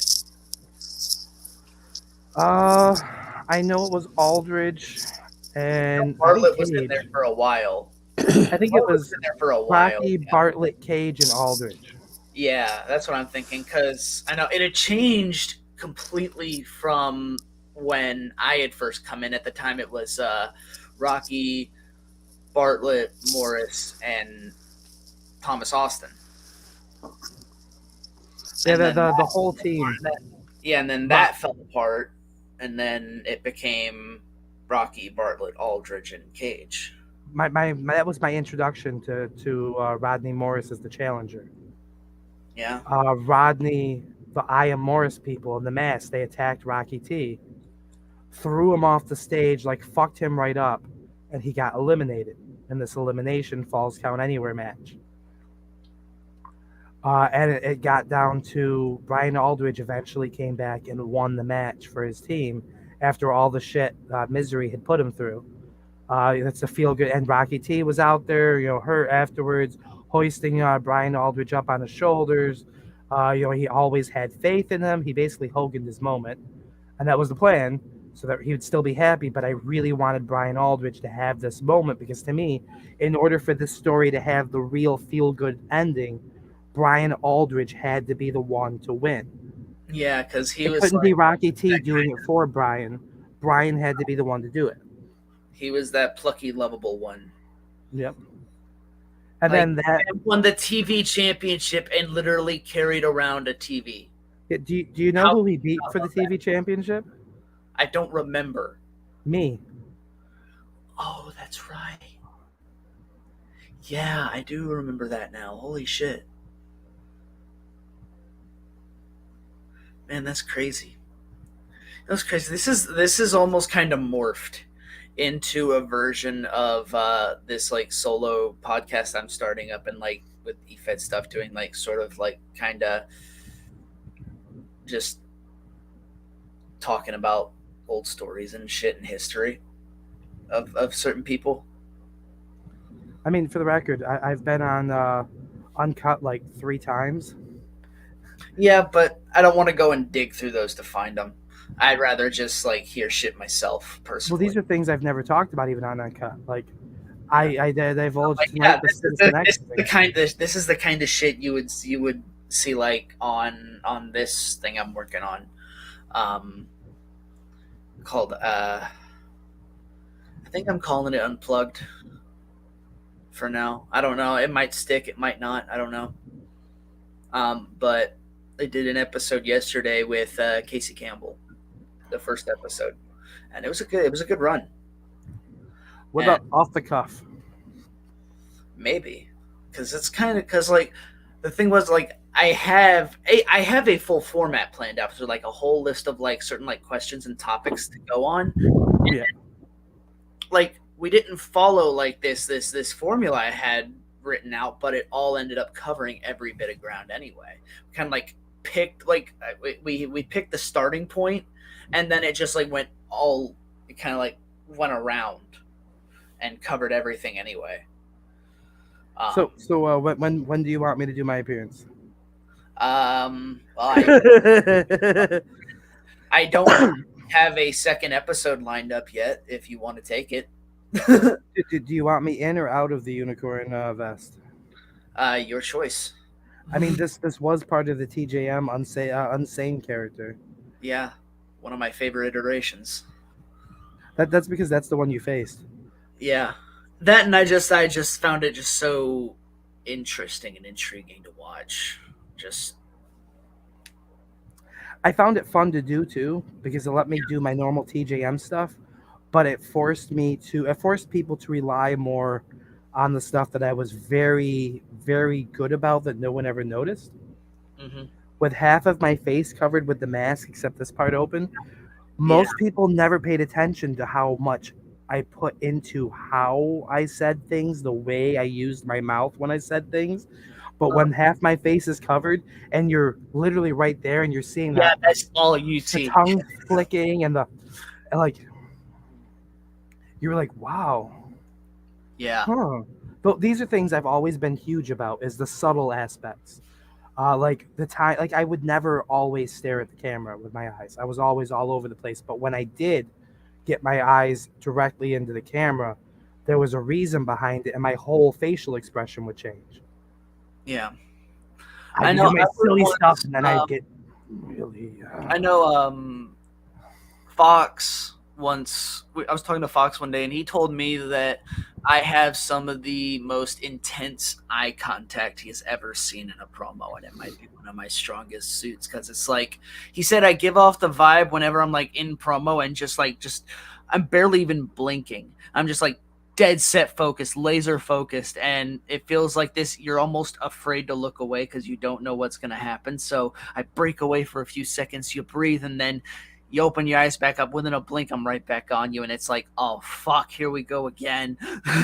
Give you just enough room to breathe and think you're safe, and then nope, I'm back on you. I ain't let my eyes off you yet, son. Yeah. So I love the little details and shit like that. You know, Whether it be Artie. Can I call you that, Artie? It doesn't matter. I'm going to anyway. One of my favorite things about you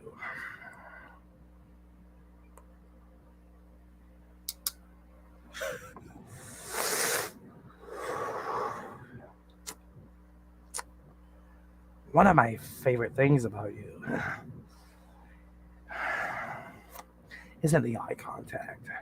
Really, at the end of the day, the eye contact isn't all that special. It doesn't take a genius to look into the camera, but you'd think it in this day and age. No, one of my favorite things about you, Artie, is much like me, much like something anyone who's underestimated me or taken the silly guy and the pigtails and the unicorn horn for granted is not necessarily everything you see is what's going on. Like me, Artie, I know those cogs, those wheels, those gears of war, if you will, are always spinning. They're always working. Like some little steampunk costume by Becky Lynch back in the day, and I'd still lick her ass if she let me, even if she didn't. They're always moving. You're always thinking. Unlike some of these other plebs around here who live for the moment, who, like a particular animal of a certain metal, you're not here to die on your shield this week. Your end game isn't to leave tonight on your shield held high after giving it your all. No, you're not thinking about tonight. You're not thinking about what happens when you step in that ring now. You're thinking about what's going to happen 3 months from now when you've gotten to where you're going, where you know you're going to be. No matter what anybody else says, no matter what anybody else thinks, no matter how many people think that you're crazy, and I know crazy, for thinking 3 months from now you're going to be right where you think you are, but I know in 3 months from now you will be exactly where you think you're going, because you're not playing for the now. You're playing for the then.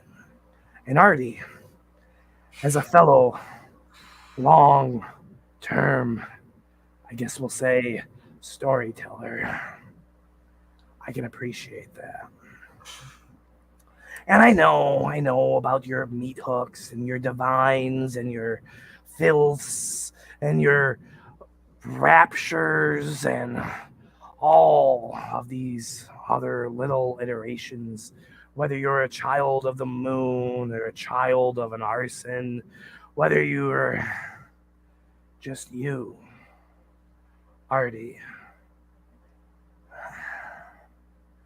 I know 3 months from now, when you stand face to face with the exact individual that you already picture facing, I want you to know that I knew you'd be there, and I will be in the bag, likely after what I've decided to be doing 3 months from now. Spoiler alert, whatever I want. Enjoying the ride alongside you. But that's 3 months from now, and Artie, that's not tonight. And since you're not focused on tonight, and well, I mean, I guess technically I'm not either, but I'm a little bit of a different quantity than you. I may plan my goals, I may know where I want to be. That's a weird one. Oh, it's him again. I may know where I plan to be and what I want to be doing. I also know that And tonight, everyone. well, you're thinking about 3 months from now, I'll be living in the now. And though you have your plans, I also have mine. And like you, Artie, my plans always come true. And that is why, with the utmost confidence, I can tell you, Artie, as much as I love to watch you do the things you do to people the way that you do. Tonight, well, you're going to find out why they call me insane. Ta-ta. I'll see you in a little while. Bye-bye.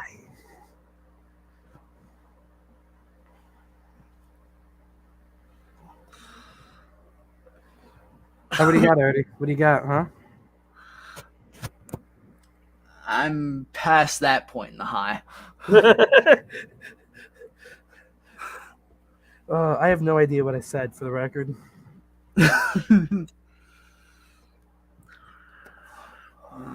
I know my thing there was putting you over as a long-term planner. Yeah. Putting you over as a strategic mastermind, as a, but that's all I remember. That was my. I know one specific rebuttal I would have. Thinking too far ahead instead of thinking of the now. The now for you was 3 months ago for me. I liked how you take the same. See, this is what makes me sad that we haven't actually done an individual so much one-on-one thing with one another. I know, right? But like, I don't think I'd want to do like a one-show thing with you. Like, I think I'd want something that slowly builds. Money in a long term. And then, of course, there's also the motivation, because TJM was one of those people. The TJM character, the Sexiest Unicorn, the unsane one, was not motivated by, like, winning the championship. He wasn't motivated necessarily about the wins and losses. His motivation always came from something else. Yeah. To a certain extent, he had, like, a Dark Avenger vibe. Like, he zeroed in hard on Matt. Babyface Matt that went heel. Hayden. Matthew Hayden. Yeah. About how he turned his back on everything he ever stood for. I did a whole thing about, like, a whole idea about stalking him, like having like green screen footage of me like going through shit in his house and him coming through like, I didn't put that there. I didn't do that. Like, just these ideas for things that would just be. But this was also during I don't know how much of this you ever caught, but this was during a time frame where every year I did one sort of out of the box style project. I did the Stan music video. Have you ever seen that? No, I don't believe I did. Oh, bro, I did a Stan music video for Delta in the European Championship match against JD Drake. Okay. I used some real. I might have heard about it, but I don't think I saw it. It is. It's up there, I think, for some of the greatest promos that ever existed. And I'm not usually big about thinking that my stuff is fantastic or anything. But this I believe was awesome. I have it in here somewhere.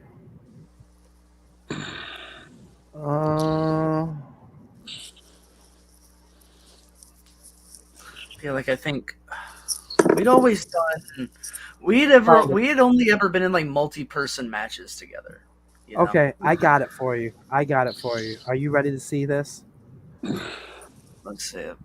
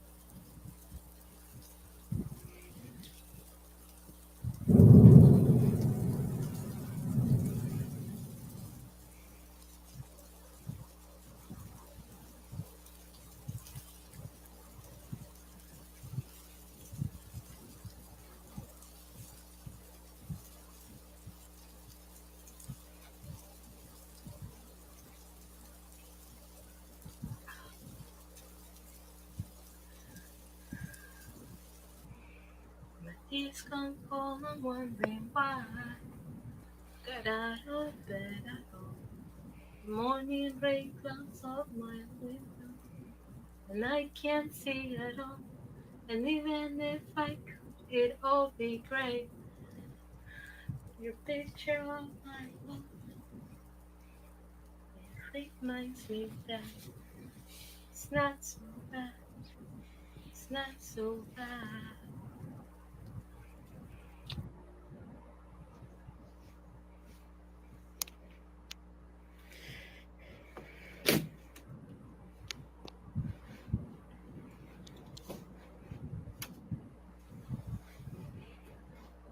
Honey? Honey, are you okay?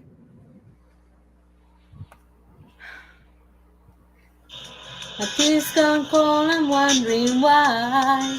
Got out of bed at all. The morning rain clouds up my window, and I can't see at all. And even if I could, it'd all be great. Put your picture on my wall. It reminds me that it's not so bad. It's not so Dear bad. Jim, just your fellow not so slim. Best big man in the business, I feel it. For real, man, I see it. I like to think that someday I'll be as good as you. Maybe I can start by pitching in $1 or two. I see you got a deal on a couple shirts and a towel. $25? You bet your ass I'm down. How about I send it now and you get 'em when you can? I'm your biggest fan, man. My name is Josh. Anyway, hopefully you get this. Hit me back when you can. Man, I've seen your work with the Horsemen and an XWA. You're one of a kind, man. New Age Enforcer. Arn Anderson better look out. He ain't got nothing on you, dude.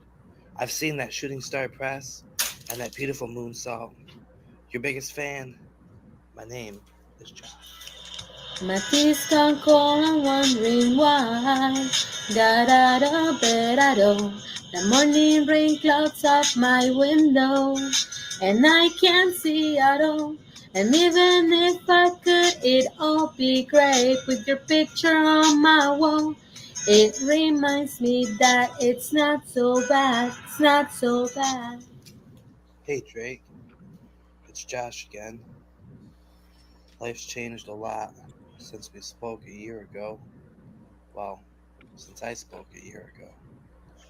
I'm still waiting on those shirts, but that's okay, man. I know you're a busy guy. Got a lot going on. WN, World Heavyweight Championship. Man, I'm proud of you.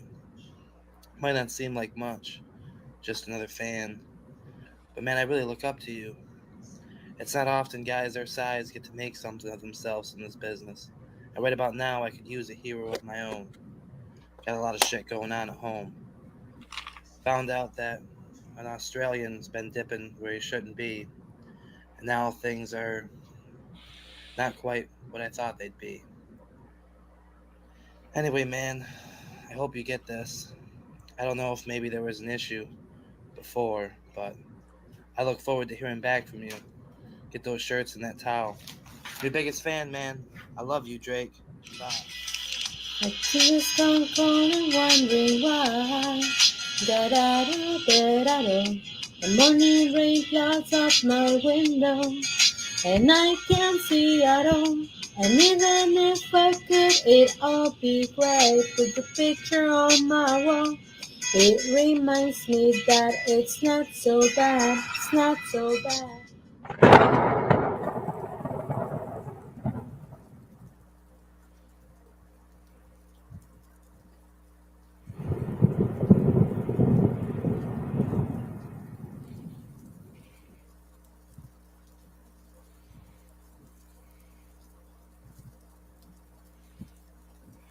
To the dickbag known as James D. Drake. I spent my hard-earned money on 2 shirts and a towel from you. It's been 2 years this December, and you still ain't come through. How could you leave me hanging like that? I thought we were cool. We're both fat. James, now the time has come. You're gonna have to pay. I'm taking that European Championship from you, and I'm bringing it my way.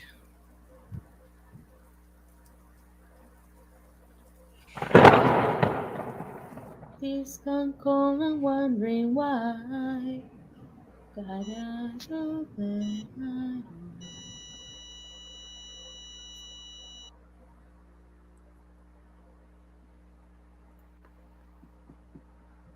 And so I present Stan as performed by the wife of the man.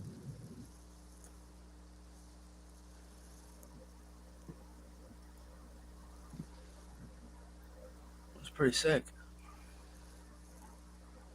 That was one of those like creative out of the box projects.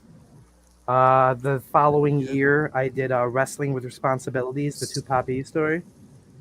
Two Poppy Wrestling with Responsibilities, and it was all about like my run with the Intercontinental Championship with Unfiltered, and the coming back, the trying to do this.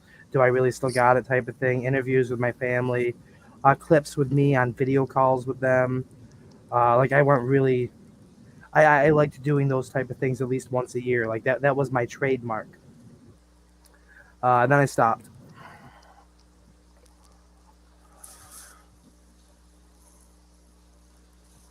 Before that, the big thing was the Petty Christmas and the case files of Dr. Lumens, the stuff with Phantasma, uh, Huck's character.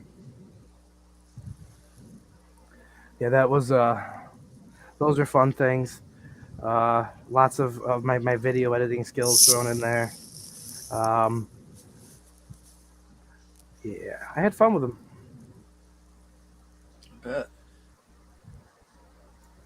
That's the one part I do kind of miss was the fooling around doing that type of stuff. Yeah. It's fun kind of getting the chance to do something kind of on the animation side. And again, it was one of those things where I prided myself on doing stuff that other people weren't yet. Adding a different sense of to it, like more production to certain things, but not everything. Like not everything had to be overproduced, but the occasional thing very heavily produced and worked on as a what I call the masterpiece promo, which maybe it wasn't necessarily, but like the effort put into them. The Wrestling with Responsibilities, I had like 3 parts planned. One of them was going to be like David Jones talking about. The idea was it was a documentary on me, my character, me as a whole. You had clips from Killian Gavin, Matt Hayden, as themselves, but still the character. The idea was like doing your wrestler documentaries where it's the person that they're shown as their character, but they're talking not as a competitor, but as somebody else that does this with them, travels the road. Yeah, I mean, yeah, there's yeah. great ideas. There's a lot of this type of stuff. That was the whole concept to it. Um, I have those clips somewhere. I just don't know where I put them. I had someone I had contracted about being my illegitimate son, but I never got to know because my character debuted. My character's age is significantly older than I am.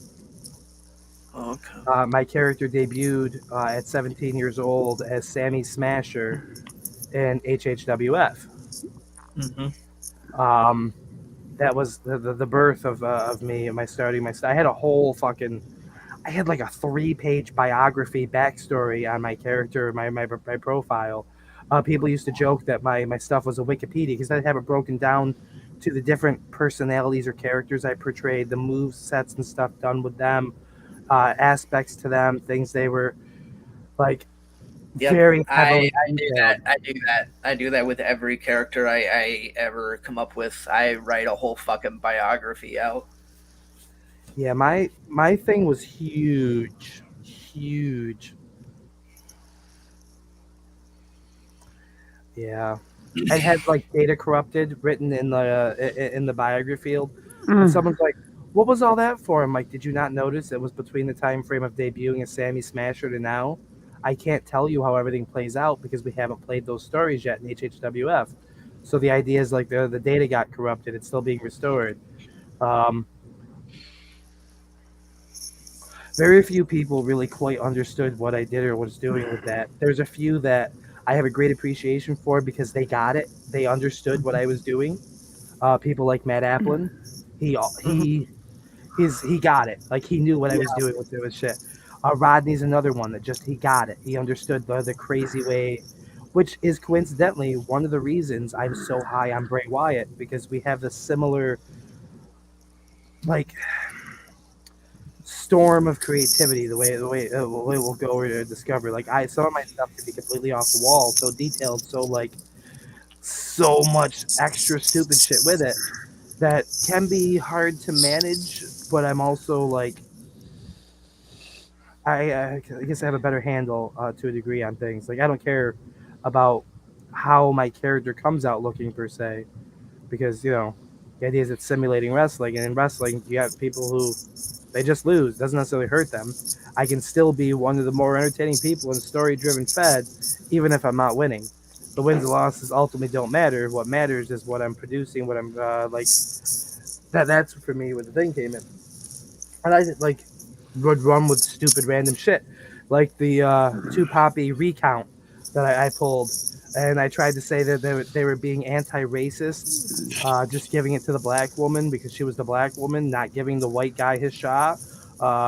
Like I was doing the whole fucking thing. Yeah. I played on Untouched. I have no problem using cheap heat tactics. No problem doing the low hanging fruit.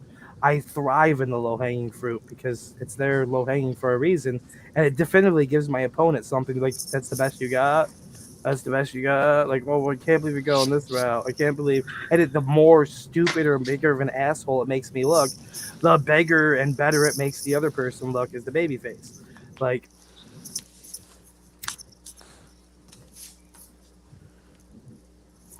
I also think I'm one of the few people, and this is me tooting my own horn, which I may jokingly do frequently, but I don't honestly do frequently. I think I have one of the best handles on playing a babyface in E-Fed over almost anybody. Too many people trying to play the babyface do it the Rocky T method. I will play a legit babyface that doesn't like to swear, that is like he's not going to resort to dirty tactics. Like he's your true blue babyface. Dusty Love, El Unicornio, like fun baby faces, but that also like they're true baby faces. I wish we could have got Dusty Love versus Mr. XWE. Mr. XWE. Oh, you must have missed that. That's something I did for a couple. I did a short term gimmick in XWE a couple weeks ago. Basically, what happened is I was doing this gimmick. I was doing this story with Blair where he was sent off to a fucking anger management. Yeah. So what I did was while I was away on that, and I genuinely just took a couple weeks off from doing anything at all, just to take a little bit of a break and kind of chill out for a bit and not burn myself out. But when I decided, okay, I'm ready to come back, I want to do this a little bit differently. I'm going to have it where I completely I grab a mask like a I don't know where it's at, but it's like your it's a gold lucha mask, right?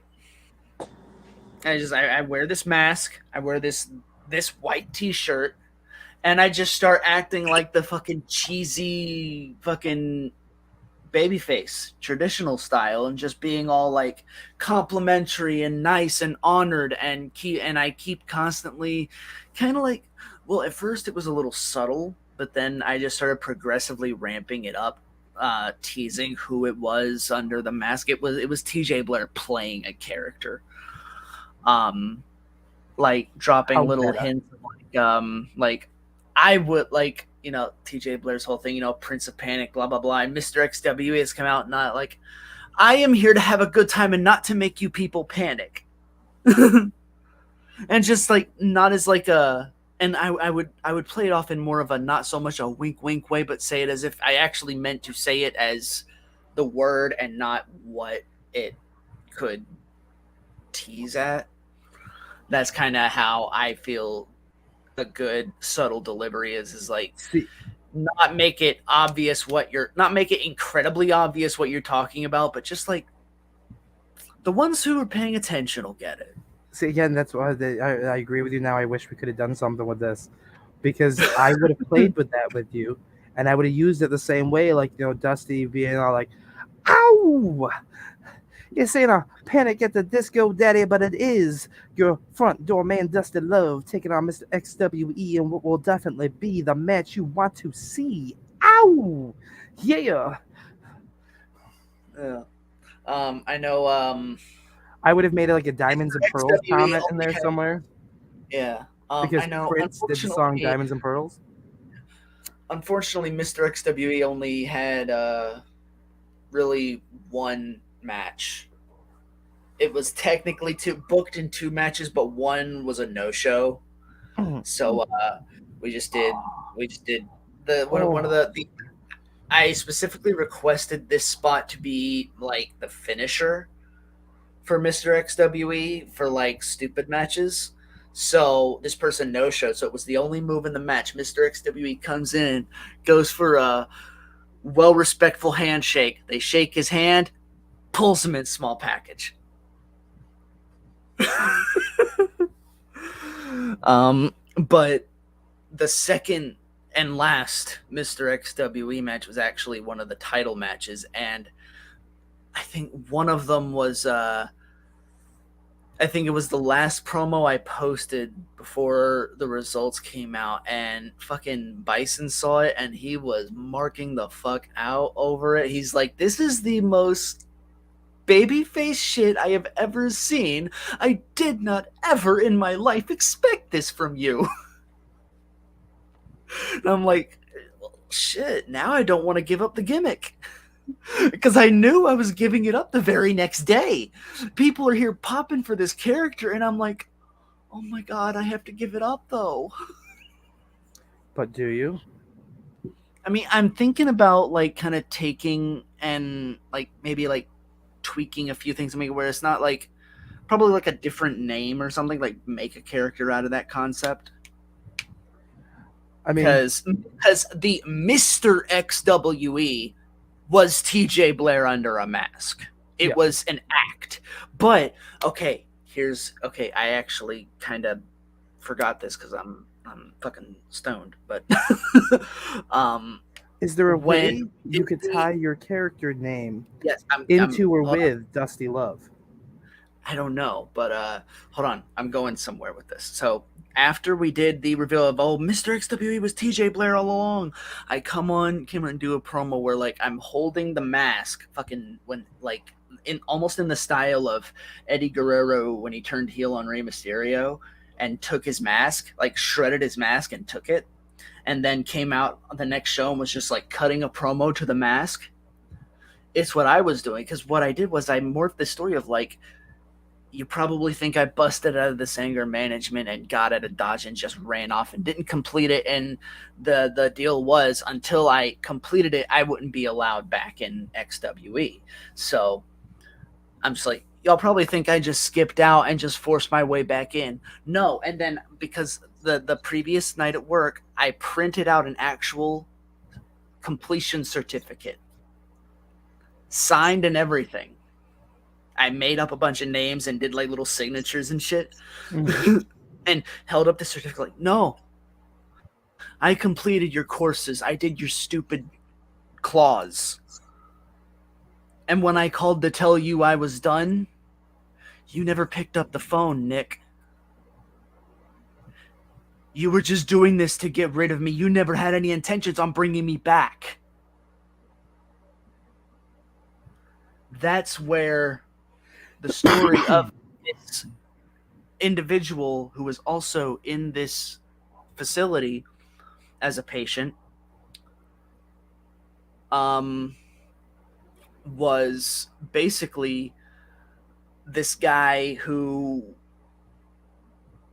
believed a little too much in the wrestling world, like superfan style. And it was mentioned that, you know, they kind of like hounded Blair around a lot and kind of like followed him around because, you know, Blair's a wrestler, this guy's a wrestling fan, so like kind of, you know, doing the whole like weird ass super fan stalker shit. Yeah. And it kind of turns into this thing where I morphed it as this could have been a TJ Blair redemption story had you answered the phone, because when I first saw this kid, I wanted to rip his throat out. But then he just kept on, and you know what? That little fuck, he opened up something to me, and shit actually started to change. I started to get better. I started finally feeling something going right for once. And because this random insane kid here is so excited to see someone like me reform and then go back to XWE, his favorite promotion, and help sweep it back up. And then when I finally reform and I give you what you want, you turn your back on me. So I decided I was going to make that kid's wish come true. I was going to put his image out for the world to see. And show you and everyone else what you could have got had you just thought beyond yourself for a change. I just cut a whole different promo. That was not even close to what I actually cut, but that was the basis of it. I wish I would have done that promo instead, because I was vibing with that. I like it. I did not expect to go into a full tangent. If you wanted to try out this character, right? I think a babyface duo of Dusty Love and this could be a lot of fun to do. Could be. Could be, yeah.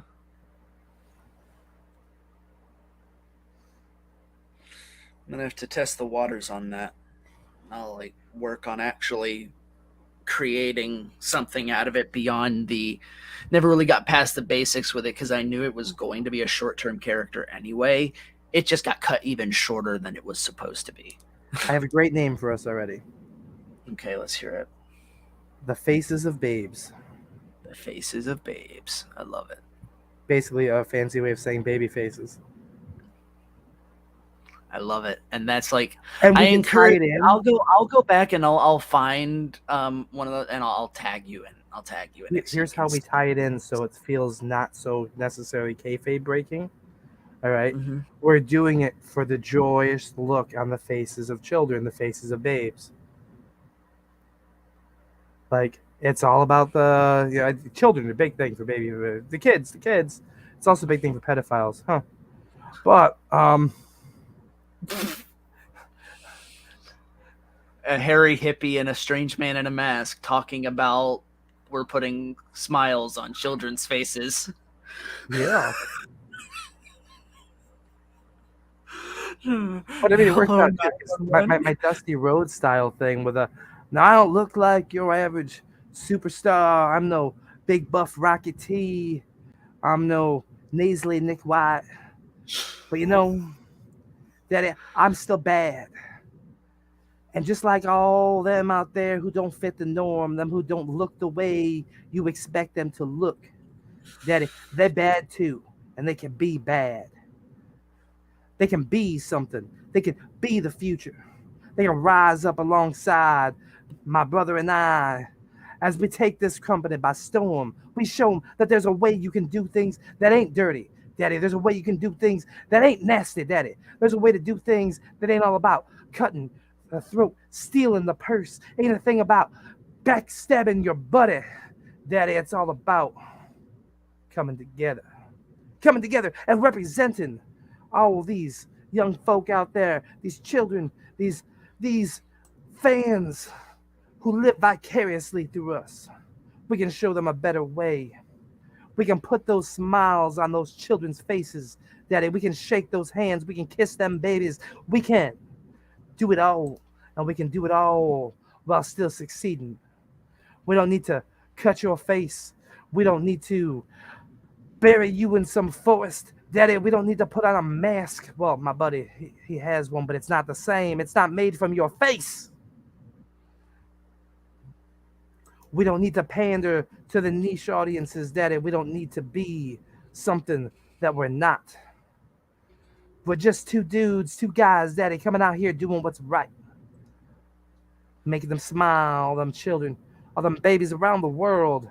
There's nothing as sweet as the laughter, the giggle of a baby. Nothing as innocent. And we are here, Daddy, to protect that innocence from people like Dan Ness who might try to do inappropriate things to them. Because he looks the top. Did you freeze or are you legit stone-faced? I can't tell if you're reacting to I'm anything. probably frozen. I'm probably Okay. frozen. I was waiting to see your reaction when I mentioned Dan Ness. I'm glad I was frozen because it'd be the same reason why I'm glad if you were to drop, if we were to ever like do like fucking like, because you have a green screen too, right? I do. Okay, because we could like do like shit where like we're like edit our shit to where it looks like we're like together in the promos and shit, and that'd be pretty fucking epic. It'd be one of those cases where if you were to have dropped that and I would have been like standing there listening to it, I'm so glad I'm wearing a mask right now. Because is it because you agree with Dusty's assertion that Dan Ness looks like the type? I plead the fifth, Your Honor. I mean, it's okay. They're probably not going to watch this, so they won't know. They'll just between me, you, and whoever our one viewer is right now. I just watched. That's who that one viewer is. Plot twist. Well, it's probably not Dan Ness. He's still on vacation, remember? Oh, yeah, right. That's why he had the spot now. I'm not accusing anyone else by him could handle doing things appropriately. Very clear. But yeah, it could easily tweak a few things around. Maybe not still go with the Mr. XWE name, or maybe do. I don't know. But make it clear that it is actually now the actual establish that Mr. XWE was actually a person. This was just kind of a case of identity theft. To get your way back in the door. I have a great name for you. Okay. I'm going to type it out. Okay. Then I'm going to put it on the screen as a comment. You ready?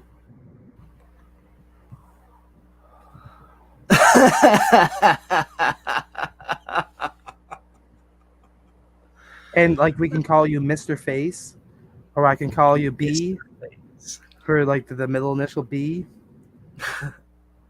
My boy B Face over here. Ow! It's your boys Dusty Love and B Face. We're here to show you exactly what it means. Go with like BB Face. Well, like initials BB. Oh my god! So you mean like the way people like hit up porn stars and call them BB instead of baby? Yeah. Is it? Did I reveal something about myself by admitting I know this? I don't know. Did you? Yeah. Take a puff. But I think that could be a lot of fun. Yeah, it could. I need to workshop that and talk to Nick. See if that could ever be arranged. They could use some tag teams. Like, I don't mind losing, like, especially as a babyface character. Babyfaces do a lot of losing for the most part. Yeah. Like, they often get cheated out a lot by the heels, but my feeling is XWE is probably a very heel-heavy company. Like, kinda. A lot of places are very heel-heavy, though. EFED in general is heel-heavy. Yeah, EFED is incredibly heel-heavy. Yeah, like there's not many genuine babyface characters out there at all. There are very few. Hola, el unicornio está aquí. Y I am So, here. maybe we need I'll to save the voice. maybe we need to fill that gap. We can be a traveling carny act. Yes.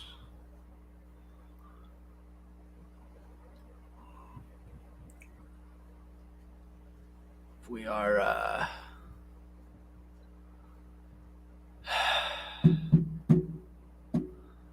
don't know, I'm trying to think of multiple name ideas. Coincidentally, do you know what one of the last team ups I ever did was? What? It was supposed to be a Gary stable, and then Gary like fucked off. So like I had a new build around it. It was gonna be me, Zelzabar, and T-Bone. Okay.